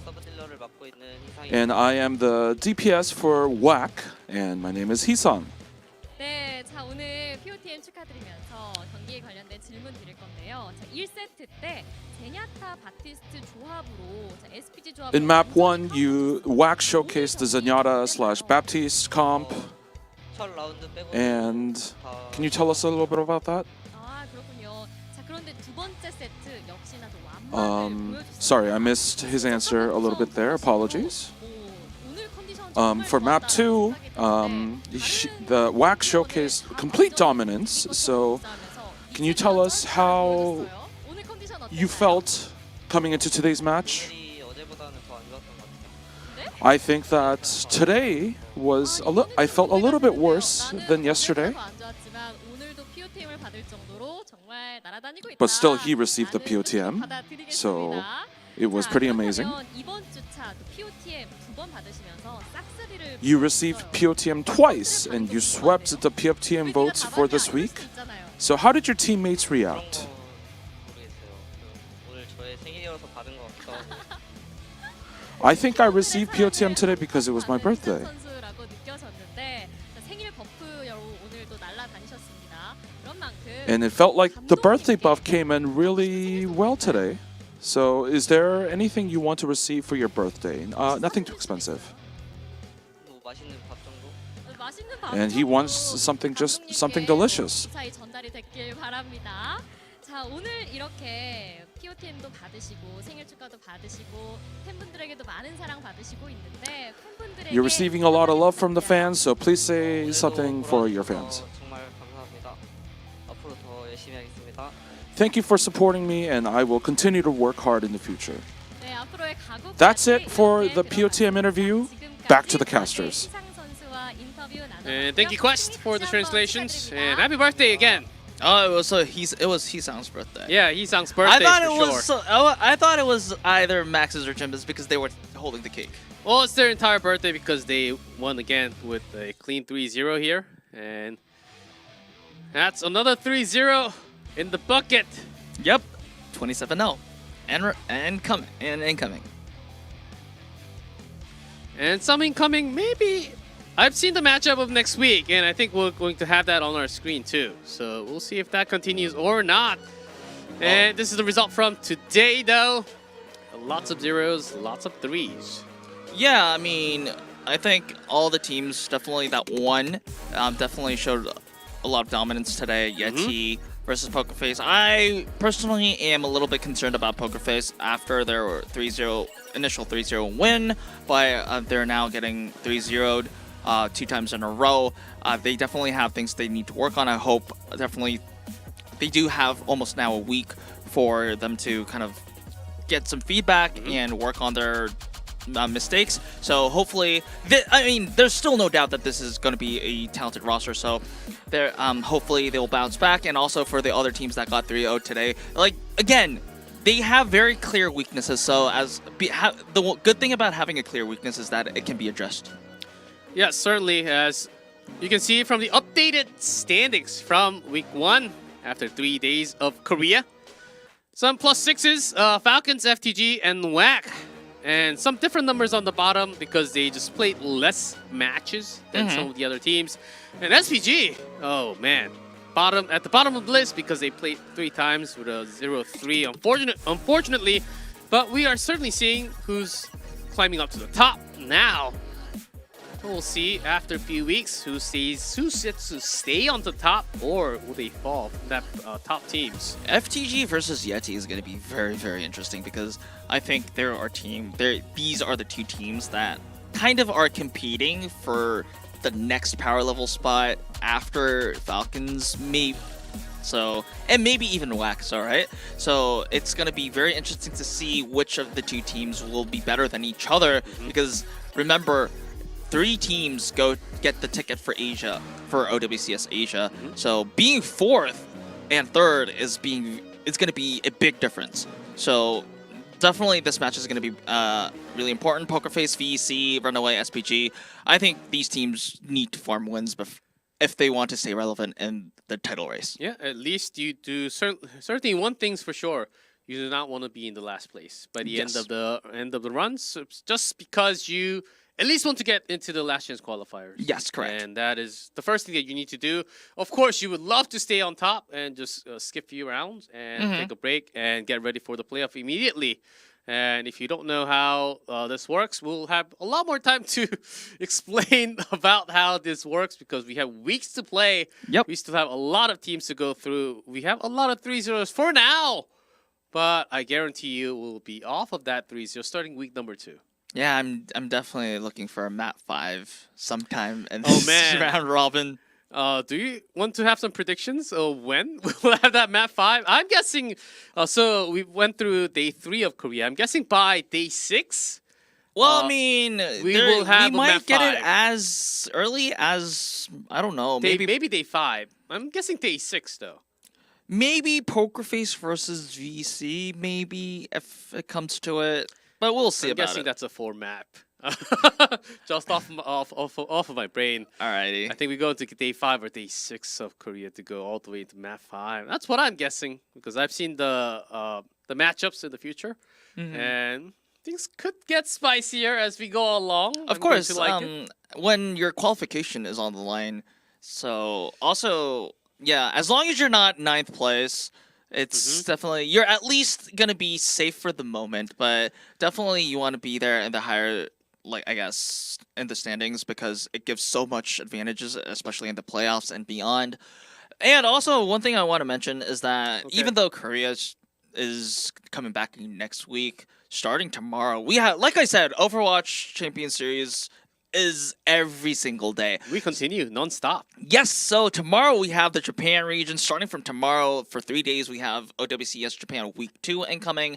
And then after that, following that, we have OWCS Pacific. And then we also come back with OWCS Korea. And also, one notable fact is that OWCS NA and EMEA has started the open qualifiers. So, and although it's not officially broadcasted yet, if you guys have, there will be streams, delayed streams of actual participants. So definitely check those out because those teams will be the teams that will be facing Asian teams in DreamHack. Yeah, in the future. And that's not too far away in the future. So you do want to make sure you get to keep a close interest in all the teams because you don't actually know. Of course, there were lots of predictions coming out from lots of social media, but you never know which team's going to be kicking back and forth, coming up high as an underdog story because that's coming in the next few months of this long journey of Overwatch that we have from the Champions Series. But for us, for day number 3 of Champions Korea, that's going to be doing it. Thanks for watching OWCS tonight, and we will see you guys all in Overwatch.